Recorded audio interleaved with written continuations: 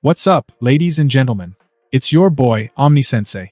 Welcome to What If I Was Reborn as Minato's Rival with Unique System? Part 2. If you enjoy this type of content, please gently blow up the like button. Also, subscribe to the channel if you haven't already done so. Remember to check out the original story linked in the description. Without further ado, let's get into it.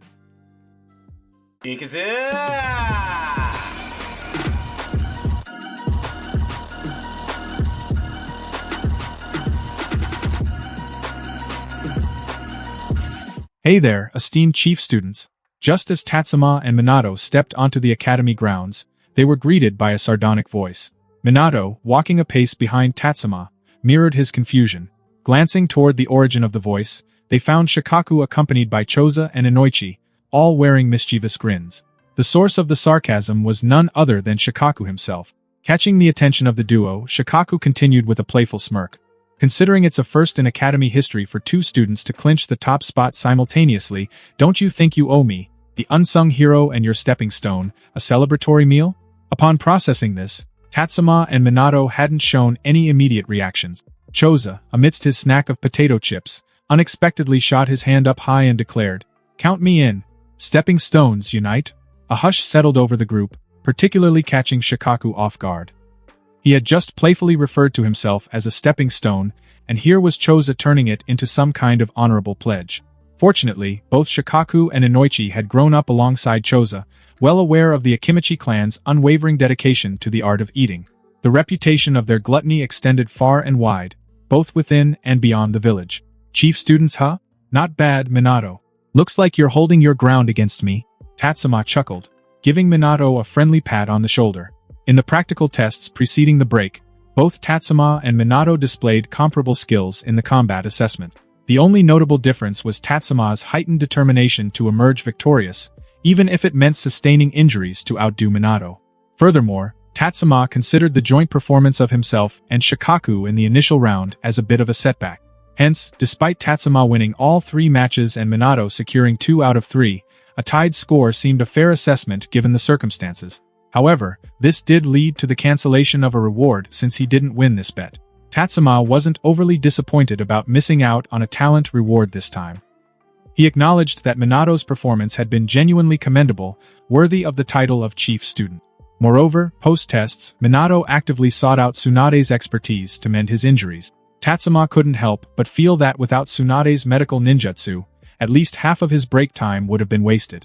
Initially concerned that Tatsuma's strong desire for victory might make it challenging for him to accept the situation, Minato was pleasantly surprised to find Tatsuma still sporting a smile.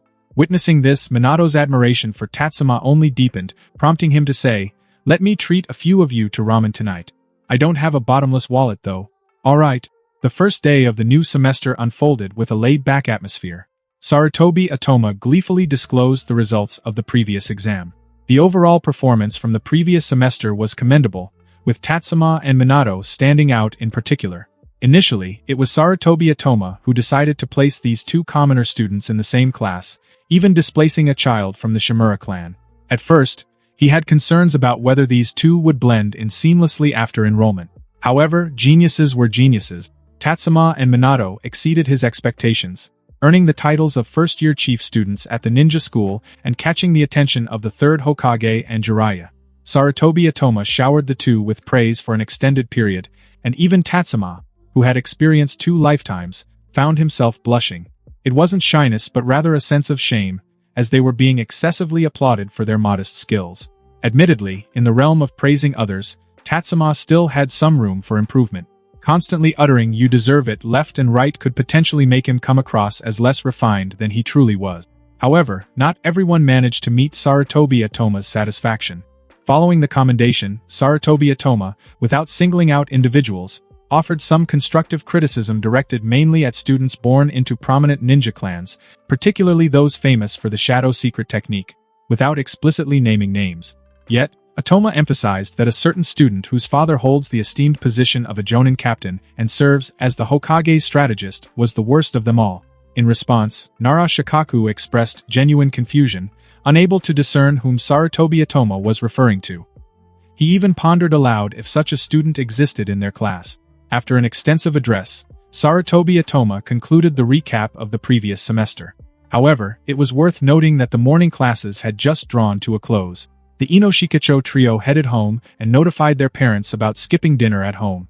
Meanwhile, Tatsuma and Minato opted to remain at the academy and enjoy the lunches they brought with them. This choice also played a pivotal role in Minato's plan to treat them to dinner later in the evening. Amid the lunch break, Tatsuma and Minato dedicated some time to a game of shogi. Steering away from physical activities, Tatsuma was keen on refining his shogi skills, recognizing its importance in leveraging Shikaku's expertise in the future. The sole game that captured Shikaku's interest was shogi, and he held a commendable skill level. Tatsuma could only secure victory in 1 or 2 games out of 10. Nevertheless, this proved to be the most effective method for Tatsuma to raise his talent points limit. Despite engaging with Shikaku, Tatsuma noticed that Shikaku never dropped any special talents. He only contributed talent points, primarily in the category of wisdom. In the afternoon, Sarutobi Atoma commenced the introduction of the second semester curriculum, mirroring Tatsuma's earlier studies. The focus shifted towards mastering 2 E-rank ninjutsu, the escape technique and the cloak of invisibility technique. Furthermore, both of these ninjutsu came with price tags, requiring financial investment.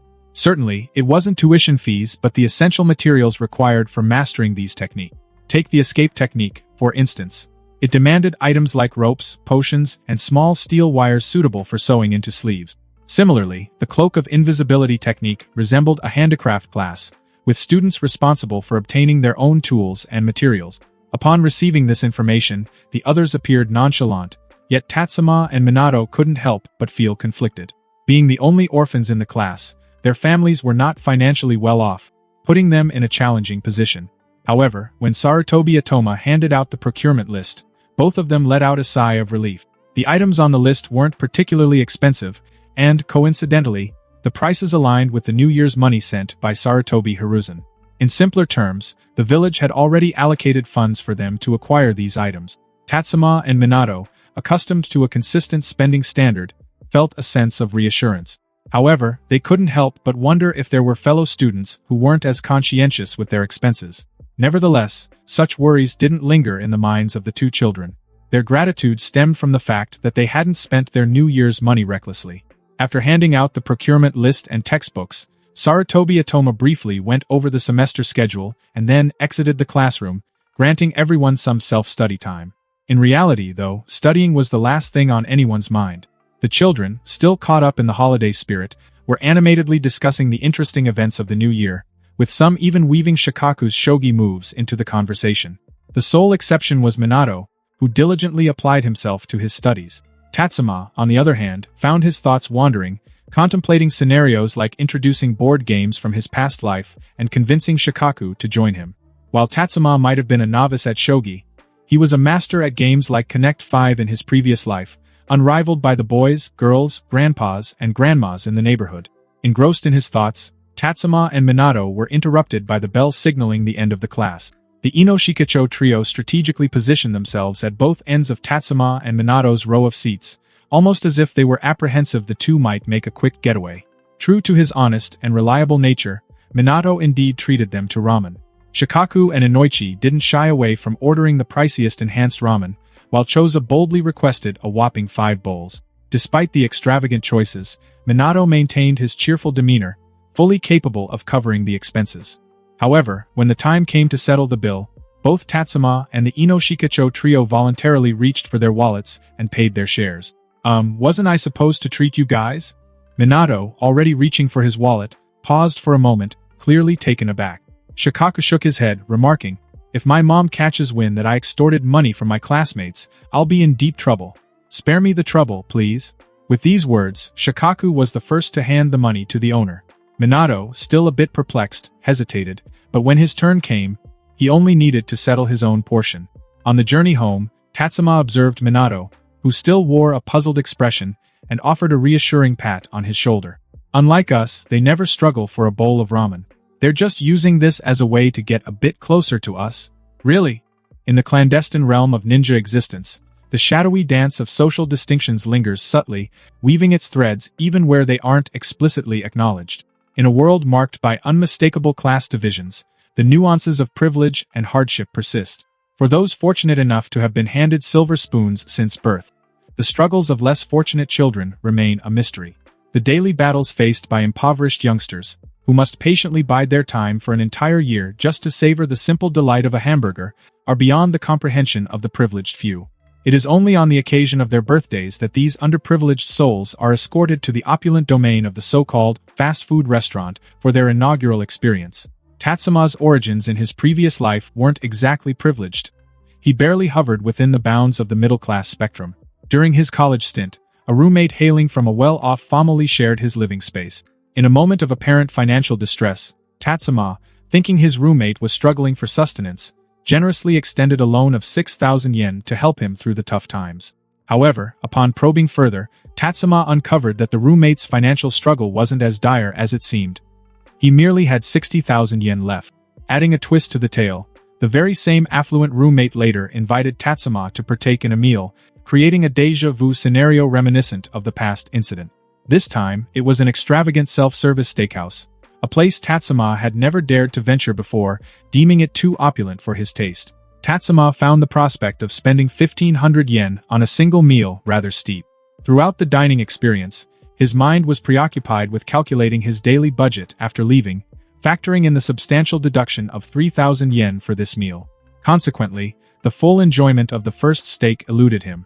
When the moment arrived to settle the bill, the affluent roommate promptly took charge, leaving Tatsuma without an opportunity to contribute. It was only after entering the workforce and slowly amassing some savings that Tatsuma came to a realization. Sometimes, asking others to treat you to a meal is merely a pretext for gathering and socializing.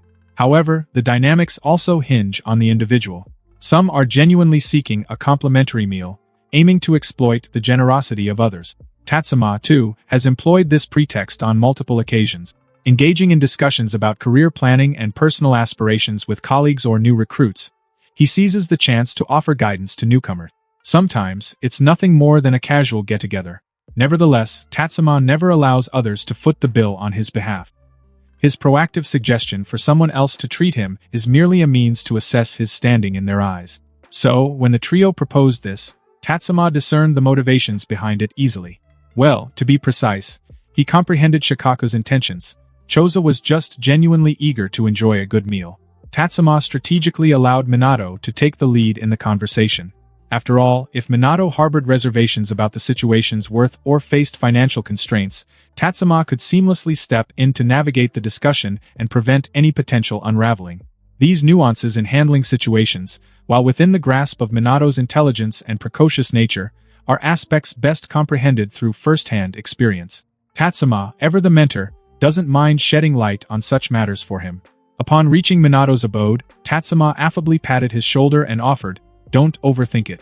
From today onward, we can officially consider ourselves friends with Shikaku and the others.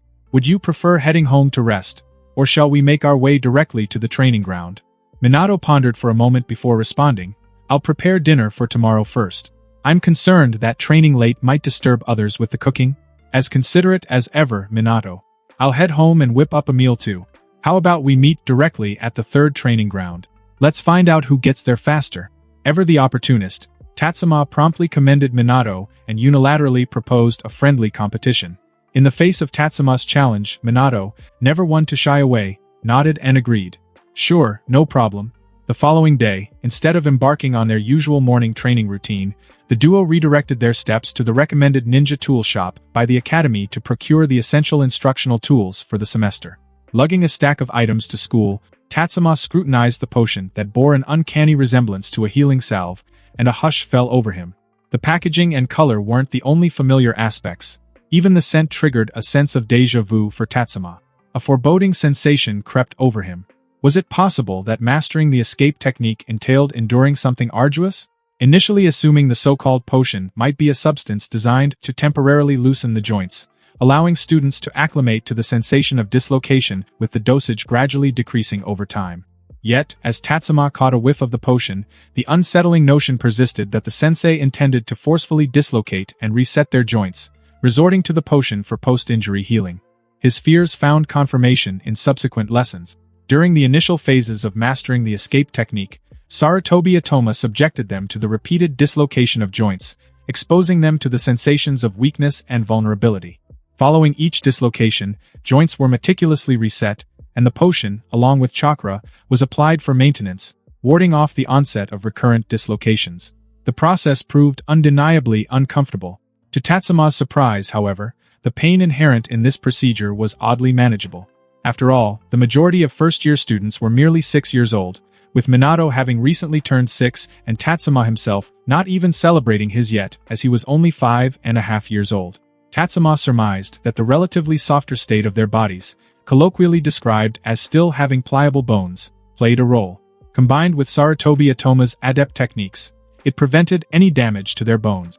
Had they been a bit older and continued their practice, the level of pain to endure might have been considerably more substantial. Thanks to the proficient techniques, complemented by the mystical potion and chakra, it took just over a month for the entire class to acclimate to the sensation of dislocated joints in their shoulders, elbows, wrists, fingers, and more, without suddenly losing strength throughout their entire bodies.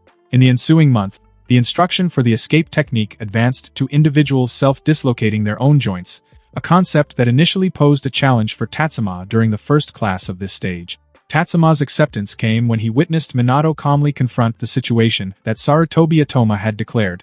Each person had to do it on their own. Without hesitation, Minato promptly pulled his left hand with his right, dislocating his shoulder joint. Gritting his teeth, Tatsuma followed suit. With everyone having practiced joint dislocation under Sarutobi Atoma's guidance for over a month, they were already well versed in the fundamentals of the process. As a result, the learning curve was remarkably swift, and within half a month, most individuals could effortlessly self-dislocate their joint. The subsequent phase involved joint resetting, presenting a slightly more formidable challenge. It took about a month for Tatsuma and his comrades to grasp the fundamentals and diverse techniques for resetting joint. Advancing further, they delved into practicing joint dislocation and resetting within confined spaces while restrained. The complexity arose not just from the restricted space, but also from maintaining a less than comfortable position. Unlike prior exercises, where joint dislocation and resetting were carried out with relaxed bodies, being bound by ropes, tied up, or even suspended added a notable escalation in the risks and challenges associated with dislocating and resetting joints. This phase not only subjected their joints to a rigorous test, but also imparted the skill of sewing small steel threads into the seams of their sleeve. This newfound ability went beyond joint dislocation, aiding in finding ways to untie themselves when bound. While it took a month for the classmates in the class to grasp the basics, true mastery and practical application remained a distant goal. Some students, deterred by the challenges, opted not to continue practicing after the semester's conclusion. In the final half-month of the semester, they delved into various methods of rope tying, different knots for diverse scenarios, techniques for binding individuals in different ways, and other intricacies that significantly heightened the difficulty of escape. Meanwhile, in the ongoing semester, the concurrent study of the cloak of invisibility technique unfolded rather seamlessly. Just as Tatsuma had foreseen, it resembled more of a handicrafts class, perhaps even an art class. They delved into the intricacies of producing, preserving, and laying the cloak, accompanied by the acquisition of basic breath-holding technique. Given the versatility of cloaks crafted from various materials like walls, rocks, and trees, they also explored the art of blending pigments to create a spectrum of colors. Interestingly, during this process, it came to light that one classmate was colorblind. Regrettably, the colorblind student had to withdraw from the class. Tatsuma observed as the student made a solemn trip to the office. The once lively child transformed into something resembling a lifeless zombie, as if the very essence of life had lost its meaning, and their deeply held beliefs had abruptly crumbled. While the reaction might differ in another class, Tatsuma's class was distinctive. Apart from Tatsuma and Minato, every other student had parents who held high-ranking positions within a ninja clan or served as village officials. For these children, the expectation of following in their parents' footsteps as powerful ninjas was ingrained from a young age. The sudden revelation that they couldn't pursue a ninja path was a profound and unsettling shock. Contrasted with the relatively smooth and harmonious first semester, the events of the second semester forced Tatsuma to confront the inherent cruelty and hardships of the ninja path. Despite this realization, he concluded the first year of ninja school with a profound sense of fulfillment. Tatsuma? In the midst of the holiday season, as the morning sun cast its gentle glow, Minato swung open the door to find Tatsuma brimming with excitement. Yet, in that initial moment, Tatsuma's appearance was so extraordinary that Minato questioned whether someone had orchestrated a playful prank by depositing a heap of cotton candy at his doorstep. It was only when Tatsuma's face emerged from the cloud-like fluff that Minato's recognition set in. The whimsical figure before him was, indeed, all too real. Ahaha, I stumbled upon the way to activate it by accident. Tatsuma thrust his entire right hand into his explosively charged head, erupting into laughter. Minato grasped the situation and shared in the joy, remarking, "So our research direction is on the right track. Scalp activation does bear resemblance to muscle activation, doesn't it?" Ding, ninjutsu plus 10, receiving HD reward for the challenge they had set months ago. Tatsuma nodded, and his hair, resembling a fluffy tree crown, quivered with a delayed shudder. Tatsuma then added, "But the difficulty is significantly higher. It's not just about activating the scalp. You also need to specifically engage the hair follicles. I can only activate about half of the hair follicles now, but it's also thanks to practicing chakra control for the past 6 months. Otherwise, maybe I could only activate a little bit." Upon hearing this, Minato gazed at Tatsuma, whose entire being was ensconced in fluffy hair, with a touch of amazement. He pondered the idea that only about half of the hair follicles were activated. If Tatsuma were to activate all of them, wouldn't he transform into a walking perm? However, Tatsuma's peculiar state was short-lived. Just as Minato entertained the notion of scrutinizing it more closely, he noticed Tatsuma's hair rapidly shortening and then reverting to its usual messy bird's nest appearance. Scratching his head, Tatsuma admitted, "There's a drawback. It requires complete concentration. If you lose focus, it shrinks back. It seems my training is still not enough. We need to turn this focus into a passive state." "Wait, Minato, come with me to the Nara clan." Minato struggled to keep up with Tatsuma's train of thought and inquired, "Why go to the Nara clan?" "To learn the Nara clan's unique techniques." With that declaration, Tatsuma seized Minato and darted towards Nara Shikaku's house. Minato, momentarily stunned, then anxiously added, "I haven't closed the door yet." 20 minutes later, the duo finally reached Nara Shikaku's house. After Tatsuma pressed the doorbell, he stood in anticipation. Minato couldn't help but ask, "You haven't told me what we're here to learn? Also, is it okay to directly consult them like this?" "Don't worry. It's not their family's secret jutsu. They shouldn't mind," Tatsuma reassured with a smile, alleviating Minato's concerns. After all, this friend was dependable, and they had forged a friendship with Shikaku as well. As long as it didn't involve the family's secret jutsu, they should be able to learn, right? After a while, a seemingly gentle woman approached them and swung open the door. Spotting the duo, she exclaimed in delight, "Minato? Tatsuma? Are you here to visit Shikaku? Hurry in. I'll go wake up Shikaku. You guys should come often." Since the break started, Shikaku has been sleeping until noon, just like his dad did when he was young. This won't do.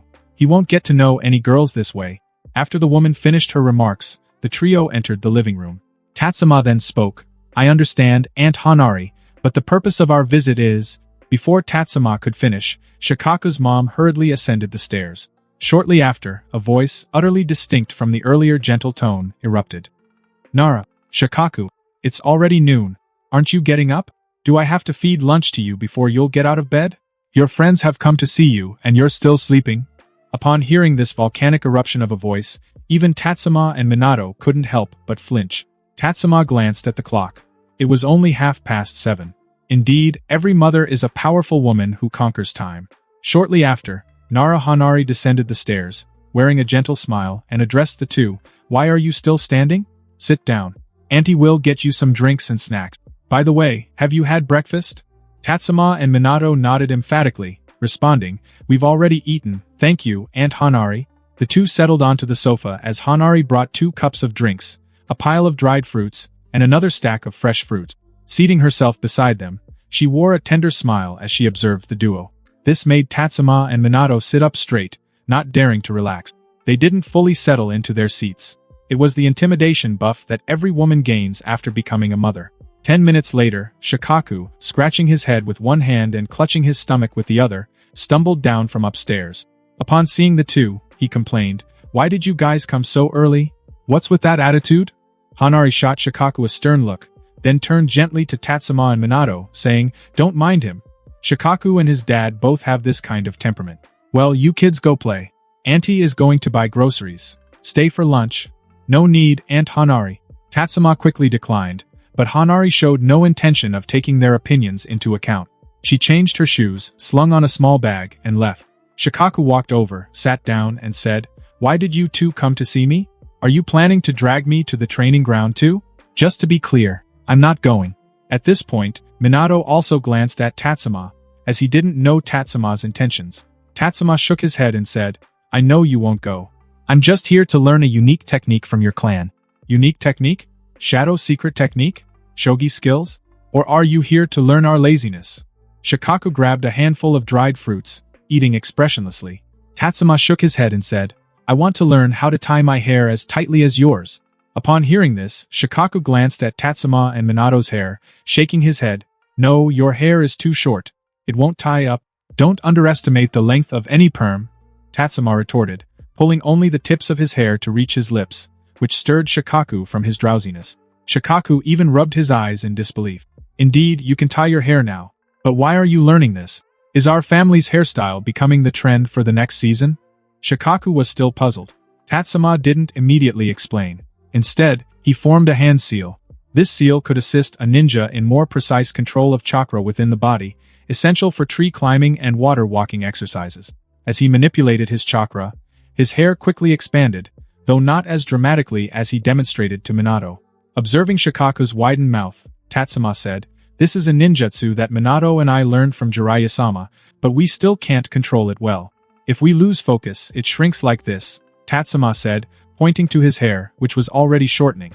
He continued, So, I want to tie my hair tightly to keep constant attention on it and practice my control. Learning during the holidays? You two are really strange. But if it's about tying hair... Shikaku walked behind Tatsuma, took off his own hair tie from his wrist, and then gathered Tatsuma's hair. Combing, grabbing, twisting, Tatsuma felt his hair being pulled, causing a tingling sensation. Shikaku swiftly tied Tatsuma's hair tightly and said, Like this? Duong, however, the next moment, Tatsuma's hair playfully escaped from the frail hair tie. Tatsuma touched his head and said, I think I understand a bit now. The key is to twist it tightly at the end, right? Shikaku nodded, and Tatsuma stood up, saying, I got it. I'm going to practice now. Thanks for explaining. I'll treat you to ramen next time. As Tatsuma and Minato were about to leave, Shikaku's expression darkened, and he said, You're not allowed to leave. Huh. Both looked puzzled, and Shikaku grimly continued, If you leave now, my mom will definitely think I didn't treat my guests well. Then, she'll nag me for days. You have to stay for lunch before leaving. Oh, well, that's fine, but you have to play shogi with me. Little troublemakers, not only are you picking up my ninjutsu moves, but now you're copying my hairstyle too? Beneath the blazing summer sun, Minato and Tatsuma found themselves standing on the water's surface, splitting their focus between activating their hair and maintaining equilibrium. In that moment, a hand landed on their shoulders, and a voice reached their ears. Splash, taken aback, Tatsuma and Minato plunged into the river. Their hair, fashioned into impressive braids, spontaneously reverted to short lengths, and the two floundered in the water, seemingly oblivious to their ability to swim. Ha ha ha, you two little troublemakers still have a long way to go. Two sizable hands plucked them from the river and strolled to the riverbank. Finally, the two managed to muster the curiosity to identify their rescuer. Jiraiya-sama? Jiraiya-sama, you're back? Jiraiya, sporting a grin, observed the two soaked individuals and remarked, Indeed, with a few days off. By the way, that hairstyle you just had, did you come up with it yourselves? Minato nodded, exchanging a glance with Tatsuma, and explained, it was Tatsuma's idea to break down ninjutsu into different stages for targeted practice. A method to master high-level ninjutsu. Haha, Minato was the one who realized it first. I just threw in a few suggestions. Tatsuma quickly waved his hand. While receiving praise felt good, commendation that wasn't rightfully his always felt a bit awkward.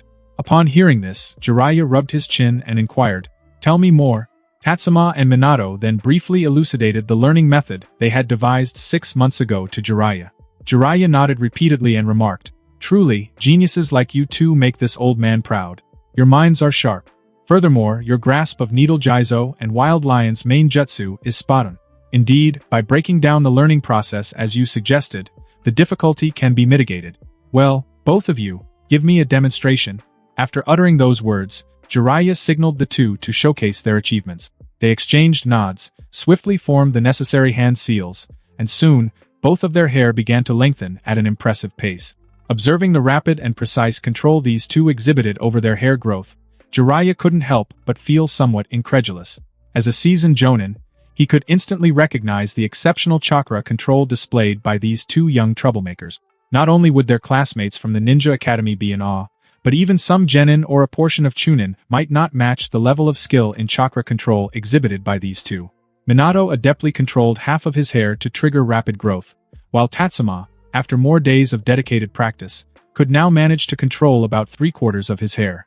After the demonstration, Jiraiya tousled their damp hair and remarked, "Your chakra control is already impressive, and your taijutsu skills are commendable. Why not consider applying for early graduation? At your age, I'm sure you'd love to earn the admiration of your peers through outstanding performances, wouldn't you?" Following Jiraiya's inquiry, Tatsuma shook his head and replied, "That's true, but we haven't delved into any ninjutsu that requires chakra. Our repertoire includes only the escape technique and cloak of invisibility technique." Jiraiya blinked and mused. "With your talents, you couldn't learn them yet?" Minato sighed and clarified, "Transformation jutsu is scheduled for next semester, and substitution jutsu and clone jutsu are even further in the subsequent semester. I've heard there are other ninjutsu and genjutsu topics after that." Upon hearing this, Jiraiya finally grasped that, despite their talent, these two were facing a shortage of technique. It took Jiraiya a moment to understand the reason. During his own enrollment, the Ninja Academy's system and curriculum were not yet perfected. Moreover, they had caught the attention of their sensei, Sarutobi Hiruzen, early on and were taken as disciples.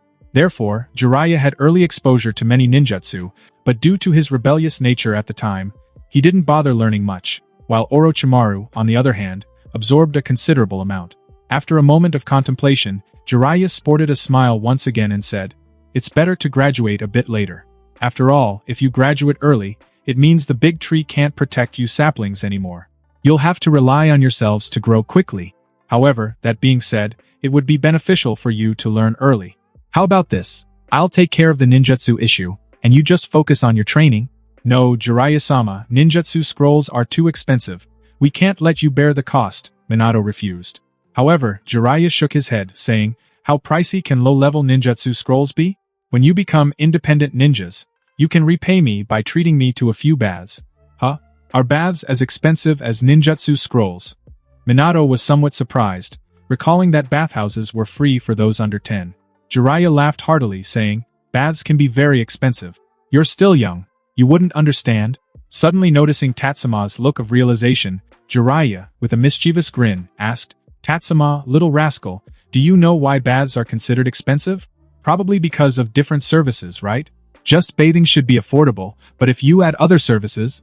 Tatsuma carefully chose his words, and Jiraiya, with a somewhat wicked interest, asked, "What kind of services are you thinking of adding?" Minato, now extremely curious, looked at Tatsuma. Tatsuma cleared his throat and said, "It's probably, things like scrubbing and also having tea and meals in the bathhouse. They would likely charge extra for those." Upon hearing Tatsuma's explanation, Minato nodded in understanding. Jiraiya, once again, ruffled Tatsuma's head, leaving him with a comment reminiscent of what Tsunade had said half a year ago, "Small in size but big in wisdom. By the way, use this method for learning ninjutsu for yourselves. Don't go spreading it around." "Huh? Why?" Minato was a bit puzzled, because if this method could help ninjas master high-level ninjutsu more quickly, wouldn't it be better for other ninjas in the village to learn it too? Jiraiya nodded and spoke with a serious tone, "This method should be very effective. But the problem is that it has no threshold. Once too many people know about it, our enemies will also find out. Konoha can use this method to ease the difficulty of learning ninjutsu, but it could be exploited by ninjas from other villages. Ninjas still need to keep a few cards hidden. Anyway, let's not delve into this further." Jiraiya's tone shifted, and he said with a cheerful smile, "Oh, there's one more thing. I just came out of Sarutobi-sensei's office, cough. It's Sarutobi Hiruzen-sensei, not your sensei." As soon as the third Hokage was mentioned, Minato's attention instantly focused, while Tatsuma, not as excited, still adopted a concentrated expression. Jiraiya continued with a smile, "One student in your class got eliminated. Are you curious about who will fill that position?" At Jiraiya's words, both Minato and Tatsuma maintained an uninterested expression, thinking it might be some significant event between villages or even countries. However, it seemed less thrilling than expected. Hey, this is not a trivial matter. Shimura Danzo got into a serious disagreement with the third Hokage because of this. Hearing about this gossip, Tatsuma's attention was piqued again, and Minato also looked back at Jiraiya, waiting for his explanation. Seeing the two seemingly indifferent, Jiraiya was a bit annoyed but continued, "This time, It's said that a female ninja from another country will be joining, a relative of Mito-sama. But I must remind you, try not to get too close and avoid unnecessary trouble. Stirring up trouble? Why? Minato asked in confusion. Interacting with new classmates seemed like a way to foster camaraderie and help people from other countries integrate better into Konoha. Why would Jiraiya disapprove? Tatsuma, on the other hand, had a faint idea about the reasons. Jiraiya didn't elaborate much but simply said, just treat her like any other classmate. It's okay to interact and communicate, but don't be overly friendly, or you might be seen as having ulterior motives. Like you did with Tsunade-sama, right? I understand, Tatsuma nodded. Jiraiya also acknowledged with a nod. However, a second later, Jiraiya realized something, and a punch landed squarely on Tatsuma's head. Little rascal. You damn little rascal. Who said anything about me having ulterior motives with Tsunade? And where did you hear such things? Speak up. Hey you two, what's with the serious faces? Holidays are meant for relaxation and rest, you know. It's the final day, so why not enjoy a well-deserved break? Within the confines of the third training ground, Ino Shikacho trio lounged with their refreshing drinks, observing the duo jogging along the river. Shikaku, leaning back lazily, remarked, it's the last day of the break, and even on this mildly warm autumn afternoon, it can be a bit tiring. On this beautiful day, he ought to have been comfortably at home, immersed in studying game records amidst the cool embrace of air conditioning. However, for the past month, his routine had been disrupted, banished from the sanctuary of his house daily. The culprits? None other than the mischievous duo, Tatsuma and Minato, wreaking havoc at the training ground. Had it not been for the relentless efforts of these two troublemakers, the lethargy of fellow students during the holidays wouldn't have been so glaringly apparent. He wouldn't find himself ousted from his air-conditioned refuge in the midst of this sweltering summer. Down by the river, the pair, having just completed a grueling 400-meter run, floated at the water's surface, adjusting their breath. In response to Shikaku's grumbling, Tatsuma casually remarked, you know, you don't have to join us at the training ground. Taking a leisurely stroll down the commercial street might not be a bad idea. Reclining with a nonchalant expression, Shikaku uttered wearily, you talk about hitting the commercial street, and my old lady has the same notion. Our three clans have a significant presence in that area. If we dare step foot there, she'll have it figured out within 2 hours. The cursed wealth gap, Tatsuma bemoaned. He hesitated even to consider adding an egg to his humble bowl of ramen, contrasting sharply with those whose family industries seamlessly formed an intricate network. Why not join us for some training? It might not be as dreadful as you think, Minato, devoid of sentimentality, inquired earnestly. Shikaku responded with an eye roll, stating, I managed to get to school on time, and now you're suggesting I should put in extra training? Or is it that our body structures are worlds apart, and your sessions don't leave you drenched in sweat with muscles screaming in protest? Inoichi and Choza concurred with nods. The idea of training was akin to torture for them, and they couldn't fathom why Tatsuma and Minato derived such enjoyment from it. Training is demanding, but as a destined ninja, I must endure challenges beyond the capacity of ordinary individuals. In the path of a ninja, I'll inevitably face formidable adversaries. Instead of pleading for mercy from enemies, I aspire to wield greater strength, preventing any disadvantageous situations. Therefore, I willingly embrace the pain of rigorous training. Tatsuma grinned. In all honesty, the hardships he had encountered in the past year surpassed the cumulative struggles of nearly 30 years in his previous life. Nevertheless, having chosen the path of a ninja, he understood the necessity to endure it all. In contrast to individuals like Shikaku, belonging to the Nara clan meant that his options were more limited. His parents, prominent figures in the village and skilled ninjas, cast a predetermined path for him from birth, laden with expectations. Minato, a war orphan, opted to enroll, fueled by his dream of becoming a ninja, even though the costs were unclear at the time. However, it was a decision he made on his own terms. And what about Shikaku and his peers? Their elders didn't bother inquiring about their future aspirations. It was tacitly assumed that they would inevitably follow the path of becoming ninjas. Hence, Tatsuma refrained from urging Shikaku to embrace training, unlike Minato, recognizing that Shikaku lacked the choice a year ago.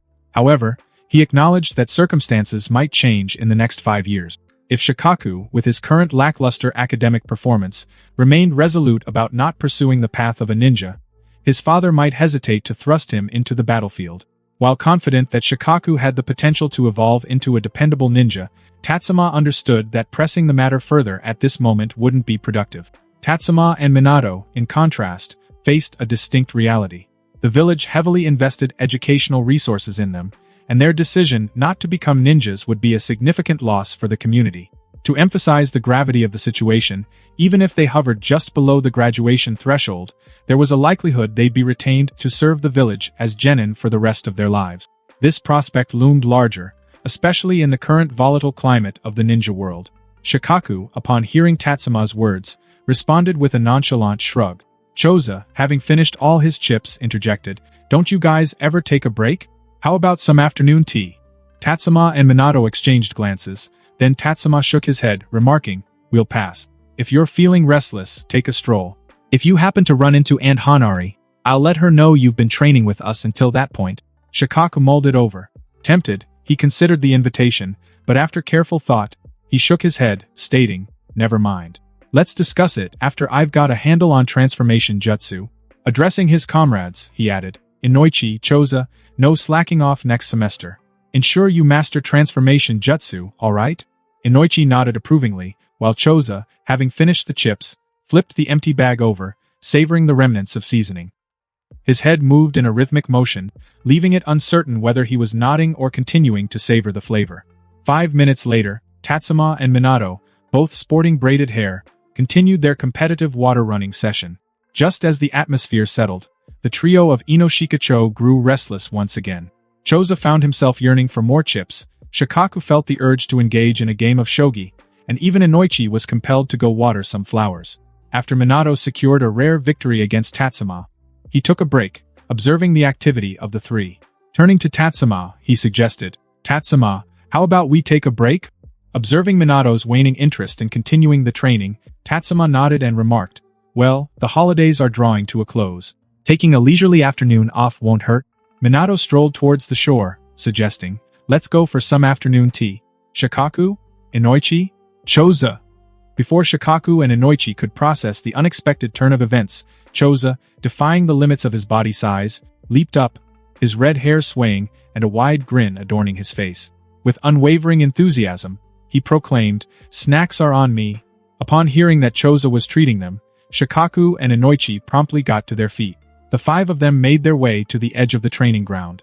Judging by Choza's infectious enthusiasm, it felt as if they were embarking on an expedition to track down an S-rank rogue ninja.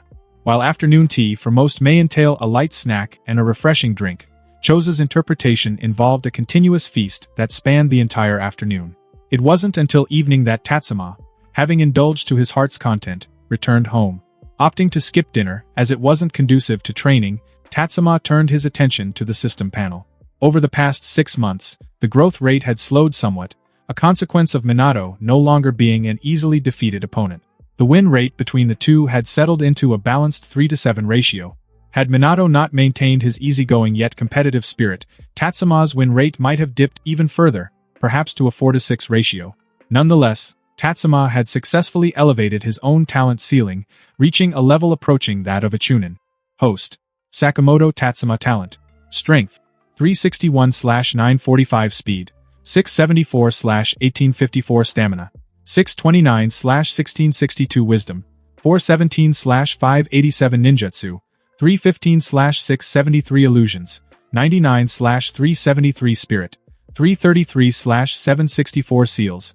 454/801 Special Talents. Spacetime. 50% Ninjutsu Development. 40% Ninja Tool Throwing, Minato Namike's Limited Edition. 60% Sensory. 25% now. Tatsuma could proudly claim to be just a step away from achieving Genin status in all realms. This final step hinged on mastering Genjutsu. He believed that once he fully mastered Genjutsu, he could fulfill the last requirement to attain Genin qualification. In Tatsuma's self-assessment, he gauged his present strength and the exclusive ninja tool throwing technique bestowed by Minato. With ample firepower, confronting a Chunin posed no significant challenge. Indeed, Tatsuma's proficiency in ninja tool throwing surpassed the conventional standard. He confidently opined that even an average Jonin might not match his expertise in this particular skill. However, it's crucial to note that this evaluation pertains solely to skill. In terms of sheer power, Tatsuma acknowledges that he still has much to learn and experience. However, at the tender age of 6, he has just embarked on his second year. Judging by his current progress, there's a possibility he could ascend to the rank of Chunin or its equivalent before his 8th birthday. While not necessarily classified as exceptionally gifted, such rapid advancement is undeniably noteworthy. This accelerated growth might also extend to Minato under his influence, potentially outpacing the trajectory of the original narrative. The prospect of Minato, endowed with talents that could manifest sooner, graduating ahead of schedule remains uncertain. Tatsuma, however, harbors reservations about this outcome. He fervently wishes for the timely arrival of Kushina Uzumaki to captivate Minato, a boy exhibiting precocious emotional intelligence, in the hope of averting such an accelerated trajectory. Tatsuma's sentiments toward Kushina? If she were of age, perhaps certain reflections would arise, but Tatsuma is resolute in not allowing himself to descend into inappropriate behavior. He staunchly rejects the notion of becoming a person who fosters unwarranted connections. In the early stages of romantic inclinations, particularly within the generally precocious world of Naruto, youthful relationships are not uncommon. However, there exist instances of childhood sweethearts navigating a relationship marked by innocence and purity.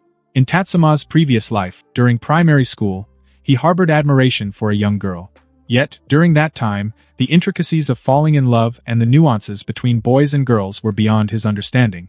Following his enlightenment, Tatsuma found himself forever distanced from the pure, innocent sentiments of childhood. Since arriving in this world, he's been determined to approach young girls with a mature understanding of love, steering clear of any inappropriate tendencies. In essence, Tatsuma's preference leans towards young ladies of 18 years and above. There's an additional rationale behind this choice. His current demeanor doesn't draw the attention or affection of younger girls, given its somewhat unconventional nature. Typically, girls of that age bracket are drawn to cool, composed individuals or handsome boys who captivate them at first glance. Tatsuma, however, embodies warmth, sincerity, adept social skills, and an inherent initiative, qualities that the older generation perceives as virtues in a young man. Furthermore, garnering affection at Tatsuma's current age proves to be quite challenging. A prime example unfolded during Valentine's Day earlier in the year, where Minato's desk overflowed with chocolates, and Uchiha Tenko and Hyuga Sento received even more lavish displays of affection. Even Shikaku and Inoichi found themselves recipients of chocolates, while Tatsuma's experience was notably different. His involvement extended only to Minato querying whether he desired chocolates, a gesture prompted by Minato's concern that he couldn't consume them all. Tatsuma, adamant in maintaining the facade of disliking chocolates, consistently asserted his aversion. In an effort to uphold this image over the past 6 months, he went to the extent of removing chocolate toppings from ice cream in front of Minato and others before indulging. With no alternative, Tatsuma resolved to cultivate inner strength in the face of life's challenges. Running his fingers through his hair, Tatsuma pondered ways to completely eliminate his curls before reaching adulthood. The prospect of relying on the ninja world's senseis for a solution loomed if he couldn't find one himself. After consulting the system panel and indulging in a brief daydreaming session, Tatsuma regained his composure. Subsequently, he proceeded to freshen up, utilizing a hairdryer to meticulously dry his hair with a stream of cold air. Prior to retiring for the night, he conscientiously reviewed the contents of his first-grade book. The following day, Minato, sporting a braided hairstyle reminiscent of a blonde Haitora Tojo, and Tatsuma, with a similar braided look resembling a white-haired Yasuo, made their way to the academy together. On this day, akin to when Tatsuma and Minato first entered the school a year ago, numerous parents escorted their children to the campus. As they strolled past the playground, Tatsuma and Minato took a moment to peruse last year's academic rankings. Having not crossed paths at the close of the previous semester, both had maintained an impeccable record in the 3 battles, mirroring their achievements from the initial semester and securing the coveted dual top positions. A subtle premonition crept into Tatsuma's thoughts, hinting at the possibility that this academic prowess might be perpetuated by the school. If this trend persisted throughout the year, a year from now, they could find themselves becoming the objects of envy among other parents. The performance of these 2 commoners surpassing the students from Ninja Clan stirred a sense of competition among their own children. Be they ninja or commoner, parents utilized these accomplishments as a motivational tool for their offspring. Surprisingly, Tatsuma found himself not averse to this sentiment. Perhaps Jiraiya was onto something. Standing out had its merits, at least for Tatsuma's own morale.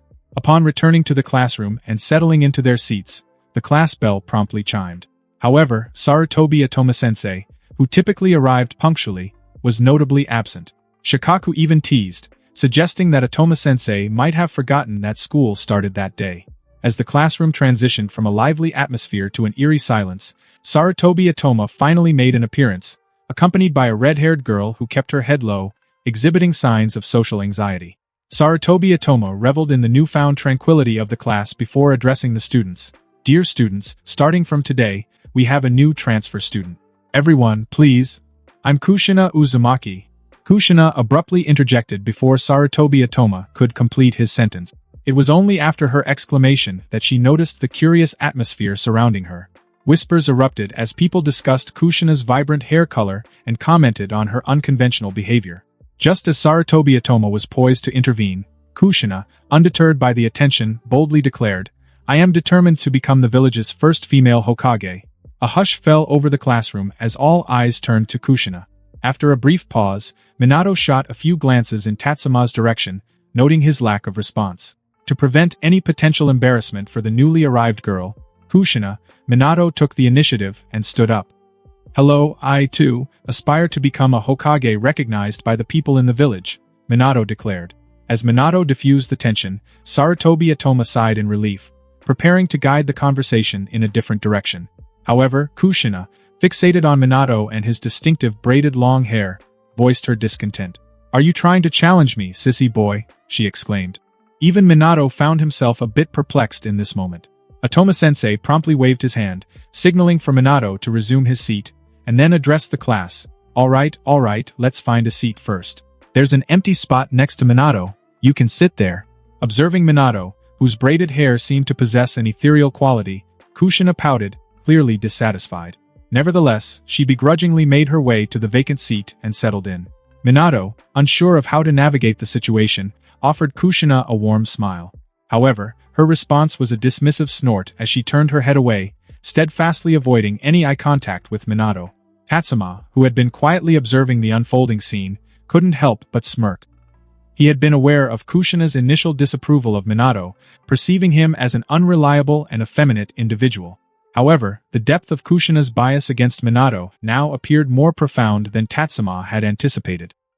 He contemplated whether it was linked to Minato's distinctive hairstyle, entertaining the suspicion that he might have played a role in advising Minato to maintain his long hair and braid it. Well, this might pose a bit of a challenge. If Minato ends up feeling discouraged and decides to opt for early graduation, it won't bode well, Tatsuma mused. Fortuitously, Minato Namikaze continued to be the shining beacon of the ninja world, and Kushina's demeanor did little to dim his benevolence. As the clock struck noon, Minato's concern flared when he observed a group of male classmates encircling Kushina. Instinctively, Minato reached for Tatsuma's sleeve and whispered, "Tatsuma, should we intervene?" Tatsuma cast a discerning gaze at the situation, where Kushina found herself amidst a group of male classmates. He responded, "Intervene for whom?" The new student. Caught off guard by Tatsuma's unexpected question, Minato paused briefly before comprehension dawned. Tatsuma shook his head and remarked, "That girl appears to possess more strength than any of us. If you genuinely want to assist, ensure those guys keep their distance from Kushina. Otherwise, they might find themselves grappling with psychological repercussions." At this juncture, the boys enveloping Kushina hailed from ninja lineage, yet lacked the prestigious background of a specific ninja clan. It appeared they were oblivious to Kushina's true worth. War are individuals like Ino Shikacho, Inazuka, and Aburame, or even the typically haughty Uchiha Tenko and Hyuga Sento, all currently occupying their seats obediently as if nothing is happening? Despite lingering concern, Minato, heeding Tatsuma's counsel and recalling Jiraiya's earlier advice, opted to remain seated and observe. Tomato, red hair, round face. Henceforth, I dub thee Tomato, ha ha. Ha ha, that nickname suits you perfectly, you're the pesky tomato. Agreed. Whenever I have a salad with tomatoes, I always make sure to pick them out. As these comments echoed from the group of boys, Kushina lowered her head, her fists tightly clenched, her face turning a shade of red. Minato furrowed his brow, ready to rise and intervene.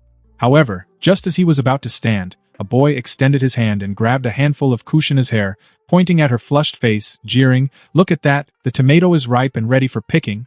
In a surprising turn, Kushina raised her hand and seized the wrist of the boy who had grabbed her hair.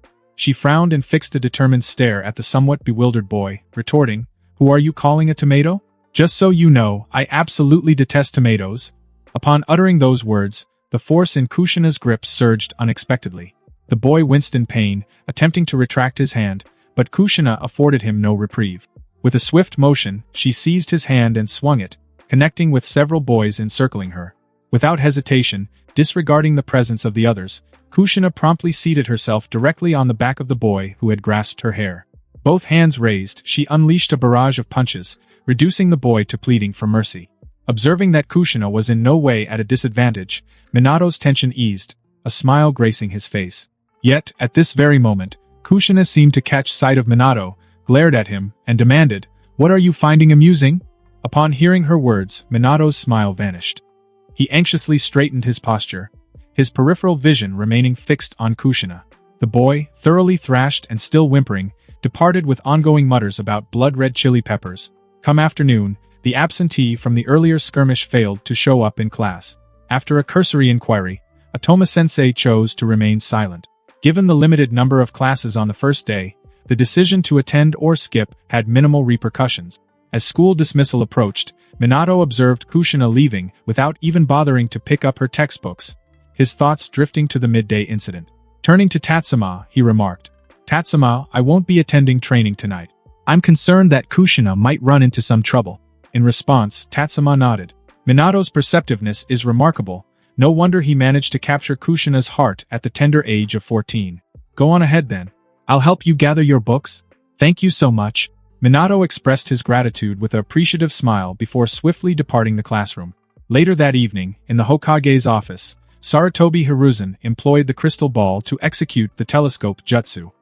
He observed Kushina entangled in a conflict with the genin brother of the student from noon. Alarmed, he turned to Uzumaki Mito beside him and inquired, "Mito-sama, is this approach truly suitable?" If Kushina perceives Konoha's actions as rejection, fostering a sense of belonging might prove difficult for her. Uzumaki Mito shook her head and replied, "Hiruzen, don't you see? To integrate Kushina into Konoha, we must regard her as one of our own. If not for today's events concerning Kushina, would you have even taken notice?" But Sarutobi Hiruzen harbored lingering concerns. After all, Kushina held a pivotal role in the village's future. However, Mito interjected, "Love and hate are like peace and war. To attain peace, one must endure the pains of war. To gain love, understanding hatred is imperative. In comparison to what Kushina faces now, her future burdens will be even weightier.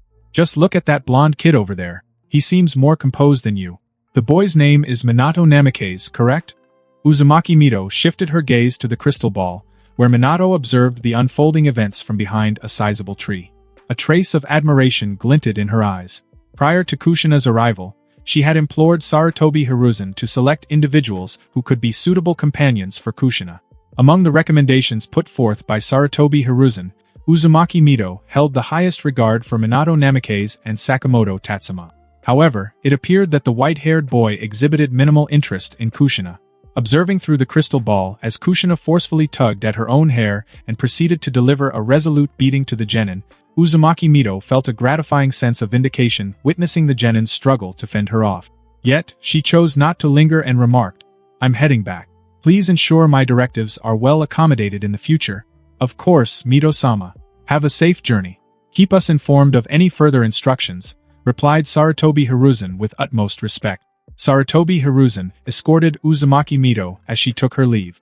Upon her return home, Kushina had also arrived, though she remained elusive to Uzumaki Mito. Instead, she had sought refuge in her room, engulfed in incessant tears. Uzumaki Mito patiently waited, and as the hour for the evening meal passed, she ventured into Kushina's room. Gently opening the door, she discovered Kushina swiftly concealing her tear-streaked face beneath the covers. Rather than rushing to inquire, Uzumaki Mito approached the bedside and settled herself. After a moment of silent companionship, as Kushina's emotions gradually found stability under the covers, she spoke, "I'm aware of today's events." Upon hearing this, Kushina beneath the covers lapsed into a momentary silence before timidly poking her head out, her expression marked by distress. "Grandma Mito, why do they all bully me? Just because I'm an outsider?" she queried. Uzumaki Mito tenderly tousled Kushina's vibrant red hair, its texture finer than that of ordinary strands. Shaking her head, she reassured, "No, Kushina, they're not bullying you because you're an outsider. It's more like they're afraid of you. It's akin to having cats at home. When you introduce a new one, the resident cats might join forces to tease the newcomer. Furthermore, it's not because they enjoy tormenting the new addition, but they fear the newcomer might challenge their established position." Just as you mentioned, aspiring to become the Hokage is quite similar. There's only one position for the Hokage, and if you succeed, it implies others may perceive it as their failure. Thus, they become fearful, Uzumaki Mito elucidated. Really? After wiping away her tears, Kushina inquired, "So, what should I do? What should you do?" Uzumaki Mito tenderly ran her fingers through the hair behind Kushina's head, squinted her eyes, and suggested, "Find the fattest cat in the group, give it a good beating, and the other cats will start listening to you." "You're referring to the blonde fellow you're not fond of and another white-haired kid. They're the cream of the crop. Best them, and you'll be the undisputed champion." Minato Namikaze, Sakamoto Tatsuma, prepare yourselves for a challenge. In the midst of the first practical combat class of the new semester, Tatsuma and Minato, engrossed in a genial exchange, found their attention abruptly captured by Kushina. She stood nearby with an unwavering determination etched across her face. Intrigued, Tatsuma inquired, "What could possibly have provoked her?" "I haven't the slightest clue. And you?" Minato responded. Shaking his head, Minato pondered his recent interactions, realizing he hadn't given Kushina any cause for offense in the past week. If anything, the only possible trigger he could pinpoint was his amiable demeanor when they first crossed paths a week ago. Disregarding the subdued conversations around them, Kushina's frustration reached new height. The students in her vicinity began branding her as an irrational troublemaker, hurling derisive names like tomato and blood-red chili her way. Infuriated, Kushina's face flushed with embarrassment as she hollered, "Hey, you two cowards! Do you have the guts to accept my challenge?" Tatsuma cast a helpless glance at Sarutobi Atoma. In a situation like this, shouldn't the sensei step in? However, when Tatsuma met Sarutobi Atoma's gaze, the teacher simply nodded. Hey, why are you nodding? Are you endorsing classmates engaging in combat?" Tatsuma felt the impulse to address Sarutobi Atoma, but before he could take action, Minato Namikaze, subjected to taunts of being effeminate and a coward, gazed at Kushina and nodded, stating, "All right, how do you propose we settle this?" "In a genuine fight," Kushina proclaimed, unveiling a harmless kunai, popular at the academy for its reduced risk, lacking a sharp edge. However, Minato and Tatsuma found themselves without such kunai, as they required an additional purchase, and both were unwilling to invest in them. The ninja tools they wielded were gifts from Sakumo Hatake a year ago. Observing the kunai in Kushina's grasp, Minato Namikaze expressed his regret, stating, "I apologize. I only have authentic combat kunai, not the type you're wielding. Real combat."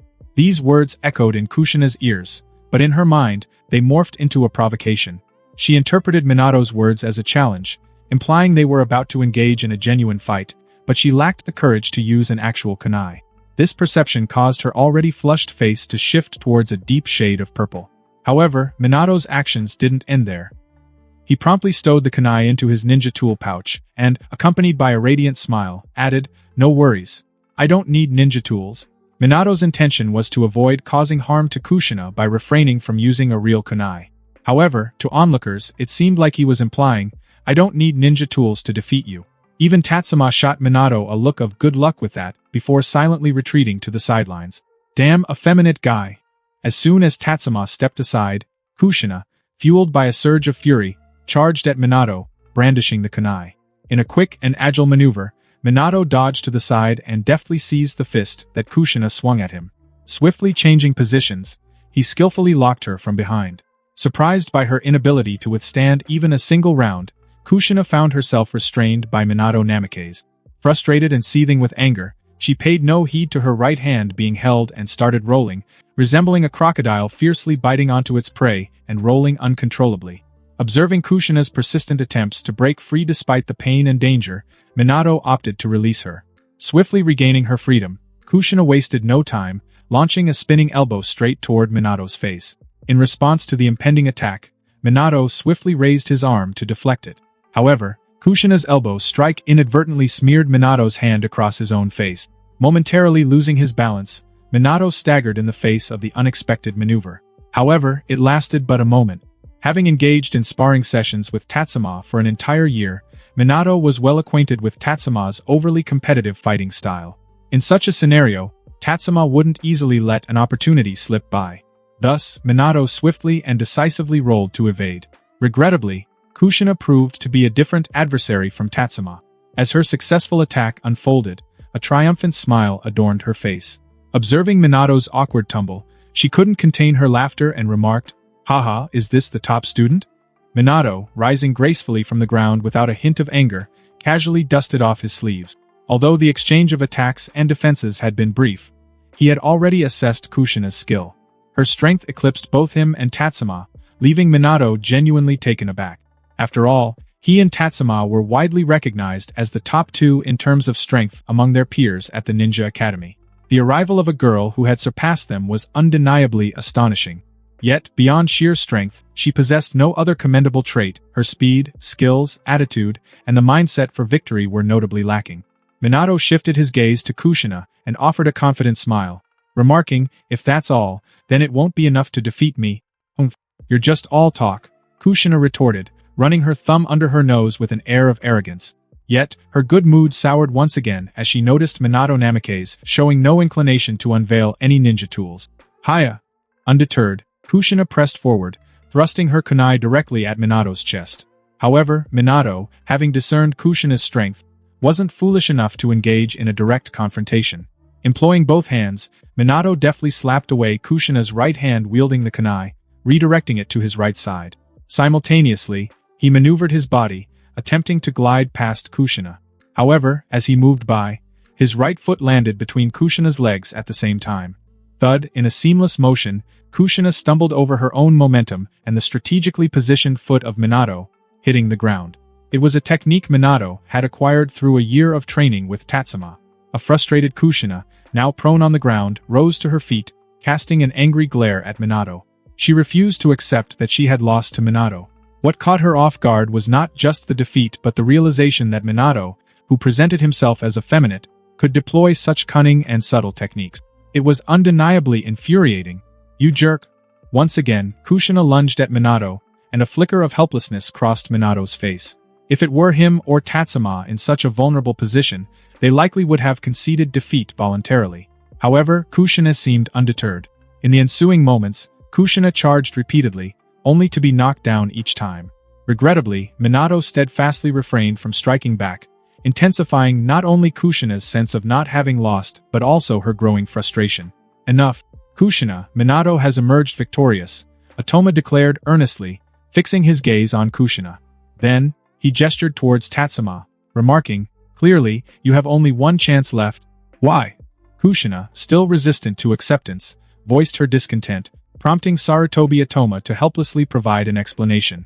Inside the Hokage's office, Uzumaki Mito nodded and turned her attention to Tatsuma, whose infectious smile had caught her eye. She commented, "Minato does carry himself with gentlemanly demeanor.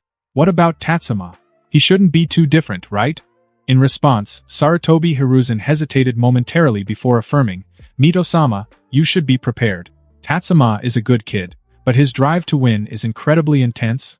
On the crystal ball's display, Kushina faced off against Tatsuma. Observing the resolute Kushina, Tatsuma remarked, "Truly a member of Mito-sama's clan. Your strength is indeed formidable, but I will emerge victorious. We'll see when you actually win. Seaweed head." With these words, Kushina, fueled by her fiery temper, charged towards Tatsuma. Aware of Kushina's formidable strength, Tatsuma didn't underestimate her. As she lunged, he retracted his left hand, tucked it into his ribs, and deftly sidestepped, swiftly engaging in an arm lock the moment Kushina's right hand extended. In a swift motion, Tatsuma's right hand executed a forceful punch, targeting Kushina's round face. Frightened, Kushina quickly defended with her left hand. However, Tatsuma's right hand adeptly changed course, honing in on Kushina's throat. "Stop!"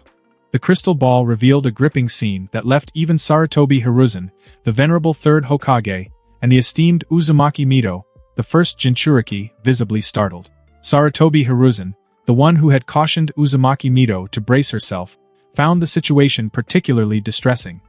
His reaction surpassed even that of Uzumaki Mito, fueled by the knowledge of the vital role Kushina played in the well-being of the village. However, their worries proved to be unnecessary as Tatsuma halted his actions just in the nick of time. The collective sigh of relief from the onlookers echoed through the room. Had Tatsuma's pointed finger followed through, the perilous consequences for Kushina could have been all too real. In the Konoha Academy playground, as Tatsuma displayed his impeccable control, Otoma released a relieved breath. The recent incident unfolded with such swiftness that Otoma, unable to reach the scene in time, could only resort to shouting. What Otoma finds appreciable in this moment is Tatsuma's consistent restraint of his strength. This reassures him that Tatsuma's interactions with Kushina are rooted in practical sparring. It echoes the nature of Tatsuma and Minato's sparring sessions, characterized by controlled intensity. In a moment of triumph, Tatsuma grinned and declared, "Looks like I've secured the victory." Kushina, fixated on Tatsuma's hand near her throat, initially responded with fear. However, that fear swiftly morphed into a mix of embarrassment and anger. As Otoma inclined to signal Tatsuma's victory, Kushina, with a sudden burst of energy, swung her left hand toward Tatsuma. Squinting his eyes, Tatsuma swiftly transformed his pointed finger into a palm push. "You insolent brat! Who said I was defeated?" Burp! Before Kushina could finish her retort, Tatsuma's palm connected with the side of her jaw. Kushina's eyes rolled back, and her entire body seemed to lose its strength, teetering on the brink of collapse. Were it not for Tatsuma maintaining a grip on her right hand, she might have crumpled to the ground. In this critical moment, Tatsuma finally registered the system's broadcast. Ding! Strength +5, a stamina +5. Special talents, ceiling, Kushina Uzumaki Limited Edition, +10%, claim them. Otoma gently retrieved Kushina from Tatsuma's grasp. Observing Tatsuma's radiant smile after his triumphant moment, Otoma opened his mouth but found words escaping him. After all, Hokage-sama had already informed him the previous night that today's objective was to impart a lesson to Kushina. Of course, imparting a lesson to Minato and Tatsuma was equally acceptable. In any case, the aim was collective improvement. Tatsuma's actions had indeed served as a lesson for Kushina, yet, in the end, Tatsuma had exercised restraint. Self-study for a while. I'll escort Kushina to the infirmary. Please stay seated and refrain from running around, alright? Ultimately, Otoma harbored no blame for Tatsuma. Instead, he addressed the entire class, then lifted Kushina and made his way to the infirmary. Tatsuma, I appreciate your restraint in the end. As Minato approached Tatsuma at that moment, he patted his shoulder and expressed his gratitude. Tatsuma responded with a mischievous smile, saying, "Save your thanks for when Kushina herself comes to express gratitude. Why are you taking over? What's your connection with her?" With over a year of familiarity with Tatsuma, Minato easily deciphered the undertones of Tatsuma's words. His face reddened, and he found himself at a loss for words. In the Hokage's office, a prolonged silence enveloped the room before Uzumaki Mito finally broke it with a sigh. If Tobirama were still alive, he would likely appreciate this child. Cough, cough. Tatsuma's decisive actions do bear a resemblance to Tobirama-sensei, to some extent, with Uzumaki Mito initiating the conversation. Sarutobi Hiruzen, who had broken out in a cold sweat, visibly expressed his relief. In that fleeting moment, the chakra emanating from Uzumaki Mito's conjured memories of his childhood training in the Senju clan territory. Mito-sama's decision to bring a child from the Uzumaki clan doesn't appear to be influenced by any health concerns. For the time being, Mito-sama's physical condition remains robust. Reflecting on this, Sarutobi Hiruzen made a mental note to thoroughly counsel the obstinate Danzo later tonight. Failing to do so might lead to dire consequences if Mito-sama were to be displeased. However, it seems Tatsuma may not be the most suitable partner for Kushina. Sarutobi Hiruzen broached the topic once more, prompting Uzumaki Mito to consider before responding. Let's observe. Perhaps he could still be a viable choice. Given his personality, he might not be overly concerned about the Jinchuriki matter, after all. And when the time comes, we'll also need to take into account Kushina's own desires. Our goal is to eliminate those who are unequivocally unsuitable. Understood. Sarutobi Hiruzen refrained from challenging Uzumaki Mito's decision. When he returned from the battlefield with Tobirama-sama's wishes for him to succeed as Hokage, he encountered significant opposition. His ascension to the position of Hokage was primarily facilitated by Uzumaki Mito's support. Moreover, with the recent surge in chakra from her, Mito-sama's status and strength remained formidable, dissuading Sarutobi Hiruzen from acting rashly. Uzumaki Mito acknowledged with a nod, rising from her seat. I won't interrupt your work any further. Mito-sama, are you heading out? Yes, I need to consider how to console Kushina. Later in the afternoon, after school, Kushina returned home and, much like the previous week's first day of school, withdrew into her room, refusing to emerge. Mito, as customary, patiently waited until dinner time before entering Kushina's room. She settled on the edge of the bed, offering silent companionship as Kushina remained concealed under the covers. Grandma Mito, I can't surpass them. After a moment, Kushina lifted her head from the covers, wearing a crestfallen expression.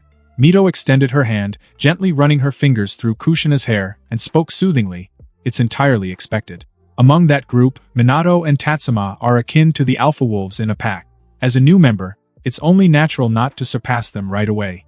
Consider yourself as another member of the pack, initially subdued by the alpha wolf. Your journey now is to live and evolve within the pack, patiently awaiting the chance to overcome the alpha wolves in the future. Upon hearing Mito's explanation, Kushina nodded, though a lingering sense of unease persisted. She inquired, Mito grandma, didn't you mention they were fat cats last time? Did I? Mito grandma is growing old. Making mistakes is only natural. Mito glossed over the question and swiftly shifted the topic, remarking, you must have noticed that the strength of those two youngsters doesn't compare to yours. Do you know why you still struggle against them? Why? Kushina, easily riled but also easily appeased, watched Mito with curiosity. Mito, witnessing Kushina emerge from the covers, nonchalantly shrugged and offered a smile. Because you haven't fully harnessed this power. The power that belongs to our Uzumaki clan. The power of the Uzumaki clan? Exactly. We Uzumaki clan members are born naturals in sealing jutsu. Master all the sealing jutsu unique to our clan, and those two won't stand a chance against you. Uzumaki Mito concluded her statement with a smile, and suddenly, 5 gleaming golden chains materialized behind her. Spearheads and barbs adorned the front of the chains, projecting an aura of immense power and lethality. Entranced by the chains, Kushina gazed at them, prompting Mito to smile and inquire, what do you think? Are you interested in learning? Kushina eagerly nodded, and Mito affectionately patted her back. You can't learn on an empty stomach. Come have dinner with Grandma. Okay.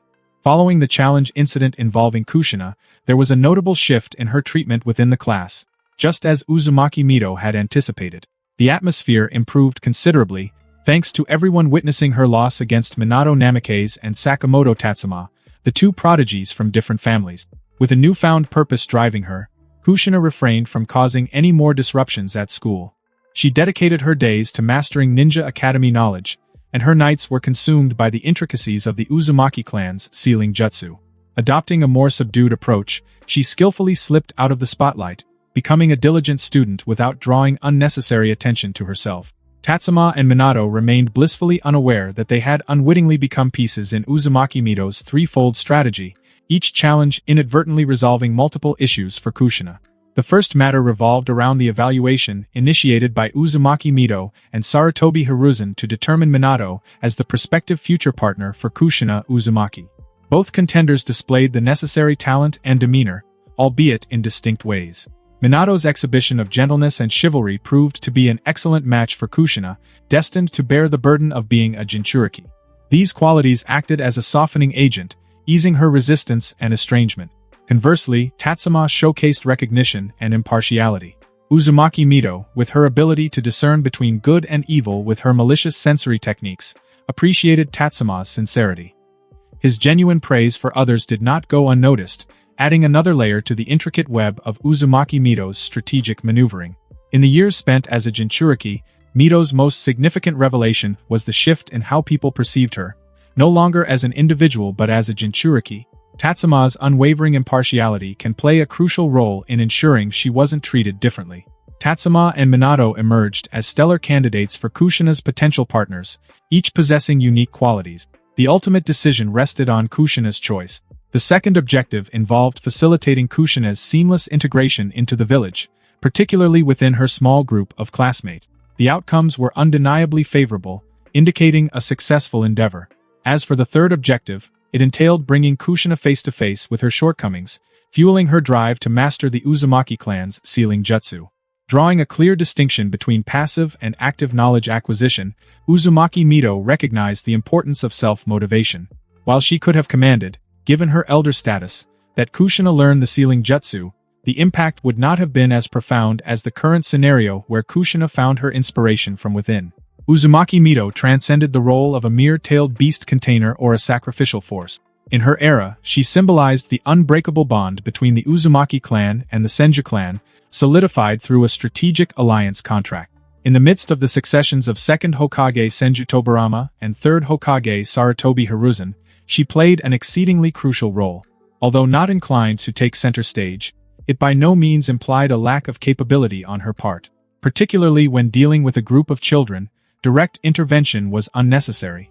A subtle manipulation on her part sufficed to achieve the desired outcomes, all while adeptly staying concealed in the shadows. "Tsum, do you know what's going on with those two guys' hair? Why does it go from long to short and vice versa?" Kushina and Inuzuka Tsum, who had just become acquainted, were discussing Tatsuma and Minato after class. Seated next to them, Kushina had harbored a curiosity about this topic for some time but hesitated to ask the two directly. In a certain regard, she shared a similarity with Tatsuma. Both harbored a dislike for their own hair. Tatsuma found his naturally curly hair bothersome, while Kushina faced criticism for her distinctive red lock. Therefore, when Kushina observed that these two individuals appeared to have a method of controlling their hair, her curiosity had persisted for a while. Today, having successfully forged a friendship with Inuzuka Tsum, she found the perfect opportunity to inquire. Inuzuka Tsum cast a brief glance at the two before sharing. As per what Shikaku mentioned, it appears they've acquired a ninjutsu from Jiraiya-sama that enables them to control their hair in combat. When their hair is left long, it means they're casually manipulating it. Sometimes, during particularly busy or crucial classes, they don't bother, and their hair shortens as they focus on the lecture. Jiraiya? The one on Sister Tsunade's team, right? I wonder if he has a ninjutsu for hair dyeing. I've been itching to get rid of this red hair for quite some time. Kushina gripped her own hair as she spoke. In response, Inuzuka Tsum also ran her fingers through her hair, but compared to Kushina's fine and soft strands, Tsum's locks were rugged and coarse, reminiscent of many boys. After a moment of contemplation, Inuzuka Tsum remarked, "If you manage to learn it, you've got to teach me. But those two have been at it for so long and still haven't mastered it. Must be pretty challenging, huh?" I heard from Shikaku that not only have these two mastered the transformation jutsu we are supposed to learn this year, but they've also mastered the other two basic jutsu as well. Now they've even started delving into D-rank ninjutsu, Kushina added. Just D-rank ninjutsu. I'm already delving into C-rank sealing jutsu. Once I master it, I'll certainly be able to outmatch those two. Upon learning that Minato and Tatsuma had not only conquered the three basic jutsu but were advancing to higher-level ninjutsu, a sudden sense of urgency surged within Kushina. During this period, the prevailing talk revolved around the prodigies Minato Namikaze and Sakamoto Tatsuma. Even peers from the Uchiha and Hyuga clans found themselves unable to surpass them. Initially skeptical, Kushina dismissed it as mere cleverness in playing trick. However, now that she heard they were engaged in mastering authentic ninjutsu, she felt a pressing need to catch up and defeat them within a limited time frame.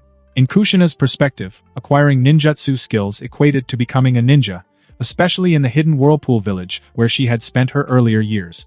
This connection was intrinsically tied to the unique constitution of the Uzumaki clan.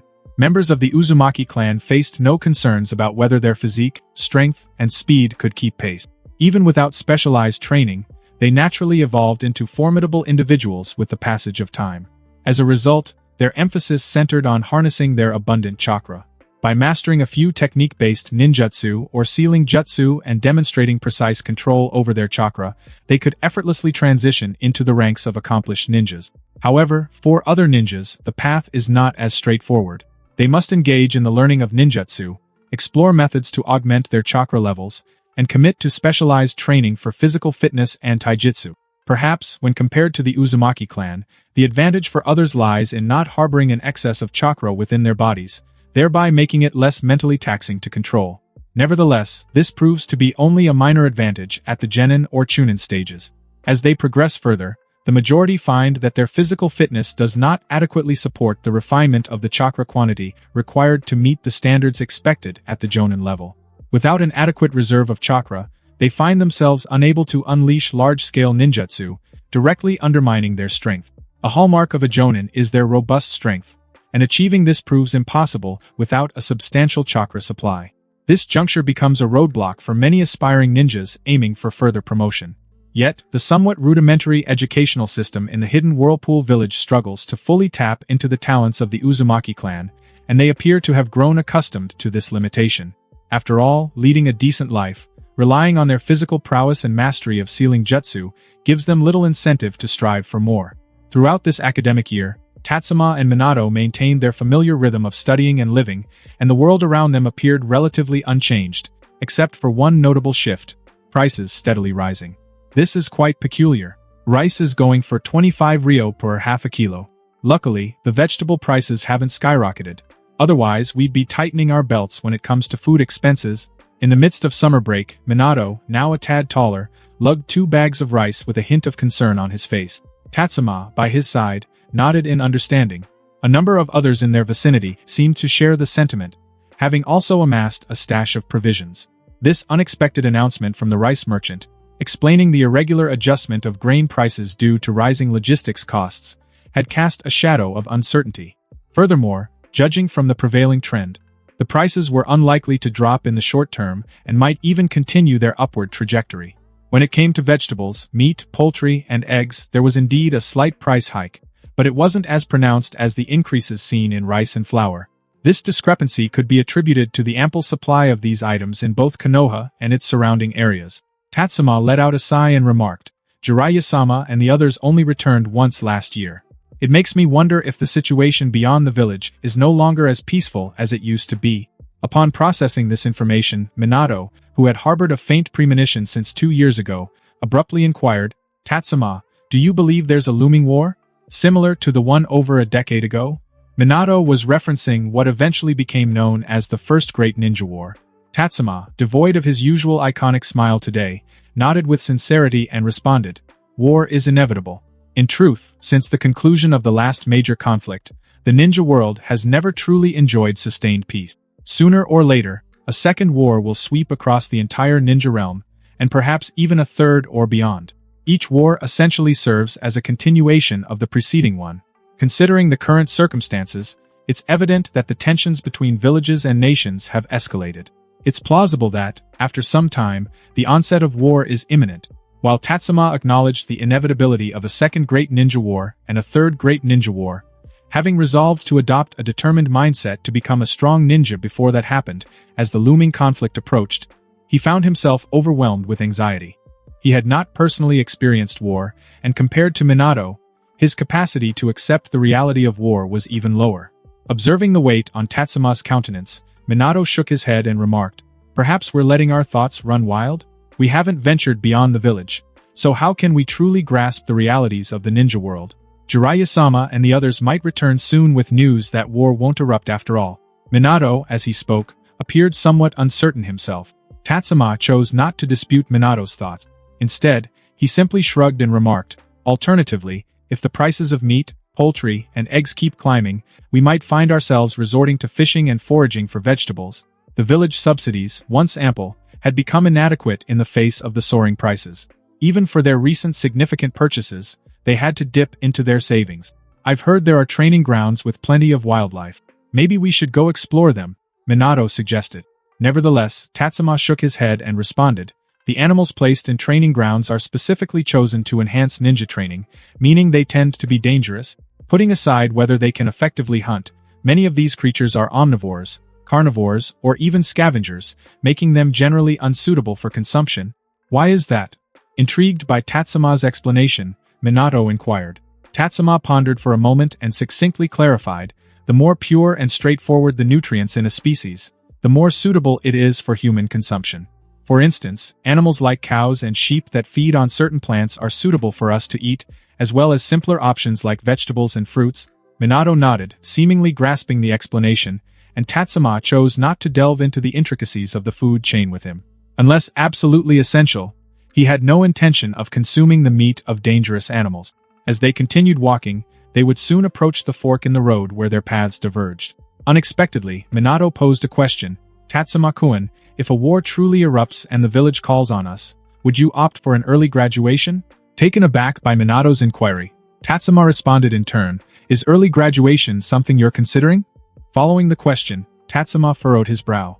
Considering the original storyline where Minato graduated from the academy at the age of 10, Tatsuma couldn't help but wonder if his early training had accelerated Minato's development, prompting such thoughts on his part. Minato nodded in confirmation, stating, "Sensei Atoma commented on our strength before. In reality, we've already surpassed the academy's graduation standards and are close to meeting the requirements for Chunin. Not to mention, if you didn't catch on, Atoma-sensei has been subtly encouraging us to graduate early. He even hinted that Hokage-sama might assign excellent jonin to lead our teams." Tatsuma took a moment before responding. After the end-of-term exams in the early part of the holiday, Sarutobi Atoma had a conversation with the two of them. However, at that time, Tatsuma casually brushed it off with a smile. Observing Tatsuma's reluctance to delve into the sensei topic, Minato opted not to pry and feigned ignorance at that time too. Nevertheless, in this private exchange between the two, Minato sensed no necessity to conceal anything, and Tatsuma's silence wasn't born out of a fear of graduation but rather a thoughtful contemplation. If both he and Minato chose not to graduate, Tatsuma could continue to employ this gradual and secure approach to leverage Minato's abilities, thereby elevating his own potential.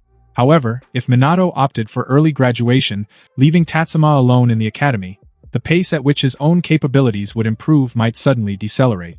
After all, there was no one else in the class who could rival Minato's exceptional attributes and character.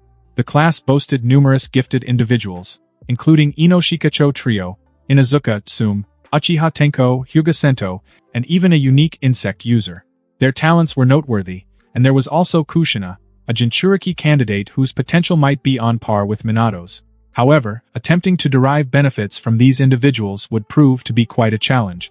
Shikaku was solely engrossed in shogi, and any other game would be met with a flat-out refusal.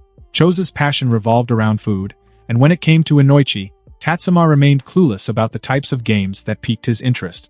Concerning the Uchiha and Hyuga, while there hadn't been significant conflicts over the past 2 years, the relationships weren't particularly close, especially with Uchiha Tenko, who had been defeated by Tatsuma in 4 consecutive matches. It remained uncertain whether Sarutobi Atoma orchestrated it intentionally, but over the 4 semesters of practical assessments, Tatsuma faced off against Uchiha Tenko 4 times, emerging victorious in each match. Simultaneously, Minato engaged with Hyuga Sento 4 times, also securing success in every encounter. After facing defeat in the initial 2 encounters, Uchiha Tenko, who used to confidently assert his victory in the next match, had now fallen silent, even actively avoiding Tatsuma whenever their paths crossed. Hyuga Sento displayed a similar demeanor. Furthermore, these two promptly returned to their clan grounds after class, rendering any attempts at extra practice impractical. Trying to derive benefits from these individuals seemed increasingly challenging. Regarding Inazuka Tsume, their relationship was notably shallow, with minimal interaction between them. Aburame Shibi was even more distant, with Tatsuma often regarding him more as a distant classmate due to his low profile and entirely different interests. Kushina appeared to have recently embraced a more low-key lifestyle, seldom spotted outside of class hours. As a result, if Minato chose to graduate early, Tatsuma found himself without a compelling reason to remain in school. Early graduation held its advantages, especially the prospect of both of them being assigned to the same team. Even if they didn't end up on the same team, it wouldn't be a significant issue. Drawing from Tatsuma's year of experimentation with the system, any scenario involving combat, even if not explicitly agreed upon but praised, would invariably default to initiating a match. Upon becoming ninjas, they would inevitably face adversaries during mission execution. Though the occurrence might not match the frequency of their current training sessions, it provided a practical alternative without the necessity of contriving situations for matches. Nevertheless, Tatsuma cast a glance at Minato and inquired, "Excluding me, are there no people in the class that you're reluctant to leave?" The moment the words left his mouth, an awkward atmosphere enveloped them. Tatsuma's query had a peculiar ring to it. Swiftly, they averted their gazes, and Minato earnestly delved into contemplation. Were there individuals he hesitated to part ways with? Undoubtedly there were. "I'll give it another thought," as Minato mulled over his commitment to graduate early and serve the village. Thoughts of Kushina crept into his mind, leaving him with an unexpected sense of uncertainty. Could it be that he harbors feelings for her? Minato pondered the question, acknowledging that there hadn't been any overt romantic signals between him and Kushina thus far. Perhaps, he considered, his hesitation stemmed from a desire to witness Kushina seamlessly become an integral part of the village. While Kushina has managed to forge a few friendships since her arrival in Konoha last year, they remain confined to a select group of female ninja, including Inazuka Tsume and a senior Uchiha girl from another class.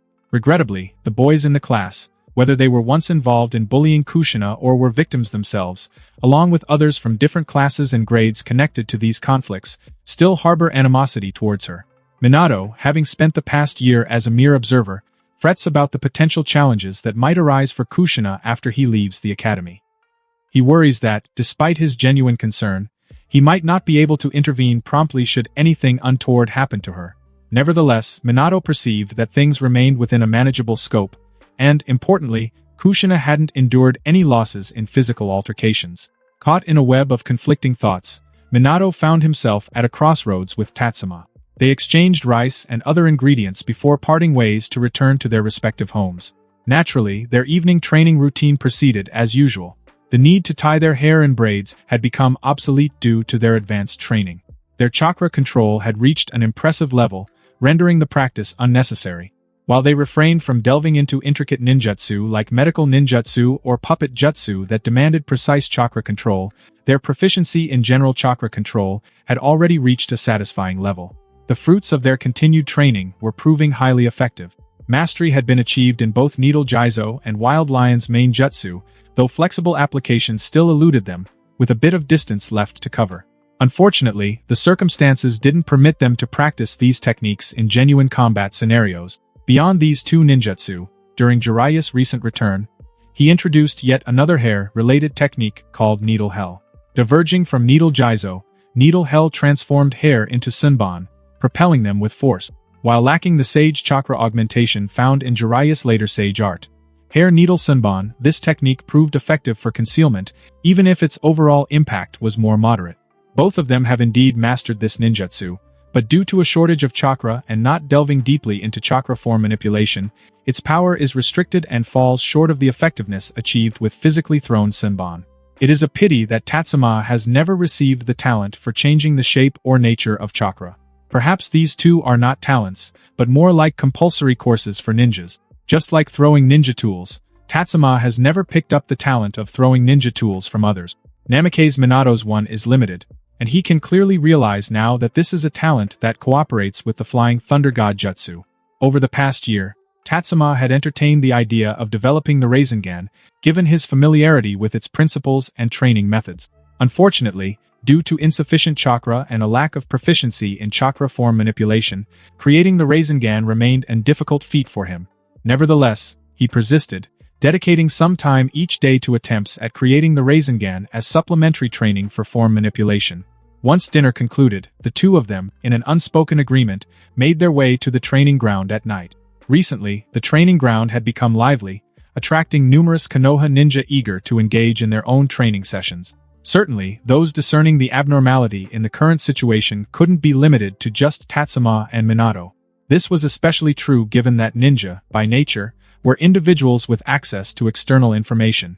Upon completing their customary training routine, Tatsuma and Minato transitioned into practical combat exercises. Their fighting styles had evolved significantly since their academy days when taijutsu was their primary skill. Both of them are extremely proficient in the three-body jutsu, at least to the level of genin. They had also effortlessly grasped the E-rank and D-rank ninjutsu that Jiraiya had provided, given the low learning difficulty associated with these techniques. Of course, the two of them did not use the three hair-related ninjutsu taught by Jiraiya in their sparring. After all, for them now, the cost of these three ninjutsu was too high, and it would only reduce their possible training time. Approaching midnight, the two breathless individuals finally concluded their sparring session. Lately, particularly in practical combat scenarios, Minato had managed to level the playing field, achieving a 50-50 ratio in their matches. Today, securing another victory, Minato finally unveiled his first smile of the day. Turning to Tatsuma, who wore a somewhat regretful expression, he posed a thoughtful question. "Tatsuma, why do you believe war exists?" "That's a tough question." Tatsuma rubbed his buttocks, still feeling the lingering effects of Minato kick his ass, before continuing, "But looking at it now, war is just a tool that is incited by the will of the group." "Group will? What does that mean?" Minato, accustomed to Tatsuma's unconventional terms and theories, displayed a readiness to seek clarification when faced with unfamiliar concepts. Tatsuma breathed a sigh of relief, noting that Minato had moved past dwelling on the fundamental nature of war. Truth be told, Tatsuma himself didn't have a definitive answer to why war existed. Was it driven by interests, serving as a means for a select few to profit? Or could it be rooted in something entirely different? The reasons were too myriad, and unraveling them proved too intricate. Tatsuma acknowledged that his conclusion might not be entirely accurate. Minato's willingness to shift the conversation pleased Tatsuma, who looked at him and remarked, "Group will is essentially the shared emotions of a large group, whether intentionally incited by certain individuals or spontaneously generated and developed. When emotions like anger, hatred, and greed become pervasive or dominant within a group, it sets the stage for war."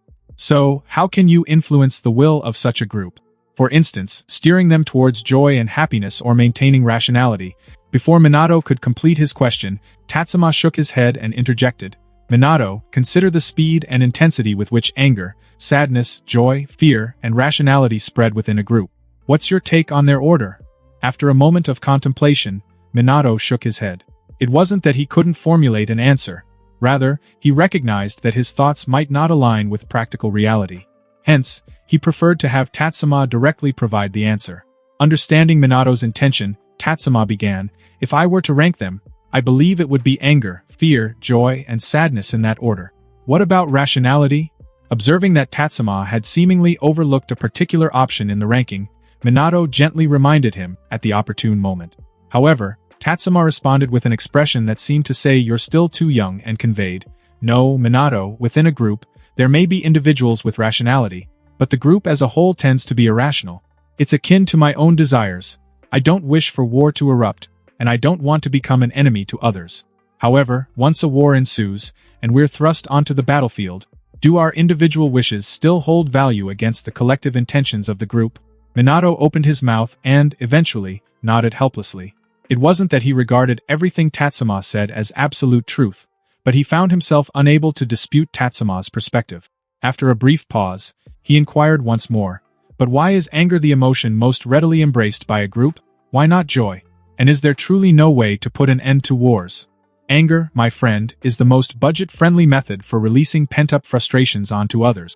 Each of us carries around a load of negative emotions just waiting for a release, and anger conveniently steps in to offer that much-needed outlet, Tatsuma expressed with a hint of resignation. It appeared that, be it in past or present lives, this facet of existence remained consistent.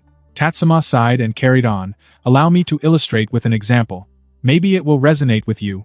If one day, strolling down the street, you come across someone less fortunate accusing an eccentric-looking individual of stealing not just any money, but the life-saving funds of a family, how would you react? I would be furious at the thief, undoubtedly, Minato replied. Then, raising his head abruptly, he stated, I see it now. In reality, I'm completely in the dark about the truth of the matter. I'm just a pawn, easily swayed by emotions, blindly pointing fingers, and unjustly labeling him as a thief without having any proof. Observing Minato's prompt response, Tatsuma nodded in satisfaction and pressed on, allow me to present another scenario showcasing how the collective will of a group can be manipulated and inflamed.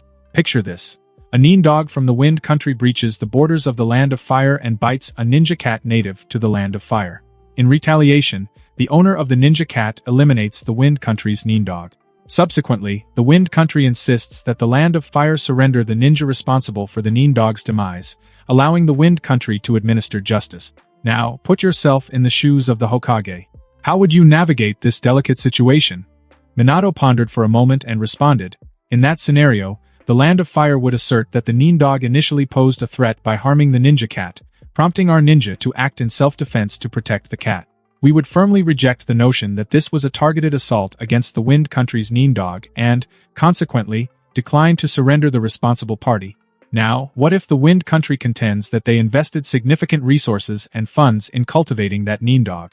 With a more assertive stance, they demand not only the apprehension of the culprit but also seek compensation from the Land of Fire, citing the expenses incurred in nurturing the nin dog.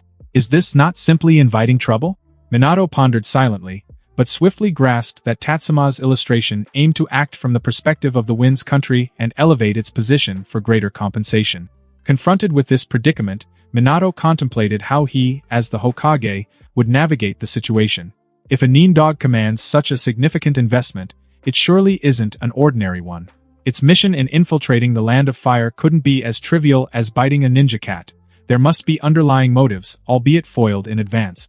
In such a scenario, I would accuse this nin dog of espionage and condemn the Wind Country for employing the nin dog to steal classified information from our nation. Consequently, I would insist on compensation from them. But suppose, by some twist of fate, the news leaks in the Wind Country, and even their grassroots ninja and civilians learn that the Land of Fire was responsible for the demise of one of their nin dogs. Instead of offering an apology and compensation, we assertively demand both from the Wind Country. How do you anticipate the outcome? At this juncture, Minato unexpectedly felt uncertain about how to proceed as the situation had swiftly transformed from a straightforward incident involving a nin dog and a ninja cat into a grave diplomatic affair. Minato could envision that, in Tatsuma's hypothetical scenario, emotions in the Wind Country had likely been stirred up collectively. Even though he couldn't shake off a sense of being the harbinger of troubling news, the undercurrent of anger had evidently taken root. Whether the information leaked accidentally or intentionally was now irrelevant. What mattered most was that the Wind Country, using a ninja cat as a pretext, had issued a warning of war.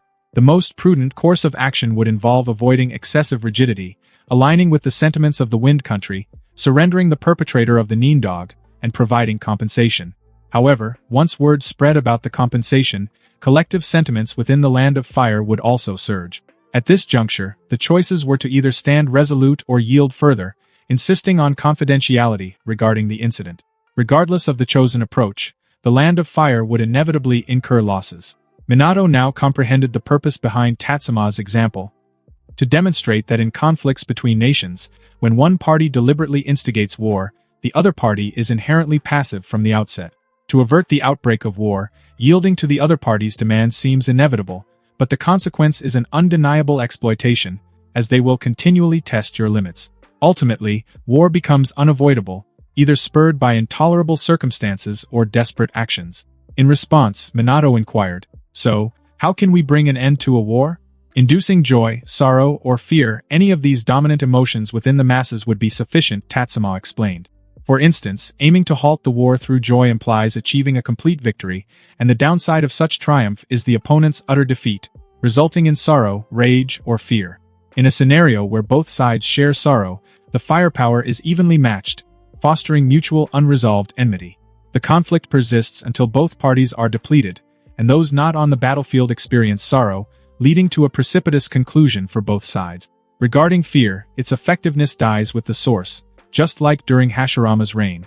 Regardless of the chosen emotion, however, they can only bring about a temporary cessation of hostilities, not enduring peace. Tatsuma concluded his remarks with a nonchalant shrug, and Minato lapsed into silence.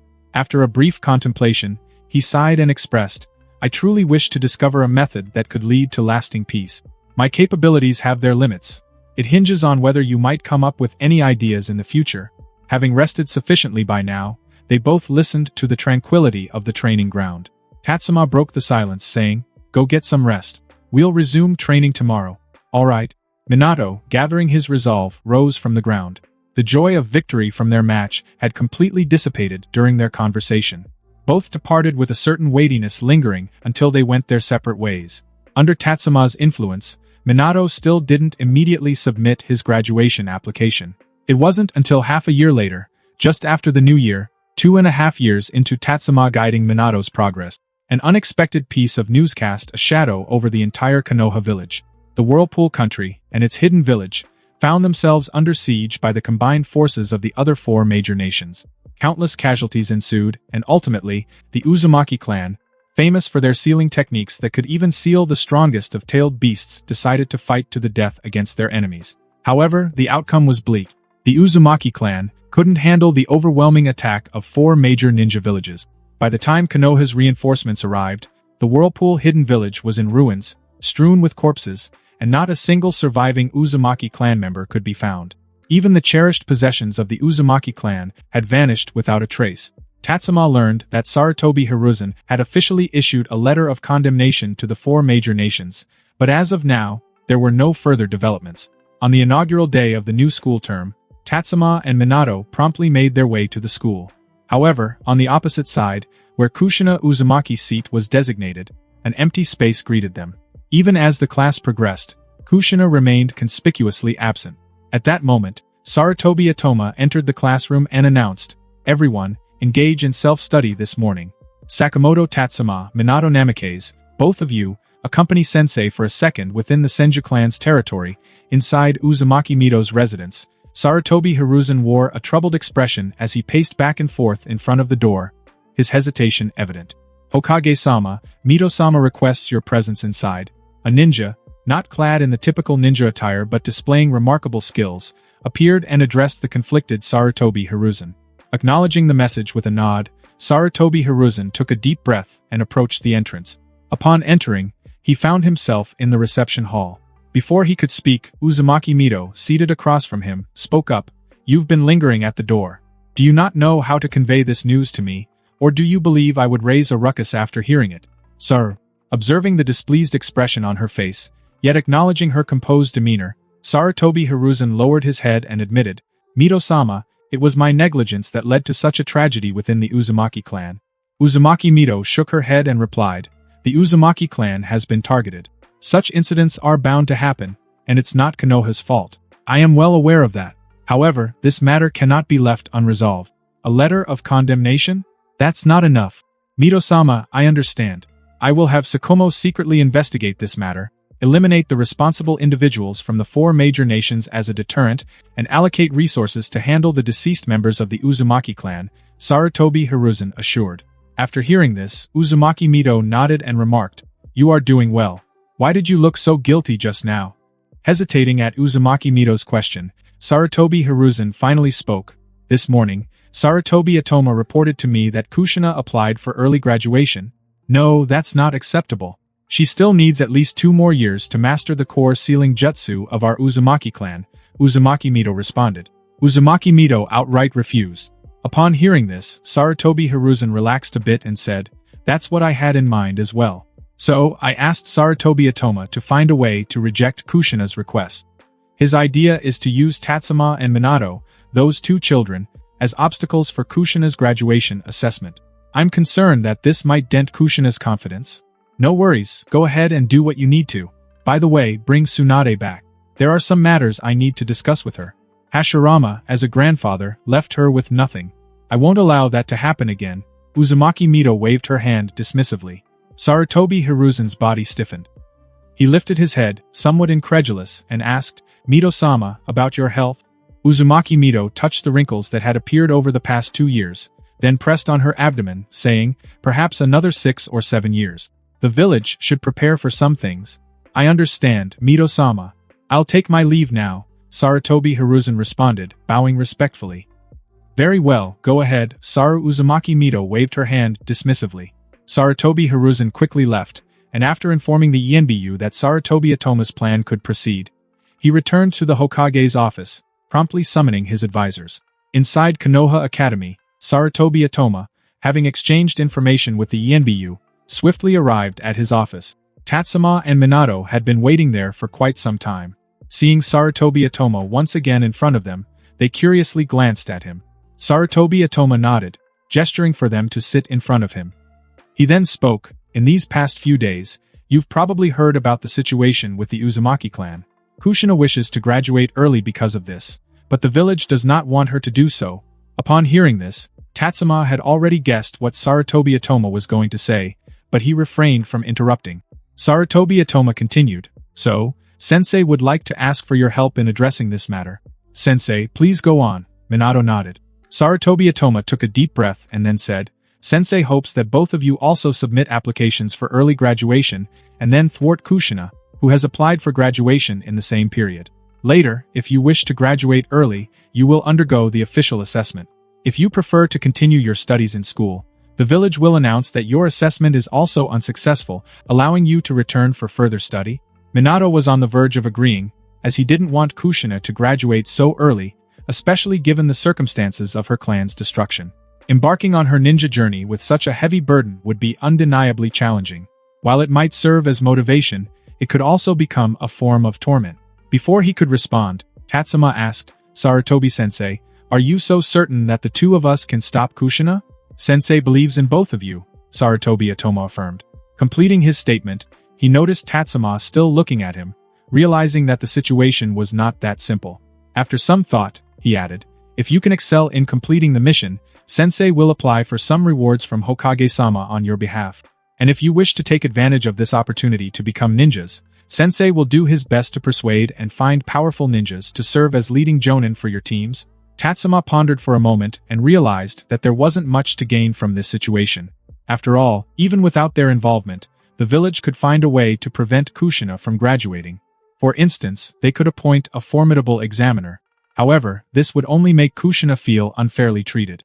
With peers of the same age, she had no reason not to accept defeat. Therefore, they were favorable conditions but not that much. Having the ability to apply for rewards was already good enough. Although they didn't know what the rewards were, anything coming from the hands of Sarutobi Hiruzen would be a decent gain for them. Thus, Tatsuma looked at Minato, nodded, and Minato, understanding, turned to Sarutobi Atoma, saying, "Sarutobi-sensei, I'm willing to apply for early graduation." "I am too." Both nodded in agreement, and Sarutobi Atoma immediately took out 2 application forms and handed them to the two. He asked, "Do you need to prepare anything? For example, update a genin tool or purchase some explosive tags? If needed, I will try to postpone the assessment for a few days to give you enough time to prepare." Tatsuma shook his head and said, "No need, Sarutobi-sensei. Even if you give us more time, we won't be able to replace our ninja tools or purchase explosive tags." Sarutobi Atoma hesitated for a moment, then grasped the financial difficulties they faced. He nodded and said, "In that case, if you choose to become ninjas after completing the mission, Sensei will personally gift you a set of ninja equipment." "Okay." Tatsuma didn't say much more. He and Minato swiftly filled out the application forms and handed them back to Sarutobi Atoma. After glancing at the forms and ensuring everything was in order, Sarutobi Atoma said to the two, "Starting today, you don't need to attend classes. Go home and prepare. The assessment could take place as early as tomorrow or, at the latest, within a week." "I understand, Sarutobi-sensei." "All right, Sarutobi-sensei. Why is it you two again?" 3 days later, at Konoha's third training ground, in the secluded spot where Tatsuma and Minato frequently honed their skills, Kushina wore a disapproving expression as she observed the duo, who had arrived ahead of schedule and were already in the midst of their warm-up routine. Tatsuma maintained his silence, recognizing that his role today demanded a certain degree of villainy, sparing him the need to elaborate much to Kushina. Meanwhile, Minato, scratching his head, offered, "It might just be a coincidence. Tatsuma and I simply happened to submit our early graduation applications. As long as you two don't hinder me from becoming a ninja." Kushina snorted, and just as Minato was poised to add something, 2 silhouettes descended. The trio turned their attention to the newcomers, recognizing their sensei, Sarutobi Atoma, and the other figure as Orochimaru, one of Sarutobi Hiruzen's 3 disciples. Sakamoto Tatsuma, Minato Namikaze, Kushina Uzumaki. Orochimaru addressed them with his distinctive tone, prompting the 3 to immediately straighten up and respond, "Orochimaru-sama." Orochimaru nodded, his golden eyes scanning the trio before he spoke. "I am the examiner for your graduation assessment, and Chunin Sarutobi Atoma is the witness for this assessment." Upon hearing Orochimaru's words, Kushina nodded solemnly. The fiery nature within her erupted once again as she loudly declared, "I will definitely pass the assessment and become a ninja to avenge my people." With these resolute words, Kushina, seemingly deriving inspiration from Orochimaru's statement, swung her fist toward him. Tatsuma and Minato exchanged bewildered glances, wondering if they had missed something. Sarutobi Atoma's usually composed face also displayed surprise. Even Orochimaru, known for his calm demeanor in the squad, was momentarily stunned. However, as Kushina charged towards him, he shook his head and sighed. Wind release. Great breakthrough. Confronting Kushina's attack, Orochimaru calmly formed hand seals with one hand and unleashed a gust of wind, propelling Kushina backward. "Damn it. I'm not just that." Kushina got up from the ground, fists clenched, and chakra surged within her. She was ready to charge at Orochimaru again when he calmly stated, attacking the examiner, "I can declare your assessment failed at any time." "What?" This time, Kushina was puzzled. Her forward momentum came to a halt. Observing this, Orochimaru explained, "I never said the assessment had started. Nor did I imply that facing me in battle was the assessment." "Then how is the assessment supposed to be?" Kushina inquired as she came to her senses. Orochimaru looked at Tatsuma and Minato, who were prepared but hadn't made any moves, with a smile. Then, he turned to Kushina and said, "First of all, 3 graduates are too many." Orochimaru deliberately paused, giving Kushina, who was a bit slow in catching on, a moment to react. As soon as Kushina understood, she cast a glance at Tatsuma and Minato with a hint of hostility. In her view, if these two hadn't suddenly applied for early graduation, there wouldn't have been the issue of too many graduate. Observing Kushina's reaction, Tatsuma couldn't resist the urge to mock her. Orochimaru's excuse seemed overly perfunctory.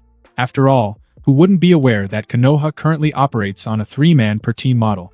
Having 3 graduates is, in fact, the most convenient arrangement. Graduating together and subsequently being assigned to the same squad eliminates the hassle of adjusting the number of team members or searching for teams with vacancies. What's even more astonishing is that Kushina appeared genuinely unsettled. It seems you've caught on. Yes, in the first round of the assessment, we need to eliminate at least one of you. Although the current Orochimaru didn't exude the cold demeanor that Tatsuma remembered, the way he spoke at this moment carried a somewhat villainous quality. This demeanor might provoke a reaction from Kushina, but for Tatsuma and Minato, who were privy to some inside information, it left them unfazed. The two fixed their gazes on Orochimaru, anticipating his next move. Next, you need to engage in one-on-one battles. Each person must achieve at least one victory to proceed to the next round. First up, Kushina versus Tatsuma. Upon hearing this, Kushina locked eyes with Tatsuma and declared, "Come at me. This time, I absolutely won't lose." Instead of immediately making a move, Tatsuma looked at Orochimaru and inquired, "Orochimaru-sama, are there any other rules, or can we start now?" Orochimaru appreciated Tatsuma's conscientious nature and nodded, stating, "Initiate the seal of confrontation, and then you can begin." Tatsuma nodded and cast a glance at Minato beside him. Minato promptly employed Body Flicker, appearing next to Sarutobi Otoma. The adept execution of this Body Flicker jutsu even surprised Sarutobi Otoma. Although Minato only showcased a D-rank Body Flicker jutsu, it was still remarkably impressive for an 8-year-old academy student. The realization that Minato, his own student, possessed abilities he wasn't fully aware of left Sarutobi Otoma feeling a bit embarrassed, questioning his own adequacy as a sensei. However, if Minato could utilize Body Flicker jutsu, Sarutobi Otoma turned his attention to Tatsuma, who had been performing slightly better than Minato. Did Tatsuma also master it? By now, Tatsuma had already reached Kushina. He raised his right hand in front of his chest, formed the seal of confrontation, and remarked, "Just now, I noticed that your speed and strength have improved quite a bit. Indeed, you are a genius with remarkable talent. Always saying hypocritical things. I won't go easy on you." Despite Uzumaki Mito having vouched for Tatsuma's genuine nature, Kushina couldn't shake off her skepticism, feeling that Tatsuma's praise for others was insincere. Nevertheless, the two had already initiated the seal of confrontation and began refining chakra in unison. Orochimaru nodded and said, "You can start." Bang! The moment Orochimaru finished speaking, Kushina stepped forward and threw a punch. However, as her fist connected with Tatsuma, he transformed into a puff of smoke, simultaneously a wooden stake that took his place split into fragments. Observing this scene, Kushina suddenly felt a bit irked, not because Tatsuma used ninjutsu. After all, she had now mastered some ninjutsu and sealing jutsu herself, and she didn't mind Tatsuma employing ninjutsu, except for the substitution jutsu. Because the substitution jutsu is a form of ninjutsu designed for deceptive maneuvers, it's a trick typically employed when the power dynamics significantly favor the user. The principle of the substitution jutsu doesn't involve swapping places in the space-time ninjutsu sense. Instead, it's straightforward. At the moment of impact, replace oneself with something else and slip away. This implies that the practitioner of the substitution jutsu must possess greater speed than the opponent for the technique to be effective. Describing it as a ninjutsu for playing tricks on opponents is entirely accurate. "Come out, don't rely on such petty tricks if you have the guts," Kushina exclaimed indignantly. Behind a large tree, Tatsuma, who still maintained the seal of confrontation, emerged and remarked, "Sure, I also want to see how much strength I can unleash when facing others." Host. Sakamoto Tatsuma Attributes. Strength. 1576/1984 Speed. 1821/3893 Stamina. 1701/3490 Wisdom. 1205/1432 Ninjutsu. 1193/1547 Illusions. 661/1013 Spirit. 1236/1757 Seals. 1344/1682 Special Talents. Spacetime. 80% Ninjutsu Development. 70% Ninja Tool Throwing, Minato Namikaze Limited Edition 90% Sensory. 55% Sealing, Kushina Uzumaki Limited Edition 30% Tatsuma's current system display showcased his remarkable achievements. All talent limits have successfully met the Chunin requirements. Moreover, each talent has ascended to the level expected of a Chunin, except for illusions, which continue to progress within the ranks. Furthermore, there's a glimmer of hope for Jinjutsu. Recently, Tatsuma mastered the illusion Hell Viewing Jutsu, demonstrating a more diverse approach beyond relying solely on enduring other people's illusions for practicing Genjutsu. In addition, once he reaches a talent value of 1000, Tatsuma, who used to only be able to redeem 1 point per day, and sometimes it reaches up to 2 points, will be able to increase it to a consistent 2 points per day, occasionally even reaching 3. To put it differently, within the span of at most half a year, all his abilities will impeccably reach the Chunin standard. Despite these advancements, Tatsuma harbors a subtle lack of confidence in practical combat. His training partner, Minato, has become so familiar that they can't accurately gauge each other's strength, leaving Tatsuma yearning for more diverse combat experiences. Regarding the others in the class, Tatsuma finds them somewhat lacking in strength. Even Uchiha Tenko falls short of making Tatsuma exert his true strength. Consequently, he secretly wishes for Kushina to have become stronger since their last encounter, as he yearns to test his true capabilities. Observing Tatsuma emerge from behind a massive tree, Kushina eyed him with suspicion, wary of any potential use of transformation jutsu or similar deceptive technique. However, upon closer inspection, unable to discern any trickery, Kushina dismissed her doubts and charged directly at him. Bang! Another punch lands, accompanied not by the muffled sound of smoke, but by the authentic noise resulting from the impact between Kushina's fist and Tatsuma's forearm. After Kushina's powerful strike, Tatsuma took 2 steps back, a subtle smile playing at the corner of his mouth. The reason for his amusement? Kushina's strength proved to be formidable, surpassing Tatsuma's estimate by at least 30%. Observing that Tatsuma couldn't hold his ground due to her forceful blow, Kushina couldn't resist emitting a proud hum. However, before she could revel in her success and taunt him, she noticed something peculiar. Tatsuma's right hand suddenly held several shuriken. Swoosh, swoosh, swoosh, 3 shuriken formed a precise triangular pattern, swiftly hurtling toward Kushina. Swiftly swallowing her words, she deftly drew a kunai, using it to block the incoming shuriken with practiced skill. Having dealt with the trio of shuriken, Kushina shifted her attention to Tatsuma, only to discover him swiftly forming hand seals with both hands, the technique already complete. Paralysis Jutsu. In an instant, invisible ropes seemed to bind Kushina's limbs, torso, and head, rendering her entirely immobile. The paralysis jutsu proved to be a simple yet potent D-rank ninjutsu. Despite its straightforward nature, its effectiveness was undeniable. The extent and strength of the binds could be tailored according to the amount of chakra infused. Tatsuma, aware that he didn't need to restrain Kushina for an extended period, refrained from infusing an excess of chakra, aiming for just enough to immobilize her briefly, merely a prelude to a single, decisive strike. Capitalizing on the moment when Kushina found herself immobilized, Tatsuma deftly reformed the seal of confrontation, triggering the instant activation of the body flicker jutsu. The standard body flicker jutsu, a mere D-rank ninjutsu, is operated by utilizing chakra to propel the body forward, enhancing speed. Tatsuma and Minato had grasped this technique in less than a day thanks to their prior understanding of using chakra to activate the body acquired during the study of Jiraiya's Needle Jizo and Wild Lion's main jutsu. Tatsuma's execution of the body flicker jutsu in this moment was remarkably seamless. It appeared as if he vanished the moment he raised his hand to gather chakra, and upon reappearing, he stood already before Kushina. "I won't let you succeed." Caught off guard for a moment, Kushina's initial surprise quickly transformed into heightened fury. Channeling a surge of intensified force and chakra, she effortlessly shattered the chakra bonds that restrained her. With newfound freedom, she hurled a punch towards the astonished Tatsuma. Bang! As a triumphant smile graced Kushina's lips, her fist made intimate contact with Tatsuma's face. However, at that very moment, Tatsuma abruptly transformed into a burst of smoke. Substitution jutsu? No, clone jutsu. Confronted with the emptiness in front of her, a sense of unease settled over Kushina. She scanned the surroundings in search of Tatsuma's figure but found no trace. Meanwhile, the ground beneath her feet subtly rippled. Earth release. Double suicide decapitation jutsu? In an instant, a pair of hands emerged from the grass, seizing Kushina's ankle and forcefully yanking her toward the ground. This nature transformation jutsu was the sole mastery in Tatsuma's repertoire, standing as the only ninjutsu that eluded Minato's skill set. As Minato, who observed the unfolding battle, witnessed Tatsuma employing this technique, a hint of envy crossed his features. Tatsuma had previously suspected that Minato lacked earth release chakra, hindering the smooth resonance of his chakra with the earth to shape it effortlessly. Nevertheless, Tatsuma held the belief that given time, Minato could undoubtedly master this ninjutsu.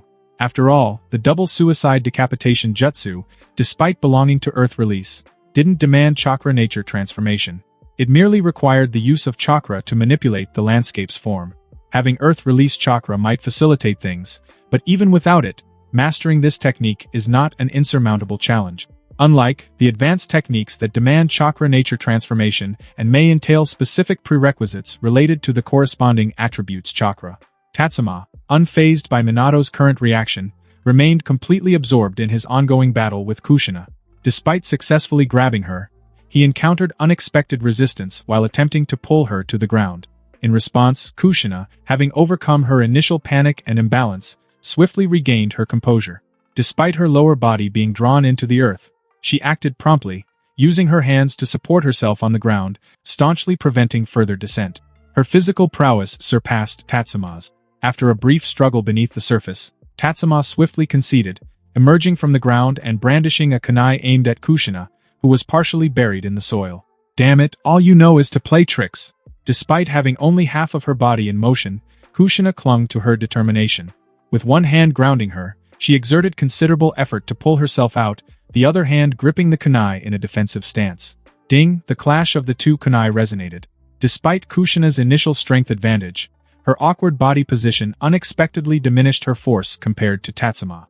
Nevertheless, she skillfully deflected Tatsuma's kunai, narrowly avoiding a direct hit as it grazed her ear and sliced a few strands of her vibrant red hair. Witnessing her hair sliced by Tatsuma, Kushina, seemingly powerless until that moment, unleashed a surge of astonishing strength, fueled by a flash of anger. She forcefully extricated herself from the ground, seamlessly transitioning into a capoeira-style kick directed at Tatsuma. Swiftly stepping back, Tatsuma employed his hands to block and deflect Kushina's kick with nimble precision, thwarting its effectiveness. Despite the unsuccessful kick, Kushina now found herself free from the ground, reclaiming a favorable position. "Let's start over." Seaweed head. Menacingly moving her feet, Kushina taunted Tatsuma. His eye twitched and he muttered to himself, "Daring to mock my hair. Ninja art. Needle hell." Tatsuma refrained from unleashing the full power of his hair, aware of its taxing nature. A swift motion of his head caused hundreds of chakra-infused strands to straighten abruptly before snapping forward, hurtling toward Kushina with formidable force. Confronted by the densely packed hair senbons, Kushina hesitated to directly block them. Despite her agile hands, limited to only two, she couldn't possibly intercept the multitude of strands. Opting for a decisive maneuver, she rolled to the side with determination, skillfully evading the impending onslaught. However, this outcome aligned perfectly with Tatsuma's intentions. As Kushina rolled and regained her balance, her gaze shifted towards Tatsuma, only to realize he had closed the distance with remarkable speed. What caught her attention even more were the seals in his hands, their complexity eluding her understanding. As Tatsuma dropped the final tiger seal and drew a deep breath, an ominous sensation washed over Kushina. It was undeniably the precursor to the activation of fire release ninjutsu. "I absolutely cannot allow this ninjutsu to be unleashed." The determination flashed through Kushina's mind, prompting her to swiftly bend forward and advance, lowering her body to evade the flames yet to be released. Simultaneously, her right hand tightened into a fist, aiming for Tatsuma's abdomen. Boom! The moment Kushina's fist connected with Tatsuma's abdomen, a billow of smoke erupted, prompting a swift change in her expression. It was unmistakably another clone jutsu, but not just any clone, a fundamental clone jutsu, a non-physical shadow clone adept at releasing ninjutsu. Maintaining her forward posture, she cautiously stepped out of the dissipating smoke. However, what materialized before her was yet another Tatsuma, this one having completed the intricate seals. Illusion Hell Viewing Jutsu. As the genjutsu unfolded, Kushina, initially revealing a mix of embarrassment and panic at falling for the clone jutsu, suddenly stiffened. The illusion robbed her of control over her forward momentum, causing her to tumble to the ground. Observing Kushina sprawled on the ground, Tatsuma refrained from impulsive actions. Instead, he took 2 measured steps backward, swiftly conjuring seals once again with both hands. Ninja art. Needle Jizo. As the seals seamlessly came together, a strand of hair rapidly sprouted from Tatsuma's head. Guided by the precise transformation of chakra, it elongated and thrust towards the fallen Kushina. Sizzle, the hair penetrated the ground, but Kushina's original position had already shifted. Unperturbed, Tatsuma calmly retracted his hair. His brows furrowed instantly, sensing something amiss. With swift reflexes, he turned and deftly blocked with his bent arm. Boom! A subdued impact resonated through the air. The Kushina, supposedly ensnared in the genjutsu, had materialized at Tatsuma's side. Swiftly, she delivered a side kick that connected with Tatsuma's arms. What a formidable power! Creating a rapid distance between them, Tatsuma had to shake his hand, alleviating the impact. Although Kushina had successfully liberated herself from the genjutsu's grasp, her chakra now exhibited signs of disorder. It was apparent that breaking free from the illusion had taken a toll. Had it not been for the tumultuous state of Kushina's chakra, Tatsuma might have struggled to withstand the force of that recent kick. Both of them entered a brief moment of respite. Not far away, Sarutobi Atoma, observing the unfolding battle, wore an unusually serious expression.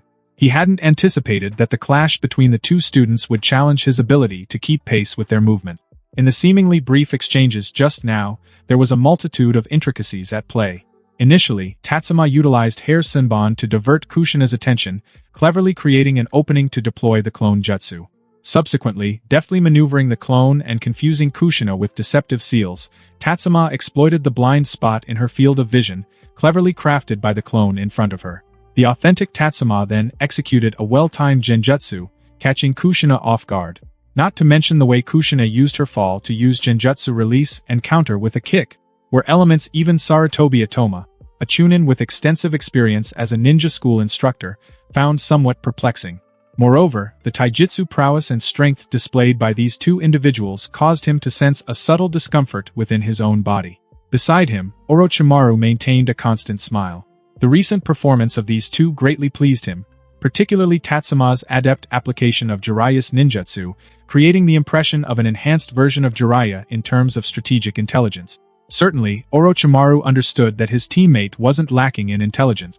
It's just that, in this situation, considering Jiraiya's personality, he would undeniably unleash his mastery of advanced ninjutsu at full power, even if it meant depleting all of his chakra.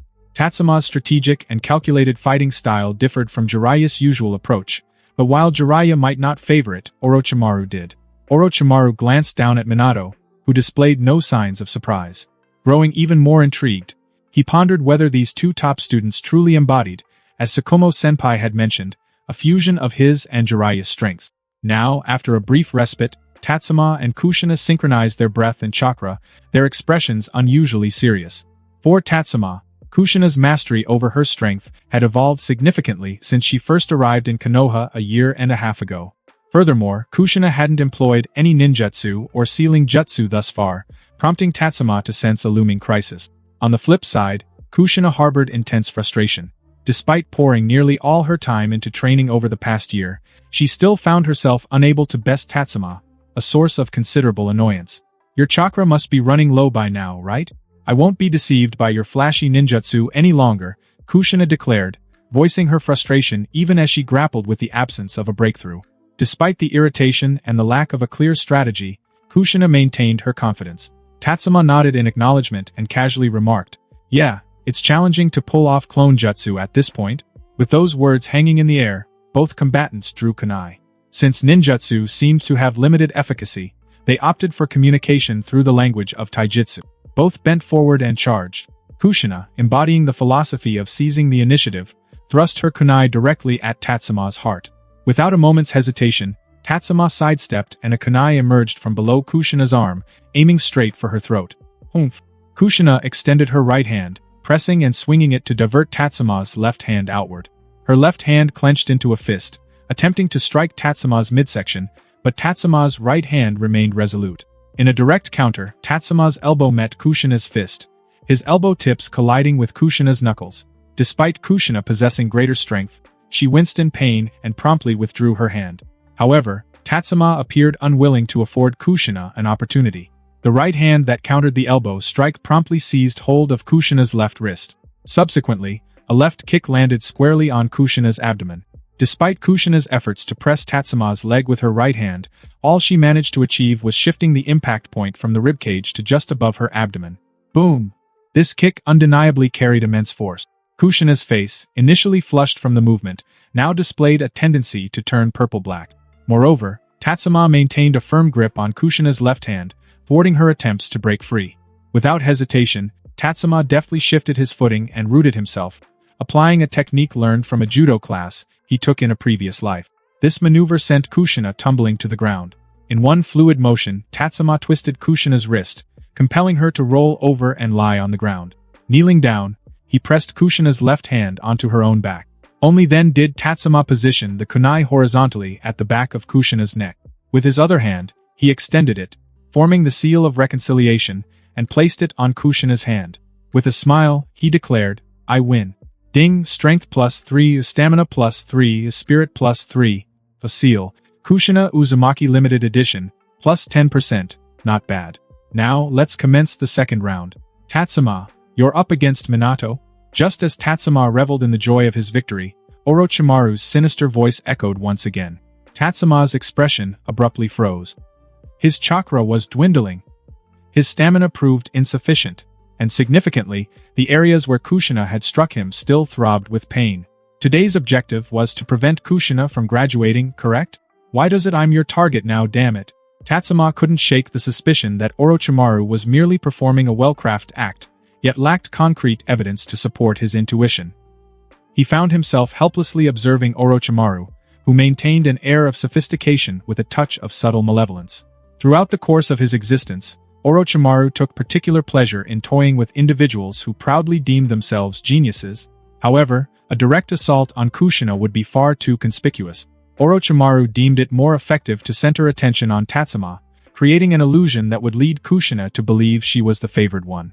After all, she had a break in the middle, and after the rest, she would face Minato, who had just concluded a fierce battle.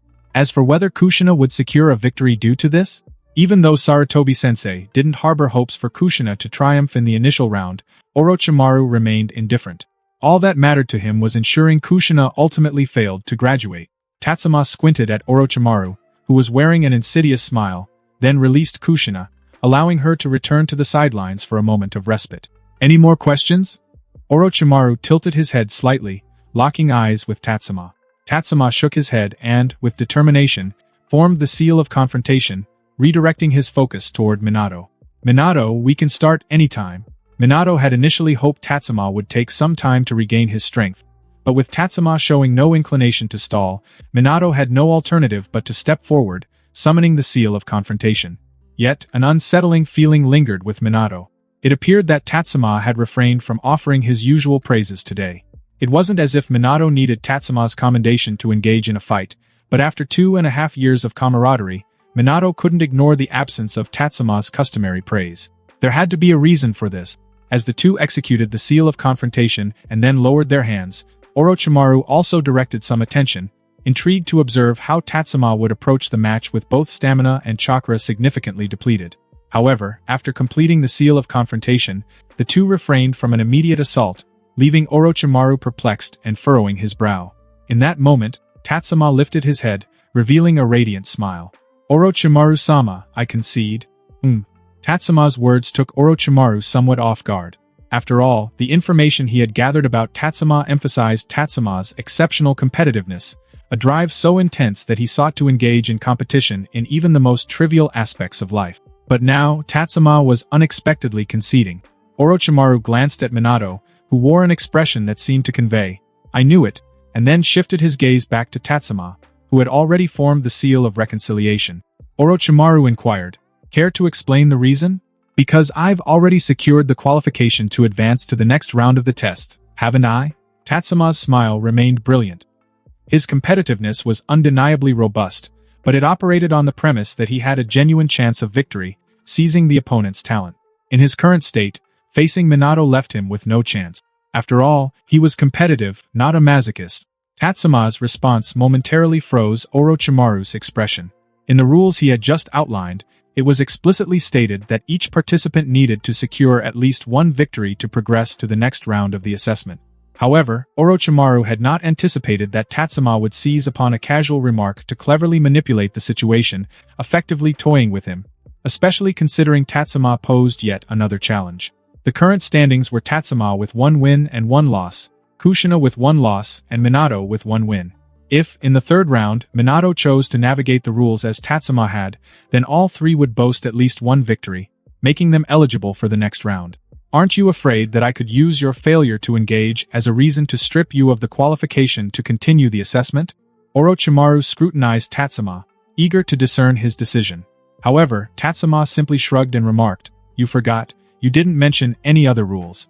"I made sure to ask." Indeed, Orochimaru recalled their prior conversation, silently applauding Tatsuma for his meticulousness. Little did he realize that Tatsuma's thoroughness was aimed at preempting Orochimaru from causing complications, and Orochimaru had inadvertently fallen into Tatsuma's cleverly laid trap. No, in a way, this trap was inadvertently laid by Orochimaru himself. If he hadn't deliberately made things challenging for Tatsuma, then Tatsuma wouldn't have had the opportunity to exploit this loophole. Alright, let's begin the third round. Minato, face off against Kushina. Orochimaru redirected his gaze, focusing on Kushina, who was still in shock and struggled to fully grasp the sudden turn of events. After regaining her composure, Kushina shot a discontented glare at Tatsuma and exclaimed, always resorting to petty tricks. Don't forget, you're the only one left now who needs to pursue victory. Best of luck, Tatsuma retorted in a sarcastic tone as they passed each other. Kushina attempted to intentionally bump into Tatsuma with her shoulder, but Tatsuma appeared to anticipate it, effortlessly sidestepping. Kushina stumbled a couple of steps instead. Darn it! Frustrated by her failed attempt, Kushina redirected her emotions toward Minato, who stood before her with a resigned smile. Glaring at Minato's seemingly apologetic expression, Kushina burst out, "Why are you grinning, sissy? Do you think you've already won?" Minato froze for a moment. His peculiar smile earlier was merely a reaction to Tatsuma's peculiar actions and the evident clash between Tatsuma and Kushina. However, Minato didn't anticipate that once again, due to his own smile, Kushina would misunderstand him. He himself couldn't recall how many times Kushina had misinterpreted his smiles. Yet, Minato refrained from providing any clarifications. It was simply part of his inherent nature. Tatsuma often dubbed him as a steamed bun. Honestly, Minato remained puzzled about why Tatsuma used a steamed bun to describe his personality, warm and soft basically. Minato shook his head, cleared his thoughts, raised the hand he had recently lowered, formed the seal of confrontation, and said, "Kushina, do you need to take a break?" "You've even formed the seal of confrontation. Are you planning to give me time to rest?" "Besides, I don't need it." Kushina adjusted her still sore left shoulder joint, and her right hand also assumed the seal of confrontation. The moment they released their hands, Minato's expression shifted.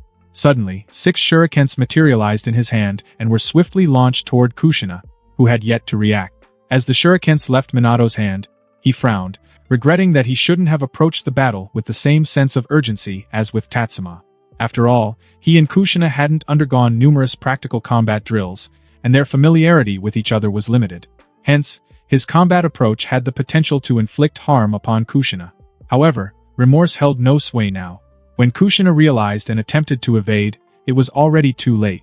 2 shurikens sliced across her, causing blood to splatter. From the outset, the outcome of the battle had been predetermined.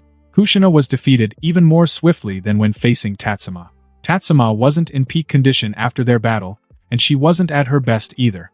After a while, Minato, with 2 victories, observed the sulking Kushina and extended his hand, saying, "Sorry, but I promise you, I will carry your determination and take the first step toward becoming a ninja." "Who asked you to carry it?"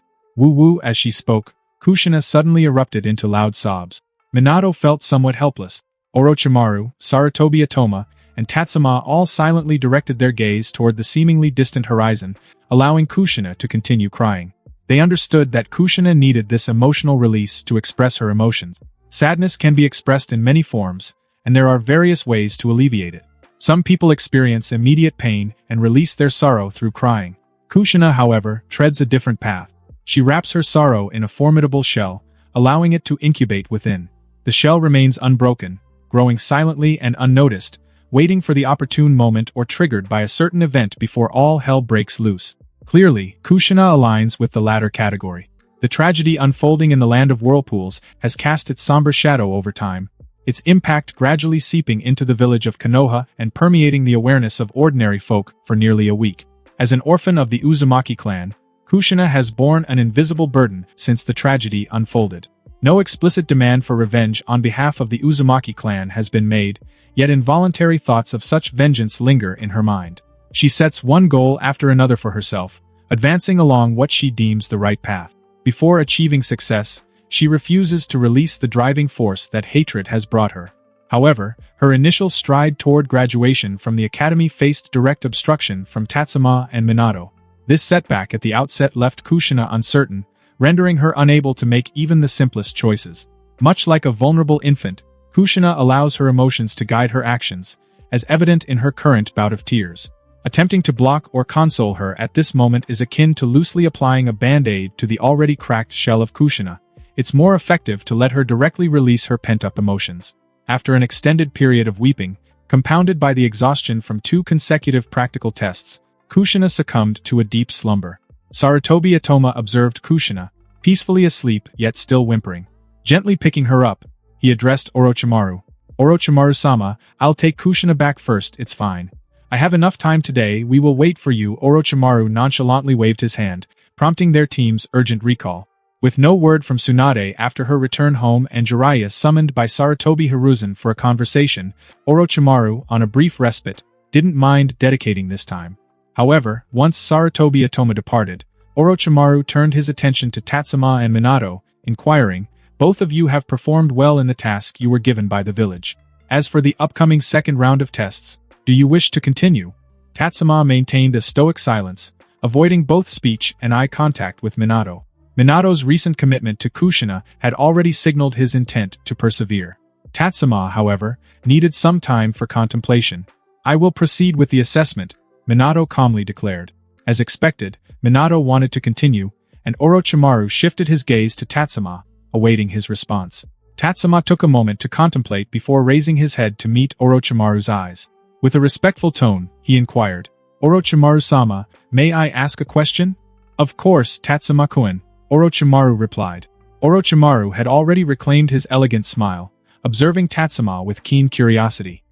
He wondered what question could influence Tatsuma's decision to graduate early. Inhaling deeply, Tatsuma asked, Orochimaru-sama, I'd like to understand why you are personally overseeing our assessment today. Is it because you perceive potential in us? Upon grasping Tatsuma's concern, Orochimaru discerned the young one's apprehension about post-graduation resources, not the tangible kind, but the intangible mentorship and team support. With a light chuckle, Orochimaru shook his head and remarked, It's precisely because I don't perceive significant potential in either of you, or rather, the village has no intention of having you both follow in my footstep. Hence, I don't need to avoid bias and can serve as your assessor. Tatsuma, ready to pose further inquiries, was halted as Orochimaru waved his hand, stating, I understand your curiosity. Rest assured, the village won't let you down. And here's a little hint. If you successfully graduate, the Jonin leading your team is very likely to be my teammate. Orochimaru had no qualms about unveiling these secrets to the two, recognizing that only when the bait in the trap is sufficiently alluring can it entice the prey into the snare. At the current moment, divulging the potential magnitude of their future gains to Tatsuma and Minato aimed to stoke their enthusiasm for the upcoming assessments. While the duo's qualities already ensured their genin status, Orochimaru was not content with ending it on a predictable note. He desired to inject some excitement into the proceedings. Upon discovering the potential Jonin leader for their future team, Tatsuma and Minato shared a knowing look, a surge of motivation coursing through them. Tatsuma nodded, affirming, Orochimaru-sama, I will proceed with the assessment, then take a short break. When your sensei returns, the assessment will commence. I can assure you, it won't be child's play, Orochimaru stated. As he spoke, his smile abruptly vanished, replaced by a cold, fierce, and murderous aura that emanated from him. His golden eyes appeared unfocused yet intensely fixed on the two. Gulp. Tatsuma and Minato both swallowed nervously, with Tatsuma particularly skeptical about the significance of such a formidable presence. In his previous life, when people asserted that an actor played a convincing criminal with a killer look in their eyes, he never experienced any genuine reaction while watching them. However, in this moment, the piercing gaze from Orochimaru induced a sensation as though a deranged murderer had perched on their shoulders, brandishing a cleaver and pressing it against their necks. Furthermore, I want to make one thing clear. Orochimaru suddenly unleashed his imposing aura, the corners of his mouth lifting in a smile that carried the unsettling air of a manic killer. It wasn't overtly threatening, but it instilled a profound sense of dread. Maintaining his unsettling smile, Orochimaru continued, If you fail to pass my assessment, I might exercise some of my privileges to draft reports deeming you utterly useless. Consequently, upon your return to the academy, you'll be viewed as nothing more than waste in the eyes of the Jonin. With your talents, I'm confident you can discern the gravity of what I'm implying, correct? No guessing was required. Orochimaru was overtly indicating that missing this opportunity meant they shouldn't anticipate encountering a competent Jonin leader in the future. Tatsuma furrowed his brow, scrutinizing Orochimaru. He harbored suspicions that Orochimaru might be bluffing, akin to Marino Ibiki's tactics to instill fear in participants during the Chunin exams. Yet, Orochimaru displayed no emotional vulnerabilities, leaving Tatsuma with the uneasy feeling that Orochimaru was indeed capable of such audacious actions. While Minato was still deep in contemplation, Tatsuma snapped out of it first and asserted, "I understand, Orochimaru-sama. Your assessment may pose challenges, but I trust that you wouldn't intentionally block our path. If we exhibit qualities that impress you, I believe you won't consider us as having failed the assessment." Quite confident. Give it a try. Orochimaru maintained his smile. Observing Minato regain his determination, Orochimaru nodded in satisfaction and remarked, "However, if I were you, I'd concentrate on recovering your condition." "I understand," Tatsuma nodded. Then, he and Minato exchanged a glance, both swiftly forming hand seals to refine and restore their chakra. Sarutobi Atoma didn't reappear until close to noon. It was apparent that, in addition to guiding Kushina back, he had briefed the Hokage on the earlier event. As Orochimaru cast a scrutinizing gaze at the duo, he dryly remarked, "Looks like your break time is done." At this point, both individuals had replenished their chakra, yet their physical stamina hadn't fully rebounded. Minato was in relatively better shape, whereas Tatsuma grappled with more noticeable fatigue. Nevertheless, Orochimaru remained resolute, displaying no inclination to grant them the luxury of a nap before resuming the assessment. The duo rose to their feet, discreetly edging a bit farther away from Orochimaru. While unaware of the specific nature of Orochimaru's assessment, the decision to increase the distance was a strategic move to allow for better reaction time, a prudent choice. Observing their subtle maneuver, Orochimaru acknowledged their alertness. He lifted his hand, commencing the formation of hand seals. Noticing Orochimaru's deliberate pace, Tatsuma briefly brightened, entertaining the hopeful notion that Orochimaru might be taking it easy on them. Wind release. Wind cutter technique. However, Tatsuma's optimism proved unfounded. The moment Orochimaru completed the hand seals, Tatsuma's keen eyes detected distortions in the space around Orochimaru. Witnessing this unfold, Tatsuma instinctively unleashed his own chakra outward. Although he hadn't systematically mastered techniques for utilizing sensory-type chakra, his innate sensory talent enabled him to effortlessly discern changes in chakra within his surroundings. Within Tatsuma's heightened sensory perception, several wind blades assailed them, with Minato, at that moment, maintaining his vigilance, oblivious to the impending danger. Swiftly forming hand seals, Tatsuma mobilized chakra to his legs, activating the body flicker jutsu instantaneously. Closing the gap, he maneuvered toward Minato, executing and threw him to the ground.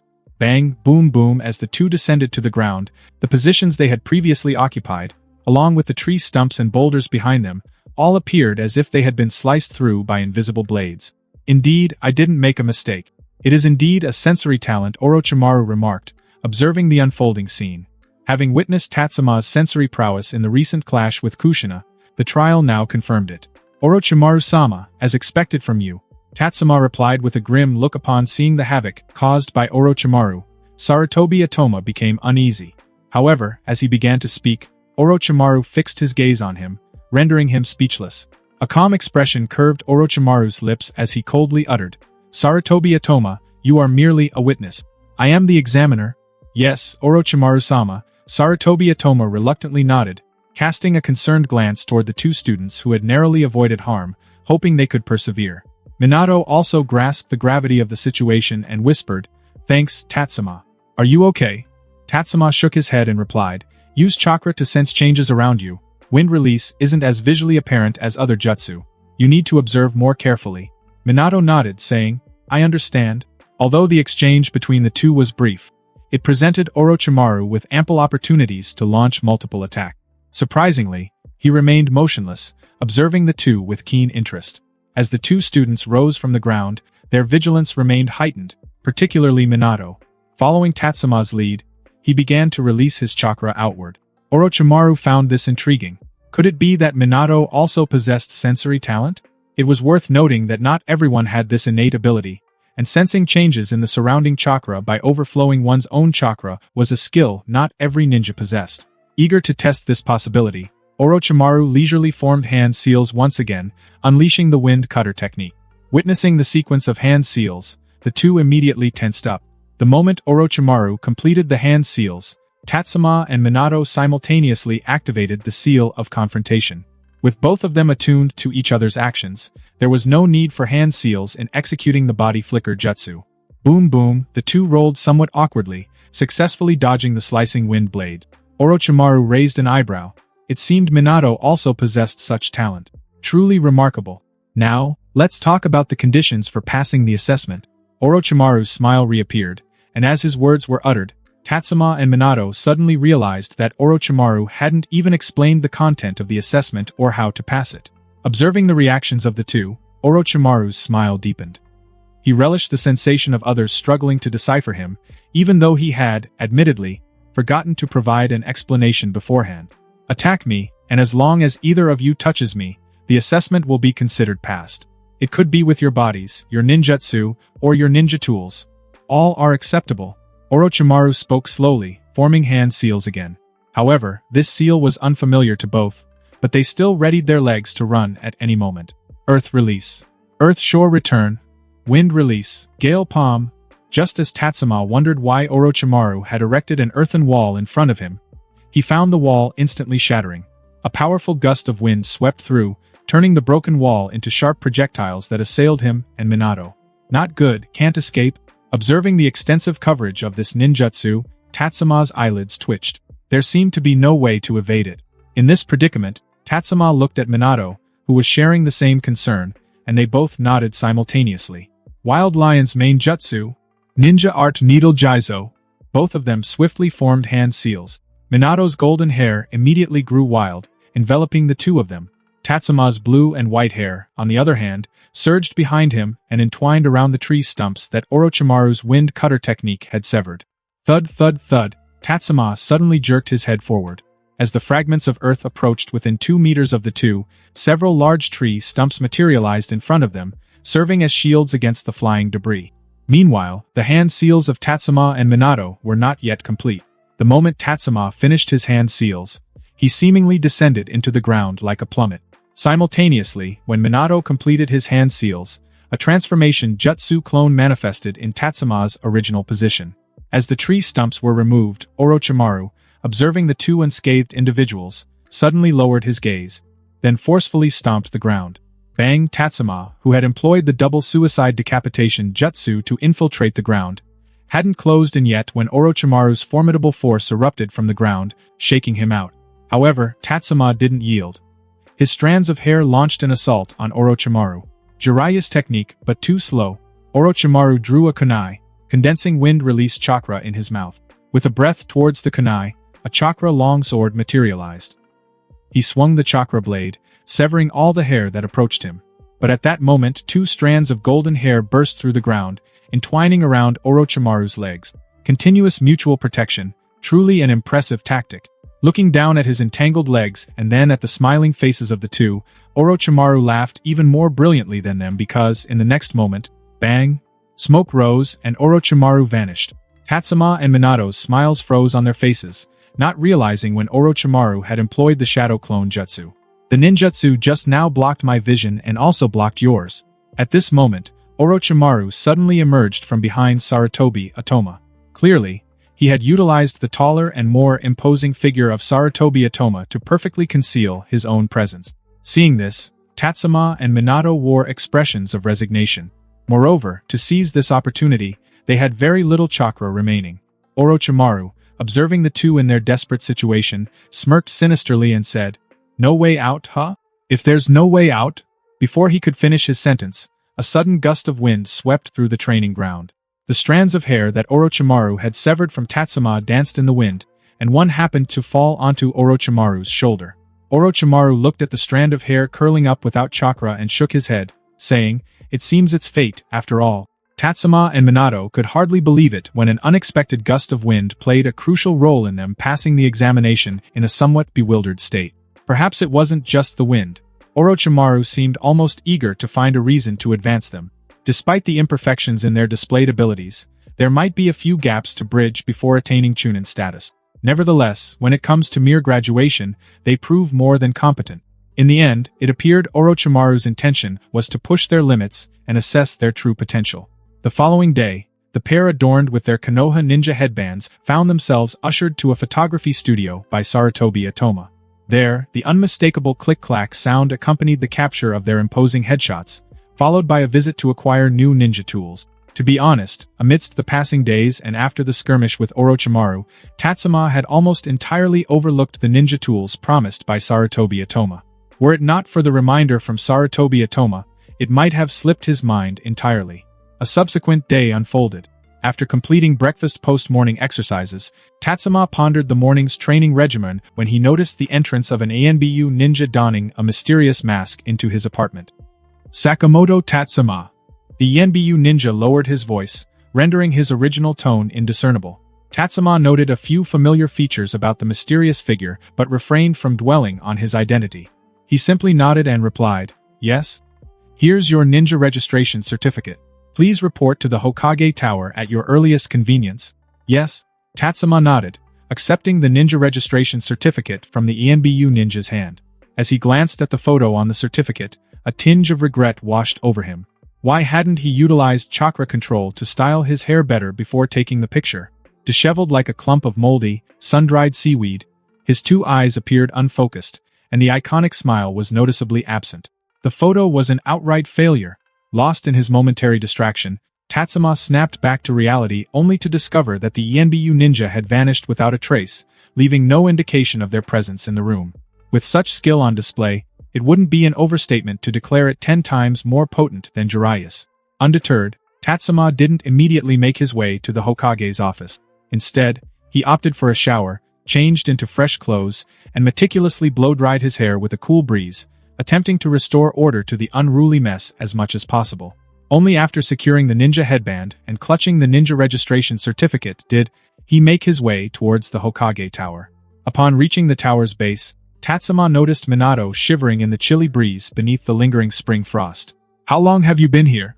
Tatsuma inquired. Minato sniffled and replied, "Just about an hour. After sweating it out and enduring this cold wind, aren't you afraid of catching a cold?" Observing that Minato hadn't even changed his clothes, Tatsuma surmised that this determined individual must have received the order and hastily rushed to the Hokage Tower, still clad in his gear. Tatsuma wasn't as gullible as Minato. He knew that this early in the morning was when the Jonin class conducted their meetings, and occasionally, one could catch Sarutobi Hiruzen delivering lectures downstairs. During this time frame, the ninjas inside the Hokage Tower hadn't yet commenced their daily tasks, and some hadn't even returned to their posts. It was unrealistic to expect them to spare time to receive Tatsuma and Minato and meet with the Hokage. Minato sniffled once more and admitted, "The ANBU ninja-sama told me to hurry, so I didn't think too much about it." Tatsuma shook his head and advised, "When you return today, brew some ginger honey tea. Also, remember to sleep with an extra blanket to avoid catching a cold on your first day as a ninja." "I understand." Minato nodded, appreciating Tatsuma's concern. Suddenly, the chill seemed to subside. Tatsuma cast a glance at the Hokage Tower, noting that no one had emerged yet. He touched his own headband and remarked, "Minato, it appears that as a ninja, you can choose the style of your headband. Would you like to change yours?" "I think it's fine as it is. Do you want to change yours?" Minato felt a tad perplexed. After all, wearing the headband on the forehead in the standard way was the most traditional approach. While alternative styles or methods were permitted as long as the symbol remained visible, Minato still held the belief that the standard way was the most optimal. Tatsuma nodded, gesturing towards his own hair, and remarked, "My hair is too fluffy. If I wear the headband on my forehead, the section pressed down by the strap will leave looking like a pineapple." Minato observed Tatsuma's demonstration as he circled around and nodded in understanding. "I see. So where do you plan to wear it? Around your neck?" "Many ninjas wear it that way. It can also provide protection for the throat." "No, that's like donning a turtleneck sweater, right?" "I've never been a fan of turtleneck sweaters." Tatsuma decisively shook his head, dismissing the notion of wearing it around his neck. "Wouldn't that be too itchy?" After pondering for a moment, Tatsuma suggested, "I'm considering wearing it on my arm or as a belt, so it won't impact my agility." Wearing it on the arm is a smart choice, but it might limit movement and make it challenging to exert force. You'd have to secure it with elastic bandages. And as for using it as a belt, do you think that might be a bit indecent? Minato pondered for a moment and shared his perspective. Tatsuma, lost in contemplation, nodded in agreement. Wearing the headband around the waist did indeed seem indecent, particularly when interacting with ninjas from other villages. While ninjas had vests like Chunin and Jonin vests adorned with village insignias, they didn't always wear them on a daily basis. Consequently, when encountering ninjas from other villages, the most practical means of identification was through the headband. If one used the headband as a belt, then during interactions with ninjas from other villages, they would need to glance at their waist to identify themselves. It might be acceptable when facing female ninjas from other villages, but if it was a male ninja, Tatsuma shivered at the thought, convinced that only Might Guy and Rock Lee, two relentlessly passionate ninjas, could endure such scrutiny. He decided it was not his style. Let's go with the arm. I'll buy some elastic bandages when we get back. As the two deliberated on high-quality ninja outfits, a jonin with a cheerful smile approached them and said, "Sakamoto Tatsuma, Minato Namikaze?" Yes, X2 unacquainted with the jonin, they both saluted and replied with a simple yes. The jonin didn't provide much information either, stating, "Please follow me. Hokage-sama is already waiting." Following the jonin into the Hokage tower, they reached the Hokage's office. The jonin knocked on the door, received a come-in from inside, and then opened the door, signaling the two to enter. As he left, he closed the door behind them. "Tatsuma, Minato, Hokage-sama." X2 The two saluted and addressed Sarutobi Hiruzen. He waved his hand saying, "You can stand up. No need to be too formal." After the two stood up, Sarutobi Hiruzen continued, "I'm sure you both know the reason I called you here today. I won't waste much time on words. Your team leader, for now, will be Jiraiya. You should be familiar with him, but this is temporary, as you are only a team of two. There may be changes in the team in the future. Do you understand?" Upon learning that Jiraiya would be leading the team, Tatsuma let out a slight sigh of relief. He nodded along with Minato and said, "Understood." X2 Sarutobi Hiruzen nodded, then turned to the side saying, "Jiraiya, are you satisfied with your two subordinates?" The two followed Sarutobi Hiruzen's gaze and only then noticed that Jiraiya had been standing there with a cheerful smile, seemingly appearing out of nowhere. He nodded and said, "If possible, I'd even like to take both of them as my disciples." Upon hearing Jiraiya's words, Minato happily smiled, but Tatsuma discerned a hint of significance in Jiraiya's statement. When Jiraiya uttered, "I want to take them both as disciples," it revealed that he hadn't definitively decided to accept them as apprentices. However, if he declares that he wished to take both of them as disciples, it signifies an inability on his part to take on apprentices. Certainly, taking both of them as disciples appears to be a desire deeply rooted in Jiraiya's heart. Yet, the fact remains that fulfilling this desire poses a challenge for him. According to Tatsuma's assessment, Minato is slated to become Jiraiya's disciple, but Tatsuma himself is an unexpected scenario. When there's only one prodigy, it's standard for Sarutobi Hiruzen to assign them to Jiraiya, who is more inclined to take on apprentices. However, with the emergence of two exceptional talents, Sarutobi Hiruzen must now grapple with the challenge of not only avoiding a shortage but also ensuring a balanced distribution. Additionally, he faces the task of allocating among his three disciples. Orochimaru, who supervised their genin exam, explicitly conveyed to Tatsuma that he wouldn't be taking on both individuals as apprentices. Jiraiya, on the other hand, is unable to accept both due to the need to accommodate Tsunade. This put Tatsuma in a quandary. What advantages would he derive from becoming Tsunade's disciple? In this realm, the mentor-disciple dynamic holds great significance. Simply being part of a Jonin team doesn't automatically establish one as a Jonin's apprentice. Generally, the connection between a Jonin squad captain and genin team members is usually one of authority and subordination or, at most, mentorship. It mirrors the future scenario with Team 7, where Kakashi leads as a Jonin, and the three members address him as sensei, but Kakashi refrains from officially adopting them as disciples. The true mentors or masters of Team 7, the genuine senseis, are the Sannin, Jiraiya, Orochimaru, and Tsunade. This encapsulates the essence of the mentor-disciple relationship.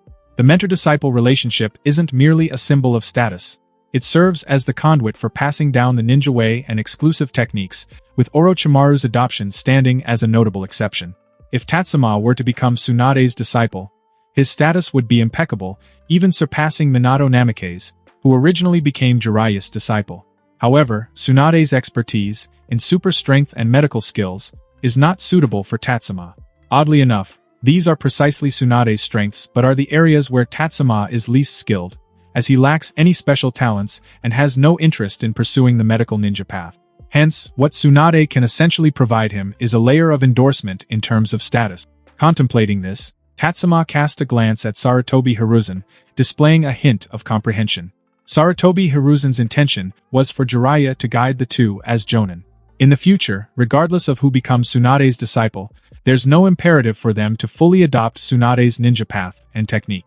Jiraiya will carve the path forward for both, freeing Tsunade from the need to personally guide her disciples. The identity of Tsunade's disciple becomes inconsequential.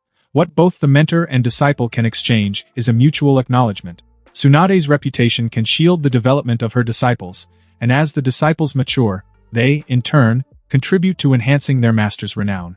One person who might find themselves at a disadvantage is Jiraiya. However, considering the bond between Jiraiya and Tsunade, he may not be bothered by willingly shouldering the disadvantage. Upon grasping this dynamic, Tatsuma couldn't help but break into a smile. Sarutobi Hiruzen, who had been attentively observing the duo, was reminded of Uzumaki Mito's commendations on Tatsuma's resemblance to Tobirama-sensei. If Uzumaki Mito had initially praised Tatsuma's decisiveness in facing enemies, now Tatsuma's displayed thoughtfulness and ability to perceive nuances undeniably mirrored those of the second Hokage. Alright, it's time for your team to acquaint themselves as well. Jiraiya, take these two youngsters with you. If there are any issues, don't hesitate to seek me out. Sarutobi Hiruzen gestured with a wave of his hand. Jiraiya nodded, glanced at the duo, and casually remarked, "Come along, little ones." And with that, Jiraiya swiftly darted toward a nearby window. In the midst of Sarutobi Hiruzen's expression transitioning from delight to sudden annoyance, Jiraiya inadvertently shattered the window once more, executing a hasty escape. Observing the abrupt change in Sarutobi Hiruzen's demeanor, Tatsuma and Minato exchanged glances before cautiously navigating over the broken window, following Jiraiya in his escape. After traversing a substantial portion of the core area, Jiraiya finally came to a halt on the rooftop of a building. Turning to the two who effortlessly followed, he quipped, "Not bad. I thought having Genin-level skills would be impressive." Indeed, certainly, Jiraiya didn't exert himself fully. It was almost leisurely for him, yet not something any Genin could easily match. Some recently promoted Chunin might even find it daunting. Nevertheless, Tatsuma and Minato effortlessly kept pace, not breaking a sweat. Minato, feeling a tad sheepish, offered a smile and scratched his head. Tatsuma then remarked, "If you had employed the body flicker jutsu, given our skills, catching up would be quite the challenge." Jiraiya acknowledged Tatsuma's praise with a silent nod, then casually leaned against a low wall. "Even though I'm already acquainted with you two, we still need to go through the formalities. Let's begin with self-introductions.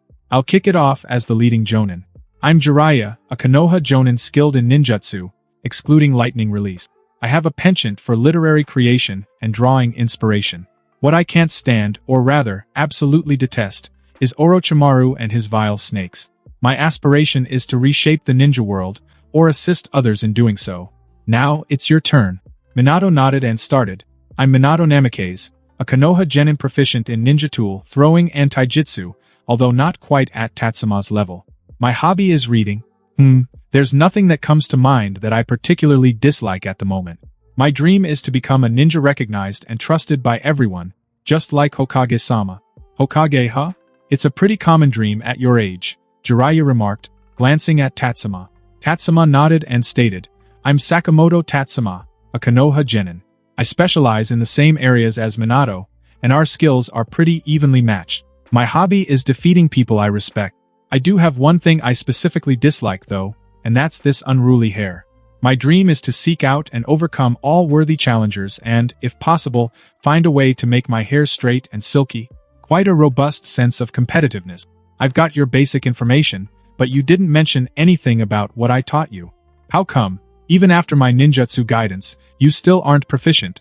Jiraiya playfully questioned. Minato was about to explain but was halted by Jiraiya, who tousled his hair with his hand.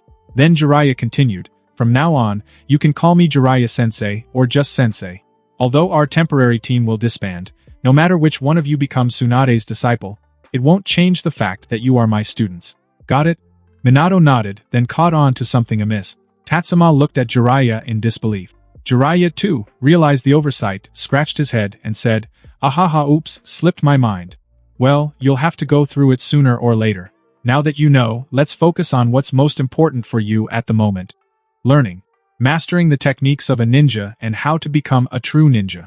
Since you're already my students, I won't hold back. Unless, of course, you only possess lightning release chakra, I can teach you." Jiraiya spoke with great confidence. Minato nodded.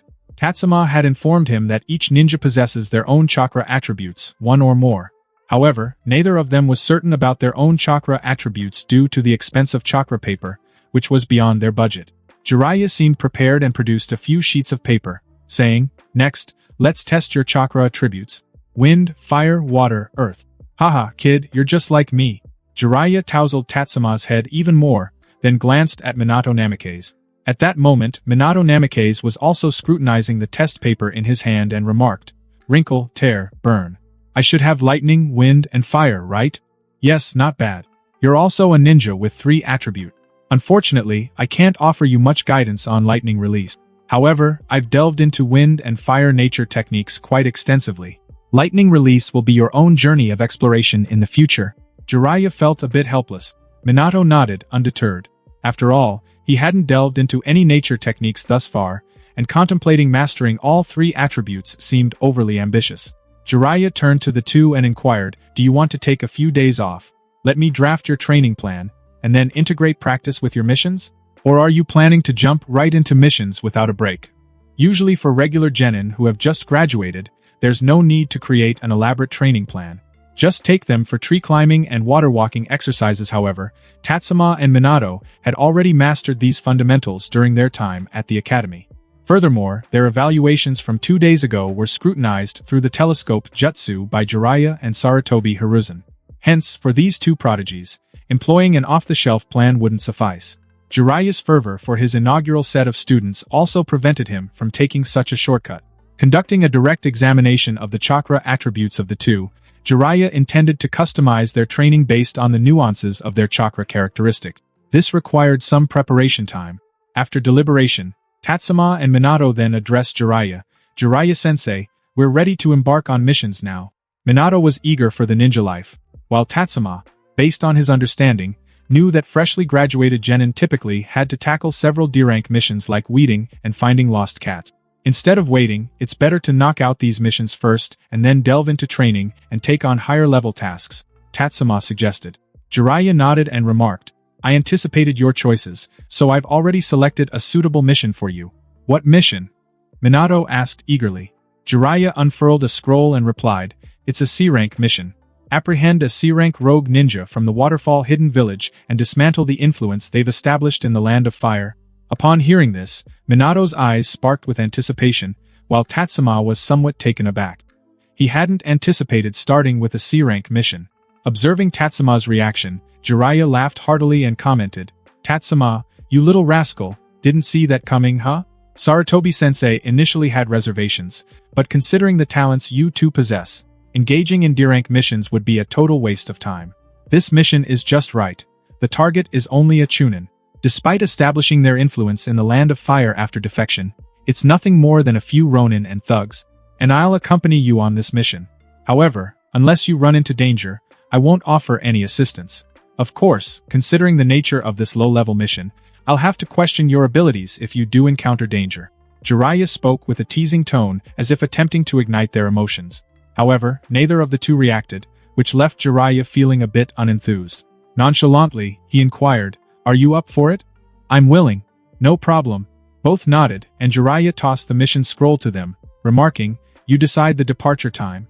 Minato took the scroll and began to examine it, while Tatsuma tentatively said, "Jiraiya-sensei, this is a mission outside the village. Along the way, expenses for food and accommodation. Typically, when ninjas undertake missions, accommodations might be informal, and dining out or starting a fire might not be practical. They usually rely on military ration pills. However, Tatsuma's concern was with the military ration pills, which had to be purchased. Seeing Tatsuma looking somewhat hesitant yet expectant, Jiraiya scratched his belly and said, "Need a loan? Borrowing for military rations pills is fine." Seeing Jiraiya getting straight to the point, Tatsuma also spoke openly, and Jiraiya nodded, asking, "Anything else? Ninja tools? Explosive tags? Smoke bombs? Do you need these?" As the jonin leading the team, Jiraiya didn't mind the two students spending some money.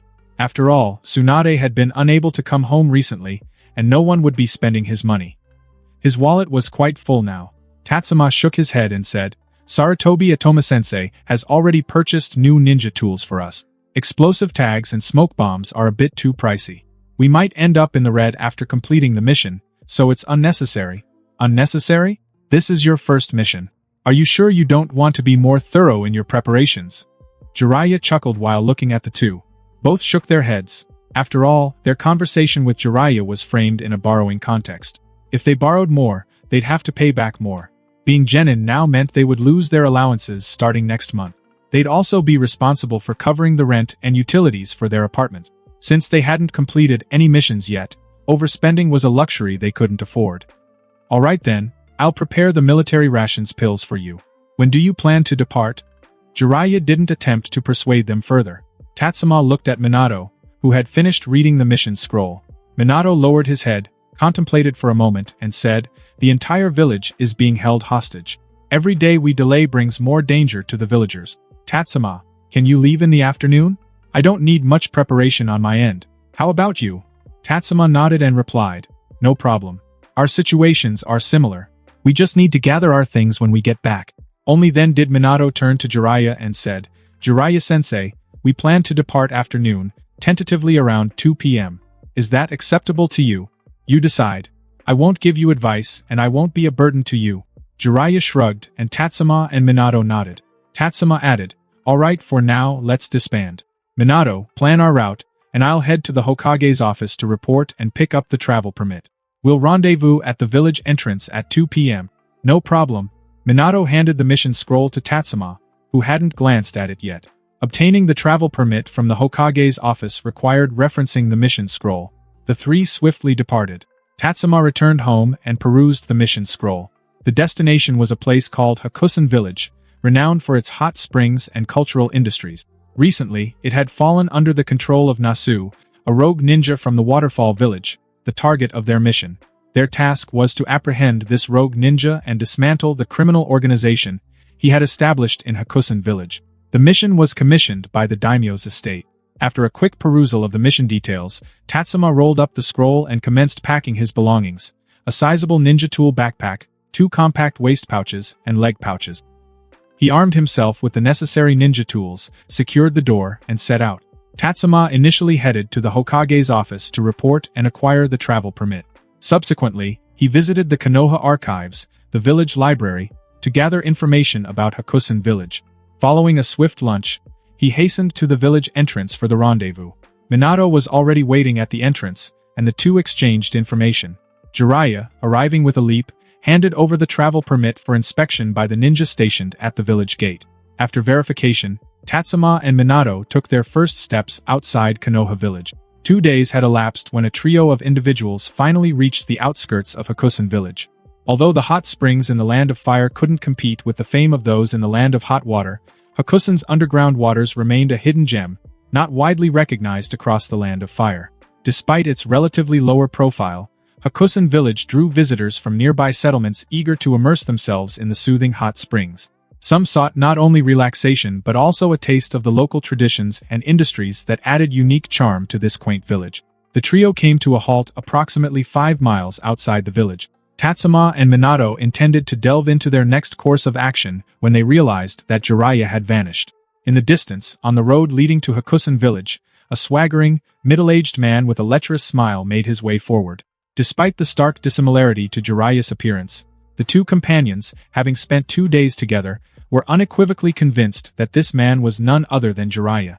Grumbling about their less-than-ideal encounter with their team leader Jonin, Tatsuma and Minato found themselves with no alternative but to proceed with their strategic discussion.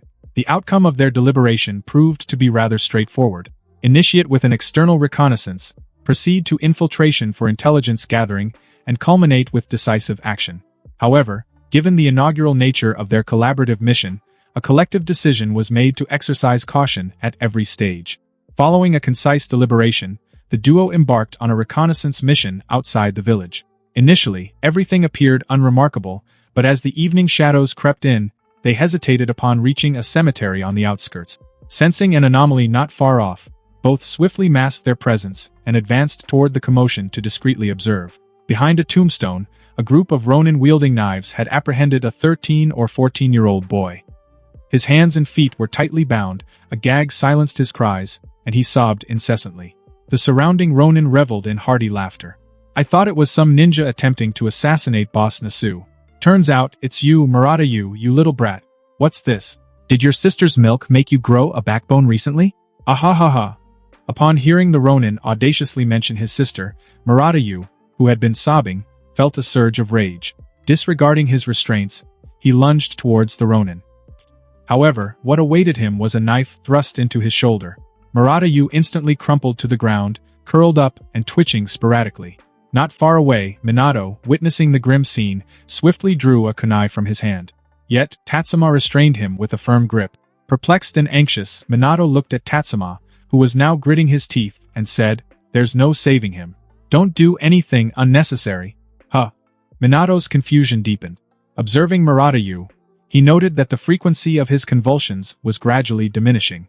The nearby Ronin, oblivious to the severity, continued their assault, causing Murata to roll over repeatedly. However, Murata-U's blood was swiftly pooling, staining his upper garment a deep red. It dawned on Minato, Murata had been struck in the artery by that earlier knife. Given their lack of knowledge in medical ninjutsu, even immediate intervention wouldn't have spared him. He's dead? How did he die so quickly? At that moment, the Ronin also discerned that something was amiss with Murata. One of them bent down to inspect Murata-U's condition. After a while, he shakily turned to the Ronin who had inflicted the fatal wound and stated, "Brother Yusuke, this kid's gone." The Ronin known as Yusuke was momentarily taken aback by the news, but soon a more twisted smile crept onto his face. He remarked, "If he's dead, he's dead. But, as the perpetrators, we've got to offer some compensation." Compensation? Yeah, he bit the dust just like that. Does his sister have the funds to bury him? Tonight, we'll pay a visit to his sister, throw in a little extra money when we tip her, let her head home with a smile. When she discovers her little brother's demise, we can chalk it up as a charitable act. Ha ha. Yusuke's grin, against the backdrop of the darkening graveyard, took on a particularly malevolent quality. Not far away, Minato's hand, firmly held by Tatsuma, struggled to break free. However, Tatsuma applied even more force, subduing Minato's attempts and preventing any impulsive actions. Minato could only watch helplessly as the Ronin dragged Murata-U's lifeless body towards the village. "Tatsuma, why are you stopping me?" As the Ronin departed, Minato inquired somberly from Tatsuma, who had just released his grip, "Are you going to kill them?" "I'll make sure they pay. That's why I can't let you loose. Remember, our main objective is capturing the rogue ninja Nasu, and only then addressing his accomplices." Tatsuma met Minato's gaze with a stern expression. Minato, still perplexed and slightly uncertain, questioned, "Why? Are we supposed to let these killers off the hook in the name of mission success?" "No, I want to take them down just as badly. But if we strike now, it might give our main target, Nasu, the true mastermind behind these horrors, an opportunity to escape. He could unleash a tragedy elsewhere. Capturing him takes precedence over dealing with these few culprits at the moment. If we were unaware of Nasu's existence, I'd fully support your intervention, even if it meant eliminating them. But not now. Do you get it?" Tatsuma, grappling with his own anger, found it challenging to contain his emotions. Minato stayed quiet for a moment, then regained some composure and nodded, saying, "I understand, Tatsuma. What's our next move?" "We need to trail their movements, gather intel on the rogue ninja named Nasu. These individuals barely meet the standards of true ninjas. Even if we allow them to slip away for 3 days, we can still catch up. But Nasu is a different story." Taking a deep breath, Tatsuma reiterated, "We are ninjas. Killing is our fate, but it's never our objective. It's a means to achieve results. Keep that in mind." "I understand." Minato nodded, and sensing that he had reined in his emotions, Tatsuma nodded in return. They swiftly moved forward, maintaining their presence hidden, tracing the same path as the Ronin from earlier. Although this was their first mission outside, as representatives of the Academy's prodigies, the art of stealth was not difficult for them. While not as advanced as later characters like Orochimaru, who could disguise themselves and approach the Hokage Sarutobi Hiruzen without being noticed, dealing with these few Ronin was relatively straightforward. Under the vigilant gaze of Tatsuma and Minato, Yusuke and his companions initially brought Murata-U to a somewhat dilapidated house, presumably Murata-U's residence. Inside, there lay a farewell letter personally written by Murata-U. However, upon the arrival of Yusuke and the others, the letter remained unopened. Spotting the letter, Yusuke and his cohorts decided to unveil its content. They gathered around, heads close together, whispering and struggling to decipher the characters Murata-U had written. After considerable effort, they finally managed to read it and callously tossed the letter aside, laughing carelessly. Later, They exchanged hushed words amongst themselves before entering another room, clearly belonging to a woman. Inside, they discovered an array of provocative garments, and without hesitation, they began adorning Murata-yu with them. Once their unconventional makeover was complete, they indulged in a bath within Murata-yu's residence, cleansing away any lingering traces of blood, and departing with laughter in tow. Tatsuma and Minato closely observed the entire sequence of events. Tatsuma noted the gradual dissipation of anger on Minato's face. It wasn't that his anger had vanished. Rather, it transformed into an icy, merciless calmness reminiscent of a hunter relentlessly pursuing their prey. Tatsuma, I'll entrust all command decisions to you. I'm wary that I might make the most serious errors.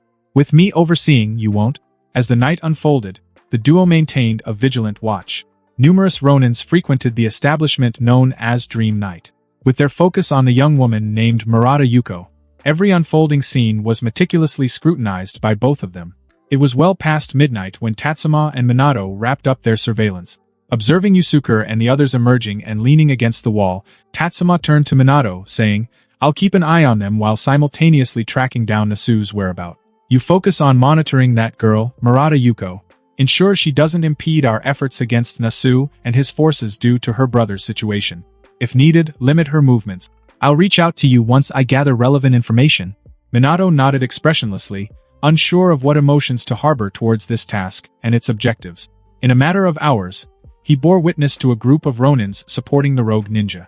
The brutal killing of a teenager unfolded before his eyes, and instead of fleeing, these Ronins brazenly turned their attention to harass the sister of the fallen youth. If Tatsuma hadn't stepped in and Minato hadn't made a solemn promise to Tatsuma about curbing his impulsive actions, tonight Minato would have found himself repeatedly tempted to cast aside his ninja identity and succumb to the urge to kill. At this juncture, Minato had reached a state of almost numb calmness, yet he grasped the essence of Tatsuma's words.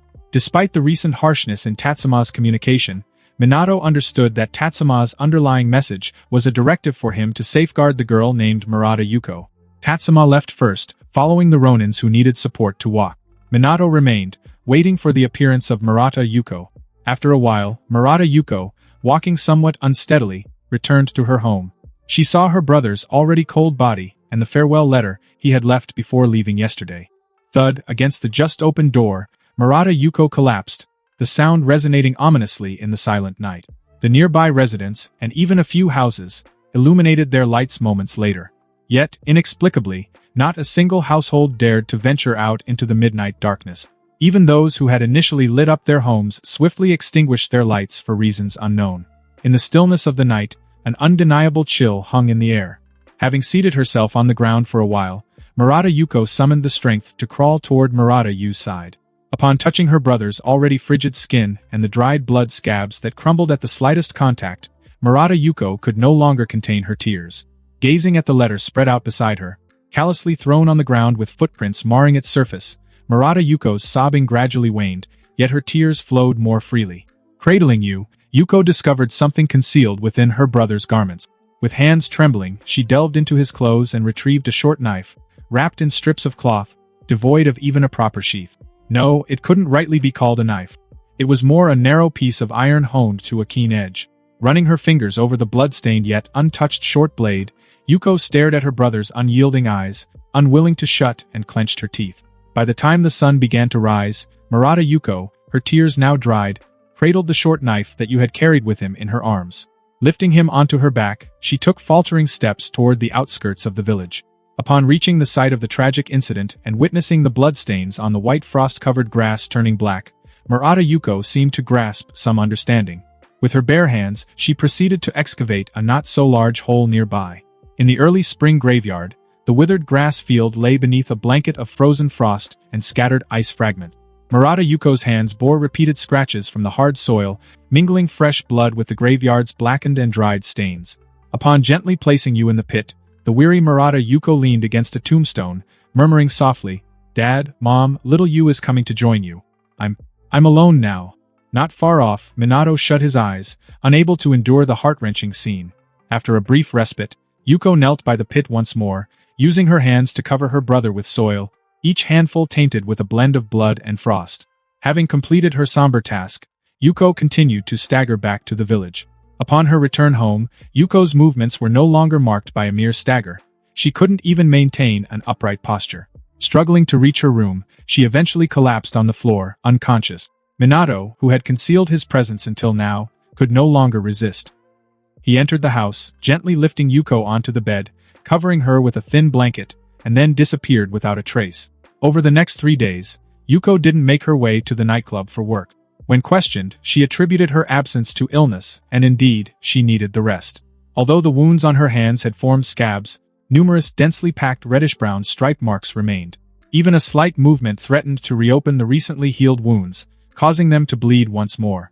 During this time, Tatsuma remained far from idle. By tailing Yusuke and his associates, he eventually pinpointed Nasu's location and discovered that Nasu collected protection fees at Dream Night, where Murata Yuko was employed, every 10th day. Tomorrow marked the 10th day, and Tatsuma, along with Minato, devised a plan to seize this opportunity and carry out an operation to apprehend Nasu. However, it became apparent that they were not the sole possessors of this critical information. Yuko was also in the know. On the 10th day, undeterred by the wounds on her hands that had yet to fully heal, she began grooming herself in the afternoon.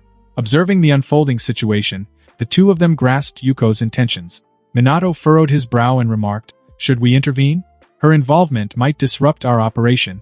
Tatsuma pondered briefly, shook his head, and replied, "No need. Allowing her to proceed could indeed impact our operation, but with some guidance, she has the potential to be an asset for us. But tonight's operation is highly perilous, and she's just a civilian girl." Before Minato could complete his thought, Tatsuma interjected, "She desires personal involvement in seeking revenge. If we obstruct her, it will leave a lasting regret deep within her heart." In the evening, she changed into fresh attire, applied makeup, and made her way to the nightclub. The only notable difference was the concealed knife she now cradled in her embrace. Simultaneously, a white-haired young man with naturally curly hair and an unassuming blonde youth, both garbed in yukata, sauntered towards the entrance of the nightclub. Unbeknownst to them, on the opposite side of the nightclub, within a hot spring inn, Jiraiya leisurely sipped his drink while observing them. "Come on, Tatsuma, Minato. But really, entering a nightclub without money? That takes guts. Haven't they ever been roughed up for that?" As he spoke, Jiraiya touched the area around his ribs. The injuries from his earlier years seemed to still cause him some phantom pain. Jiraiya suddenly had a somewhat wicked desire for Minato and Tatsuma to experience something similar. "Welcome." Tatsuma stepped into the night shop named Dream Night, greeted by a gentle voice. 2 lines of girls near the entrance beamed with welcoming smiles as they cordially acknowledged the duo. In that moment, an even more refined and slightly older middle-aged woman approached. She effortlessly linked her arm with Tatsuma's and inquired, "Welcome, guests. Is this your first visit to our Dream Night? Judging by your and your friends' attire, I presume you are esteemed patrons from the Shiranami Hot Springs Inn, am I correct?" Tatsuma affirmed with a nod. Their arrival at this location wasn't a mere application of transformation jutsu. Even their choice of yukatas had been meticulously made, reflecting the pinnacle of expenditure associated with the Hot Spring Inn in Shiranami Village. The reason behind their distinctive attire was straightforward: a lack of funds. Opting for ordinary clothes would risk exposing their financial constraint if asked for payment upfront. Yukatas, on the other hand, provided a semblance of normalcy to their apparent lack of funds. Furthermore, the entire village was aware that patrons of the Shiranami Hot Springs Inn were individuals of affluence. Astute proprietresses like the one at the nightclub might be inclined to extend the payment deadline or, perhaps, even accompany them to the Hot Spring Inn for the settlement process.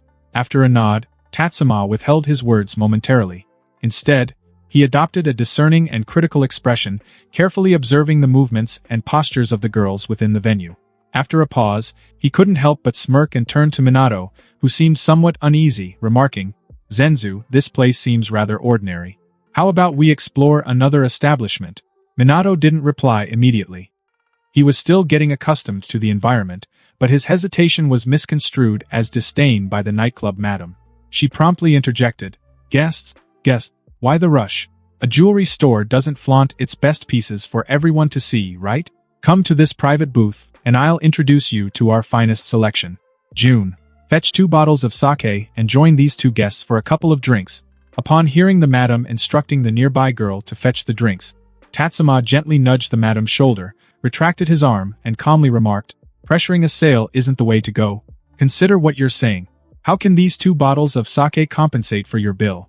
Think of it as recompense for any inconvenience caused by the wait," the madam responded. Upon hearing the madam's conciliatory words, Tatsuma finally revealed a smile, embraced the madam, and expressed, "Now, that's what I like to hear." Maintaining her warm smile, the madam led the duo to a private booth.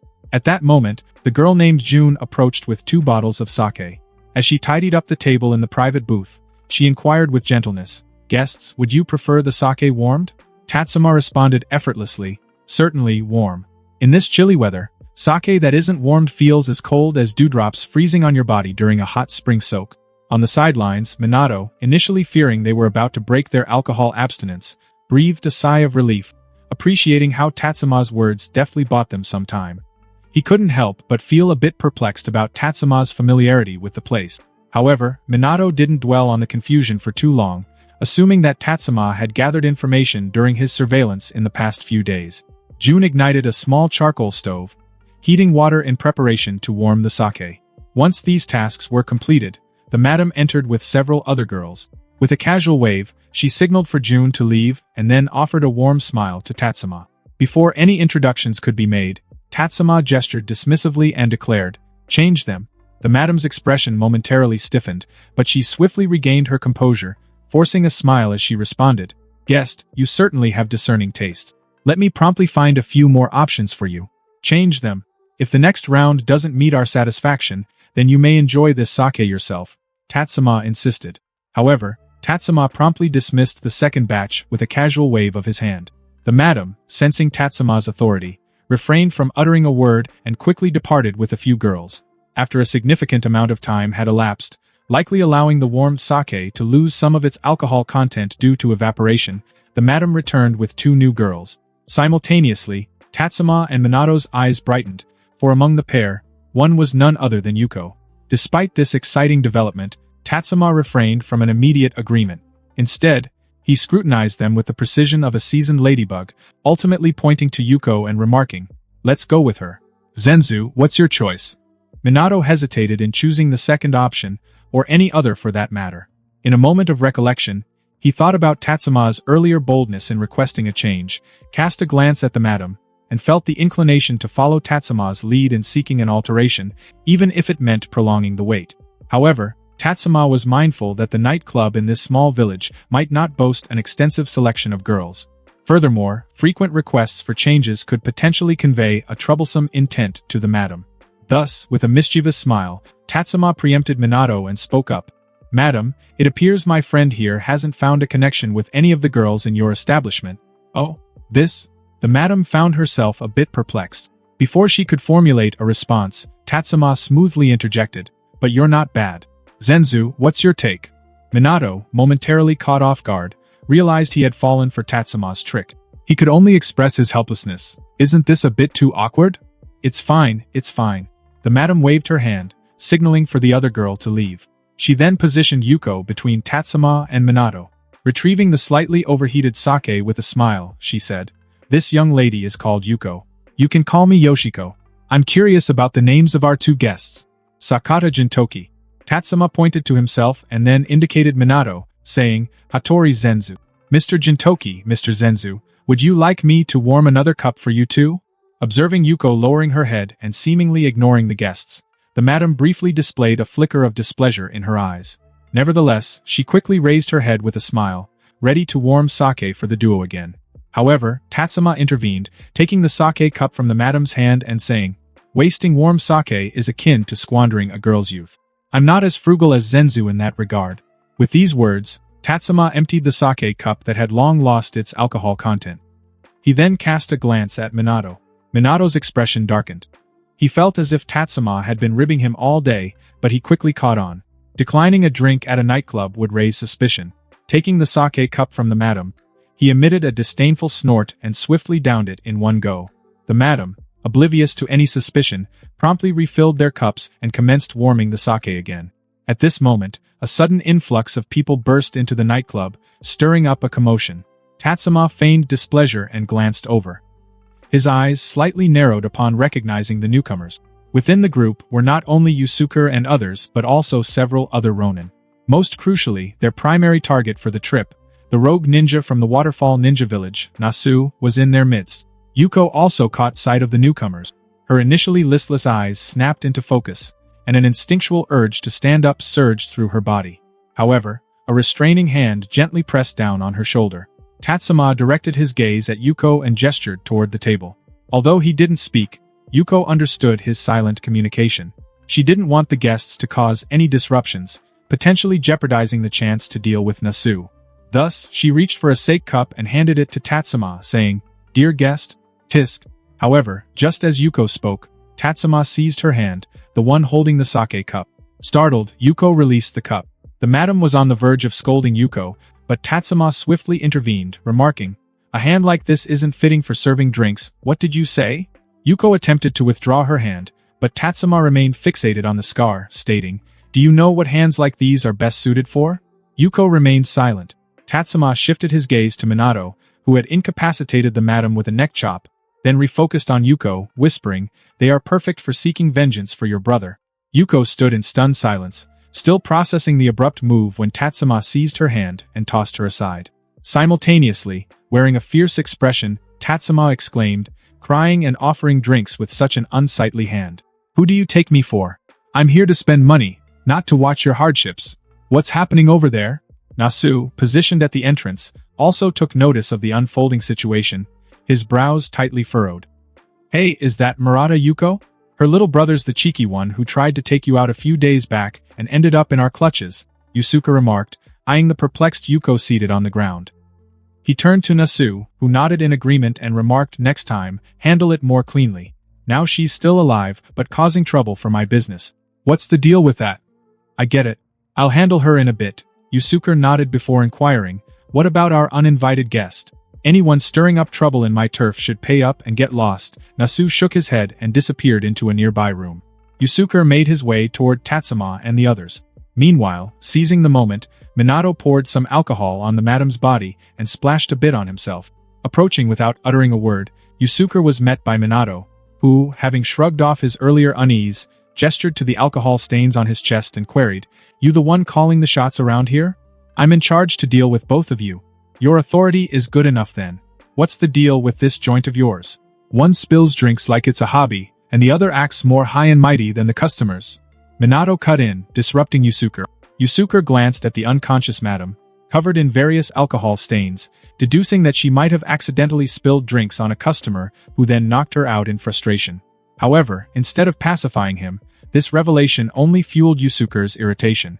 Placing his hand on the long sword at his waist, he declared, "Hand over the money you've got, vacate this place, and we might just let you off the hook for causing a ruckus in the joint." "Money? Which eye of yours sees that we're carrying any cash?" Tatsuma remarked with casual indifference. Yusuke was taken aback. It was the first time he had encountered someone more audacious than himself.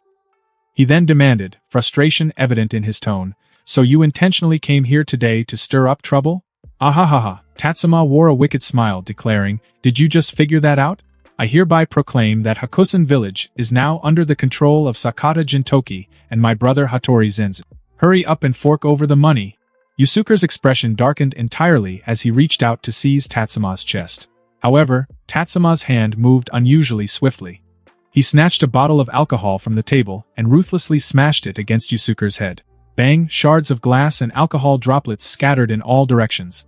Yusuke staggered, caught off guard, and before he could regain his balance, Tatsuma delivered a swift kick, propelling Yusuke, the now unconscious, right beside Yuko. In the dim light, Yuko, perplexed about how things had escalated, glanced at Tatsuma.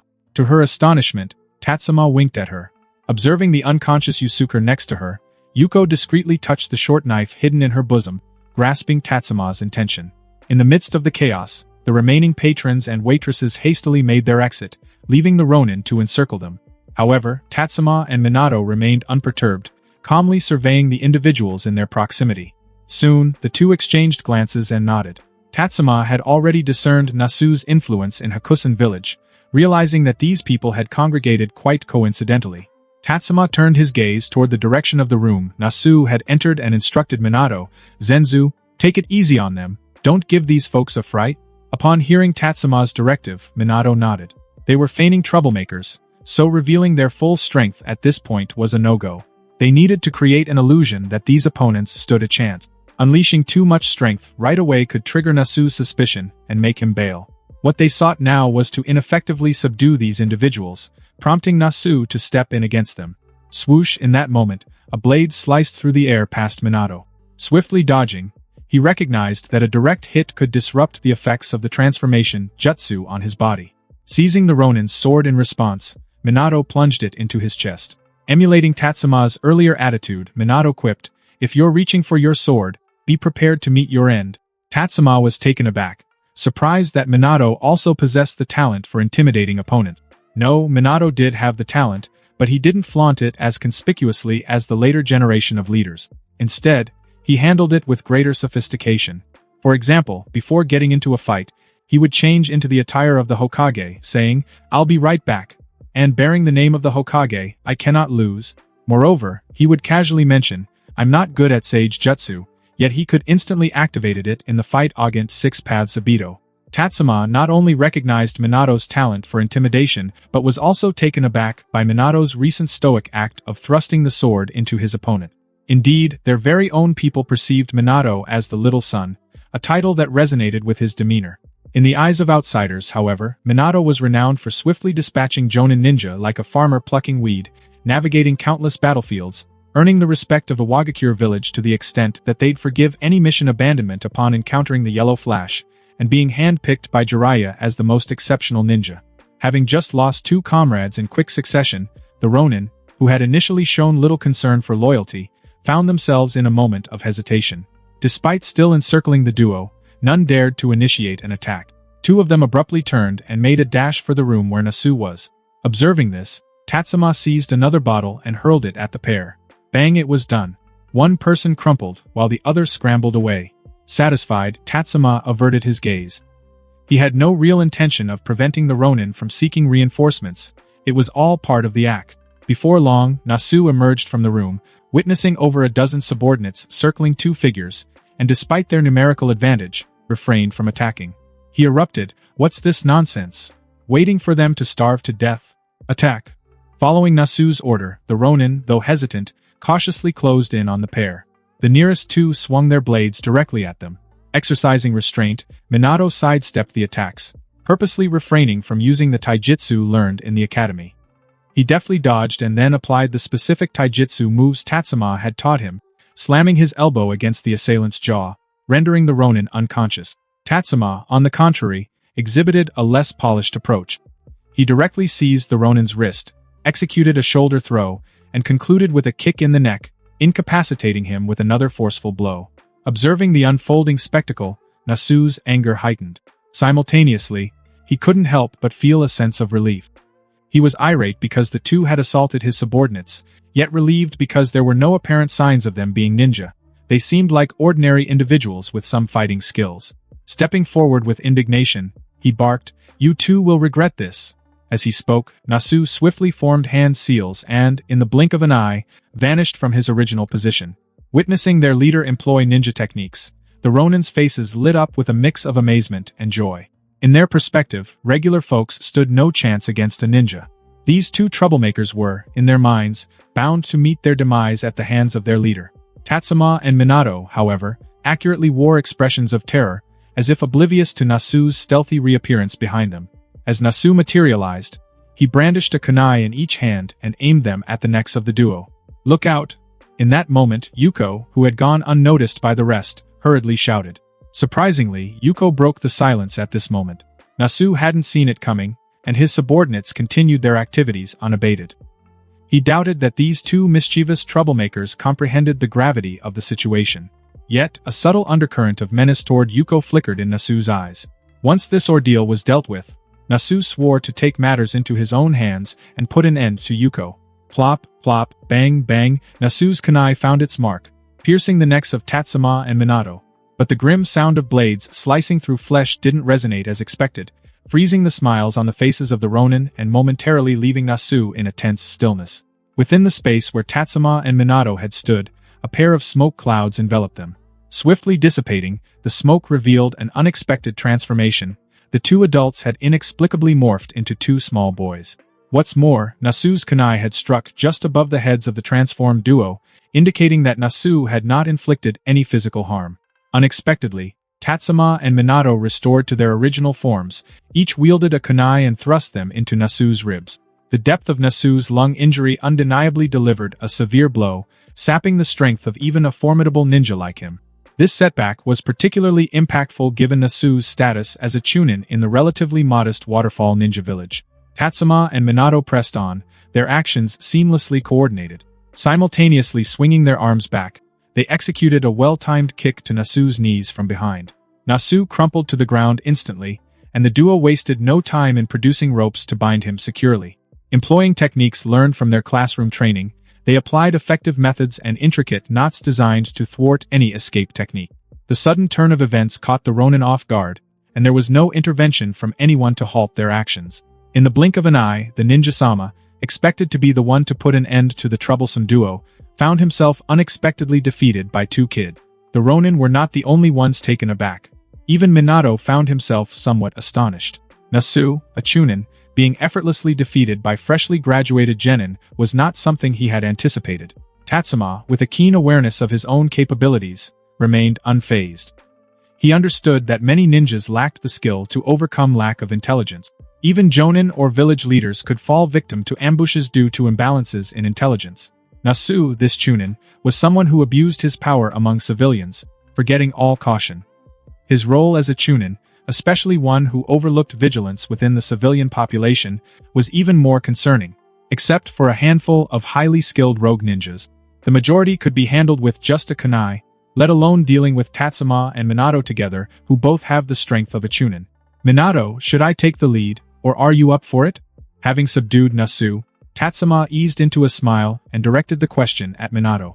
Unfazed by their effortless victory over Nasu, Minato scanned the surroundings and replied, "I've got it. Don't underestimate us, you little brats."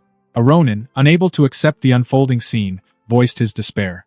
However, his protest was met with a swiftly spinning shuriken slicing across his neck.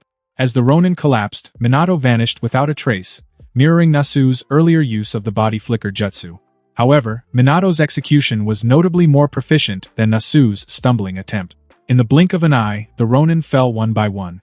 Those directly involved in the killing of Murata met their end at the hands of Minato, while the others were skillfully incapacitated, ensuring they would no longer pose a threat in their remaining years. To put it plainly, this involved rendering them immobile and unconscious, achieved through techniques such as strategically cutting tendons and ligaments. Soon, only Yusuke remained among the Ronin who hadn't succumbed to death or incapacitation, lying unconscious by Yuko's side. Minato, utilizing the body flicker technique, materialized in front of Yusuke, poised to strike with his kunai, when Tatsuma's voice interrupted. "Minato!" In response to Tatsuma's shout, Minato halted. Tatsuma directed his gaze towards Yuko and inquired, "Do you want to handle this yourself, or shall we take care of it for you?" Yuko, momentarily stunned as she surveyed the scene, instinctively reached for the short knife at her side. Her eyes fixed on the unconscious Yusuke, her breaths coming heavily. However, after a deep inhalation, she composed herself and, with a slightly trembling voice, responded, "Please, let me handle this myself." With trembling hands, Yuko retrieved the short knife. She carefully unraveled the cloth encasing the blade, her fingers shaking as she clutched the remaining handle wrapped in fabric. The knife's tip hesitated above Yusuke's chest. Her struggle was evident. Minato, growing uneasy, felt the urge to intervene, but Tatsuma intervened once more, preventing him from taking action. Tatsuma directed his attention to Yuko and said, "Your little brother wouldn't want to see you commit murder. If you find it difficult, just leave it to us." Upon hearing Tatsuma mention her brother, Yuko, previously indecisive, resolved herself. The knife's tip pierced Yusuke's heart, but her grip on the handle faltered, causing her hand to slide down, the blade leaving a cut. Despite the injury, Yuko remained oblivious. Tearfully and with a smile, she observed Yusuke's sudden convulsion. Tatsuma and Minato exchanged glances but opted not to disturb Yuko. Instead, they efficiently bound the remaining Ronin on the ground. Once this task was complete, they planned to depart with their captive. However, in this moment, Yuko ceased crying and declared, "Please wait a moment. I'd like to pour a drink for both of you." Stretching out to grasp the nearby table for support, she realized her hands were stained with blood. Awkwardly, she commented, "I need to wash my hands first. Just give me a moment, okay?" Minato shook his head, saying, "Apologies, but we don't drink." Tatsuma maintained silence, silently concurring with Minato's assertion. Disappointment flickered across Yuko's face. Yet, in the now hushed nightclub, a voice echoed. Two naive youngsters. A girl's gratitude is something you can't refuse. Realizing there were still people around, Yuko suddenly became nervous, and from the darkness emerged the figure of Jiraiya. Observing Yuko's anxious expression, Tatsuma took the initiative to introduce. This is our guiding Jonin. By the way, we're ninjas from Konoha. Thank you. With nothing else coming to mind, Yuko could only express her gratitude. She then struggled to stand and made her way towards the restroom. Jiraiya approached the two boys, ruffled their hair, and said, "Not bad, huh? Seems like your talents extend beyond just academics." A shy smile graced Minato's face, but in this moment, his hands were also bloodied, and a few droplets stained his face, creating a chilling sight. Jiraiya turned to Tatsuma and inquired, "Tatsuma, do you strongly resist killing?" Having observed their actions in the past few days, Jiraiya was genuinely puzzled by Tatsuma's apparent reluctance. Tatsuma didn't deny it. He nodded and said, "Taking a life has never felt like the right thing to do. Perhaps in the future, I'll be stained with the blood of countless people, but I'll never see it as something right or commendable." Upon hearing Tatsuma's response, Jiraiya nodded and turned his attention to Minato, remarking, "Minato, you should also grasp Tatsuma's perspective, right?" Minato nodded, affirming, "I understand. I'll be more considerate in restraining myself moving forward." Good. However, you didn't make a mistake this time. These people didn't deserve to live. It was just a matter of mission necessity. Jiraiya patted the shoulders of the two boys and directed his gaze at Yuko, who emerged from the restroom. He retrieved a key card and handed it to both of them, saying, "If you're not up for a drink, head over to the hotel across the street. The rooms are ready, and it's about time you two took a break. I'll handle keeping an eye on these folks for you." Tatsuma remained oblivious to Jiraiya's nocturnal activities involving alcohol. Upon waking up and stepping out of the house, he discovered Yuko had once again revolvered her will to live. The despondency that lingered the night before, marked by the feeling of imminent demise, had miraculously dissipated. Meanwhile, Nasu and the others found themselves in the custody of the Waterfall Village ninjas and the law enforcement authorities from neighboring towns in the Land of Fire. Tatsuma had anticipated this to be a daunting challenge, yet to his surprise, Jiraiya managed to resolve the matter in just one night. Observing Nasu being escorted away by the Waterfall Village Jonin, Minato questioned Jiraiya, "Jiraiya-sensei, given that the Waterfall Village Jonin is already handling the situation, why must we proceed with the mission? Because this is the Land of Fire. Even if they could have made the arrest earlier, they can't take unilateral action here." Iraya sighed and said, "If Konoha ninjas take action, even if it takes longer, the only ones harmed will be the civilians that the daimyo doesn't care about. But even if the ninja from the Waterfall Village were to act, even if it could reduce harm to civilians, the daimyo wouldn't agree. Because in this case, the ones harmed would be those important to the daimyo, the prestige of a major nation." Minato continued to grapple with the situation, finding it challenging to fully comprehend, while Tatsuma maintained his silence, recognizing that Jiraiya deemed no need for further explanation. He grasped the intricacies. As for whether this perspective was ethically sound, Tatsuma found himself unsure how to pass judgment. The preservation of a nation's sovereignty often demands such actions, even at the cost of civilian well-being, though the harm inflicted is typically short-term and limited to a few individuals. Once a precedent is set, the sovereignty of the Land of Fire will be trampled upon. Rebuilding it will be difficult, and Konoha will also be greatly affected. People will question Konoha's strength, leading to a reduction in mission assignment. Therefore, from a higher perspective, sacrificing a very small number of people to uphold the dignity of the entire country is indeed worthwhile. However, Tatsuma is currently on the grassroots level, where he can see the genuine and tangible harm people are experiencing. Observing his two students, who had abruptly lost their enthusiasm after completing the mission, Jiraiya sighed, affectionately tousled their heads, and uttered, "All right, let's head back." Jiraiya-sama. Upon learning of their imminent departure, Yuko interjected, "The village wishes to arrange a banquet as a gesture of gratitude towards you. If you're not occupied, could you stay and partake in the celebration?" Jiraiya dismissed the notion with a wave of his hand, remarking, "Forget it, we're ninjas, and ninjas don't crave flowers and applause. Plus, our tardiness only added to the tragedies here. It's rather awkward to linger." As he spoke, he allowed his hands to hang down, gently resting them on the backs of Tatsuma and Minato's necks. Leading the two away from the village, once a suitable distance was established, Jiraiya inquired, "Ruining the chance for both of you to receive well-deserved praise. Does that bother you?" Minato shook his head, and Tatsuma, nonchalant, shrugged, signaling his indifference. Jiraiya nodded and conveyed, "For ninjas, the greatest fear is being burdened by fame. In Konoha, only one ninja needs to pursue that, the Hokage. If you're not aspiring to be the Hokage or have no interest in it, then steer clear. You shouldn't let even a hint of fame tarnish you. Upon absorbing Jiraiya's advice, Tatsuma wore a pensive expression. He finally grasped why Jiraiya refrained from embracing the title of Konoha Sannin, later preferring to be recognized as the Toad Sage of Mount Myaboku. This is because Jiraiya had no aspirations to become the Hokage. Concurrently, he deliberately shed the title of Konoha Ninja bestowed upon him. As he traversed the ninja world in the future, he adorned a forehead protector uniquely inscribed with the character, oil, a symbol of his individuality. Furthermore, Jiraiya's words appeared to hold true. Ninjas burdened by fame, particularly in Konoha, did not fare well. Tsukumo Hatake, renowned as Konoha's White Fan, tragically took his own life. Yakushi Nono, the wandering Miko, met her demise at the hands of her own people. Shursui, the master of body flicker, ended his life after betrayal by his superiors. Shimura Danzo, the shadow of the ninja world, met his demise after his bad karma bit him in the ass. In the realm of those with prestigious titles, almost no one managed to evade being killed. Hashirama Senju, hailed as the god of the ninja world, ascended to become the first Hokage. Tobirama Senju, renowned as the swiftest ninja globally, assumed the role of the second Hokage, while Sarutobi Hiruzen, a master of ninjutsu, held the position of the third Hokage. All of them were killed. Subsequently, Minato Namikaze, renowned as the Yellow Flash, rose to the mantle of the fourth Hokage. Tsunade, one of the Konoha 3 Sannin and also known as the Slug Princess, took on the role of the fifth Hokage. Kakashi, the copy ninja, assumed the duties of the sixth Hokage, and the unexpectedly exceptional ninja, Naruto Uzumaki, emerged as the seventh Hokage. Apart from them, the majority of Konoha ninjas bearing prominent nicknames didn't meet favorable fate.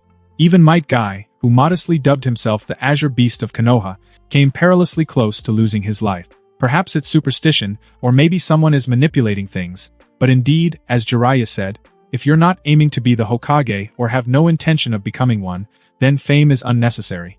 After all, in the consensus of many in the ninja world, ninjas are tools.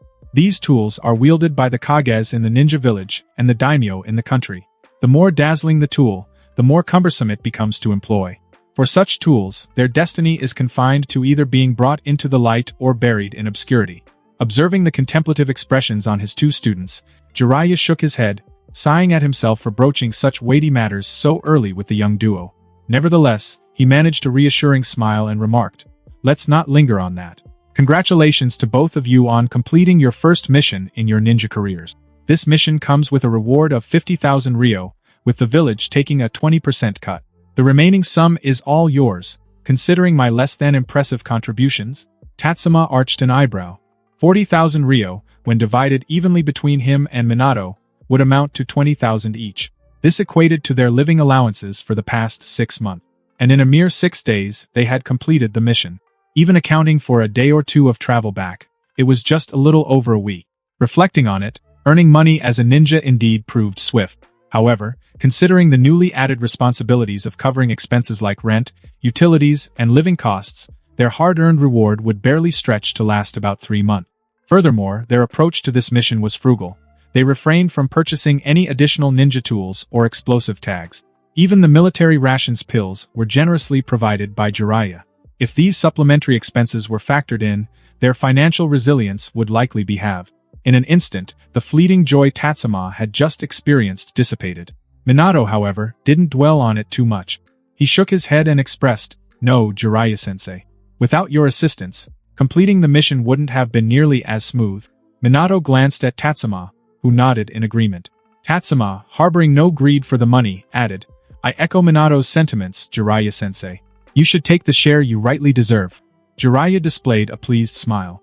Though money held less significance for him compared to these two students, he appreciated their considerate attitude. Jiraiya chuckled and responded, "Since you're both so thoughtful, I'll gladly accept it. Once we return, I'll treat you to barbecue." Ahaha, gurgle, *2 at the mention of barbecue by Jiraiya, the two who had subsisted on military rations pills for a week perked up. Tatsuma wiped his mouth and suggested, "Minato, the craving for barbecue has hit me suddenly." "Same here. How about we make our way back to the village swiftly? Up for a race?" Minato nodded and agreed, "Sure. You truly live up to your reputation, Minato." Even after completing the mission, your energy is still soaring. But I bet I'll beat you to the village. Check is 30,000 Rio, please come back again. 2 days later, in front of the barbecue restaurant in Konoha, Jiraiya, wallet in hand, froze mid-smile. A sudden realization hit him, something was amiss. This time, the mission had only yielded him 20,000 Rio as his share. Treating these two mischievous brats to barbecue unexpectedly cost him 30,000 Rio. It looked like he was in the red. However, in the blink of an eye, Jiraiya caught the gazes of Tatsuma and Minato, tinged with approval and admiration. Instantly, Jiraiya's heart ceased its momentary ache. If he lost some money, so be it. Besides, Tsunade couldn't borrow money from him recently, and his savings were quite substantial. Jiraiya-sensei, what should we do next? Continue with missions, or... Tatsuma looked at the distracted Jiraiya and timely reminded him. Jiraiya slapped his forehead, snapped back to his senses, and said, we still need to continue with the missions, but they won't be C-rank from now on. At this, Tatsuma pursed his lips and glanced at Minato, saying, Jiraiya-sensei, do you think Minato and I are now capable of handling B-rank missions? Who said anything about B-rank missions? The next tasks for you are D-rank missions. Accumulate enough tasks for your future Chunin promotion, and meanwhile, you will follow me for training? Jiraiya shook his head, a subtle smile playing on his face. There was a time, just after graduation, when he aspired to tackle high-difficulty missions every day. However, after years of handling A-rank and S-rank missions, he found himself reminiscing about the simplicity of D-rank missions. Tatsuma and Minato's eyes lit up at the mention of training, especially Tatsuma. Over the past week, due to mission constraints, he had hardly had a chance to team up with Minato. His progress had fallen behind. Now, upon learning that Jiraiya would guide them through both D-rank missions and training, Tatsuma sensed the opportune moment to leverage Minato's skills once again. Earlier, Jiraiya had mentioned their team as a temporary arrangement. Either Tatsuma or Minato were destined to join Tsunade's team eventually, akin to selling piglets. This implied that Tatsuma would eventually lose Minato as a valuable resource. While he still had the chance, Tatsuma planned to make the most of it. Alright, tonight, you guys go back and rest. Your clothes haven't been washed for over a week. Despite the early spring and being kids, your clothes are all stinky now. I'll notify you tomorrow. Seeing the enthusiastic demeanor of the two, Jiraiya quickly waved his hand. He understood the diligence of these two brats, but had no intention of spending the late evening entertaining them. After that, Jiraiya vanished without a trace. Tatsuma admired his body flicker technique. He then turned to Minato and remarked, just had barbecue, and I don't feel like resting so soon. What about you? You won't let me rest anyway, right? What's the training plan for tonight? In response to Minato's question, Tatsuma flashed a contagious smile and suggested, Genjutsu, perhaps. I'm not as skilled in Genjutsu as you are. How about we compete to see how many times we can trap each other in illusions before exhausting our chakra? Sure, let's go. The next morning, nearing noon, Tatsuma stirred awake. After expending a substantial amount of chakra and stamina the previous night, he found himself unusually having slept a full 8 hours. As he opened his eyes, Tatsuma spotted a toad by his pillow, observing him with its round eyes. Remaining composed, Tatsuma recognized it as Jiraiya's summoning creature. Did Jiraiya-sensei send you? Tatsuma inquired as he sat up in bed. The toad nodded, handing him a scroll before transforming into smoke and disappearing. Tatsuma unrolled the scroll to inspect its content. It contained the meeting point and time. However, when Tatsuma saw that the meeting time was 8 o'clock in the morning, he glanced at the clock in his house in a bit of panic and realized it was already 11. He hastily changed his clothes and brushed his teeth simultaneously. Leaving his unruly hair untouched, he secured the forehead protector, fastened his ninja tools pouch, and rushed out of the house, heading straight for the agreed-upon location at the back of the Konoha Hokage Rock. Upon reaching the base of the Hokage Rock, he noticed Minato, also looking flustered, approaching from another direction. Upon locking eyes, both of them inexplicably breathed a sigh of relief. This situation is quite peculiar. When you're the only one running late, there's a sense of panic. However, when you discover that someone else is also tardy like you, there's an inexplicable sense of relief. Did you just wake up too? Tatsuma greeted. Minato nodded, pointing to his chest and said, your buttons are crooked. Tatsuma glanced down and realized that the buttons on his clothes were misaligned. He swiftly unbuttoned and then rebuttoned them correctly. Alongside Minato, they hastened towards the top of the Hokage Rock. Arriving at the back of the mountain, both of them were still catching their breath when they suddenly saw Jiraiya, with a grim expression, appearing in front of them. Observing Jiraiya's silent demeanor, Minato couldn't help but feel guilty, lowering his head deeply, unsure of what to say. Tatsuma forced a smile and remarked, "Jiraiya-sensei, you truly live up to your reputation, being here so early." Duong, the cost of speaking, was a resounding knock on the head from Jiraiya. Despite receiving a love tap, Tatsuma felt a strange sense of relief from the stern Jiraiya. With a slightly eased expression on his face, Jiraiya observed Tatsuma, who was grimacing while holding his head and standing up.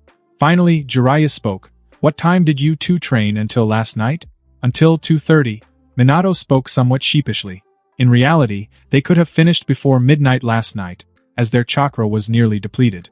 However, a suddenly arrived senior in tight-fitting night training attire prolonged their session.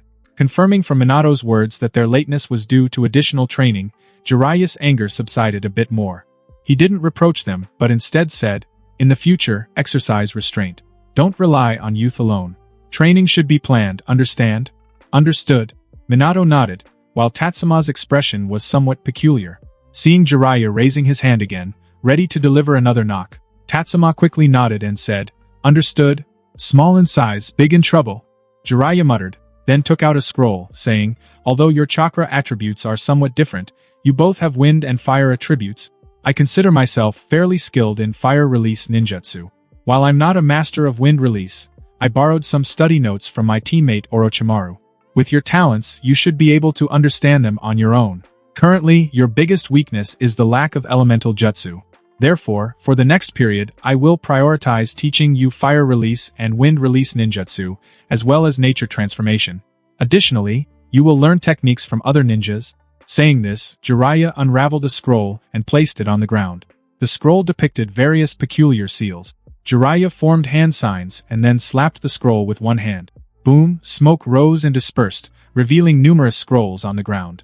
Jiraiya continued, "I've selected ninjutsu for you, including C-rank fire release techniques like the Great Fireball Jutsu and Flame Bullet Jutsu, as well as C-rank wind release techniques like the Great Breakthrough Jutsu and Gale Palm Jutsu. Additionally, there are notes and insights from Orochimaru and me on nature transformation for both fire and wind chakra attribute. These will be the main focus of your studies going forward." As Jiraiya spoke, several scrolls were thrown out, and Tatsuma and Minato quickly caught them. Glancing at the remaining scrolls, Jiraiya remarked, "The rest are Genjutsu, Taijutsu, and Sealing Jutsu. I originally wanted to teach you Summoning Jutsu as well, but let's wait until you have a true sensei. Besides, Summoning Jutsu is a bit risky." While speaking, a hint of lingering fear flashed across Jiraiya's face. Minato didn't mind Jiraiya holding back. Instead, he was full of gratitude. Tatsuma, eyeing the pile of scrolls, felt a bit embarrassed and said, "Jiraiya-sensei, actually, there's another ninjutsu I want to learn." A glimmer of curiosity appeared on Jiraiya's face as he said, "What attribute?" "No, Jiraiya-sensei, it's the Shadow Clone Jutsu." Tatsuma had a hopeful look on his face upon hearing this. Jiraiya stroked his chin and said, "Shadow Clone Jutsu is indeed a very good technique, especially useful for you in the learning stage. However, not now. I will teach you this technique, but not at the moment." And that concludes this episode. If you enjoyed it, I'd seriously love it if you guys could leave a like on the video, as it genuinely helps out so much, and it keeps me going, plus it takes only 1 second. That said, have a wonderful day. See you in the next one.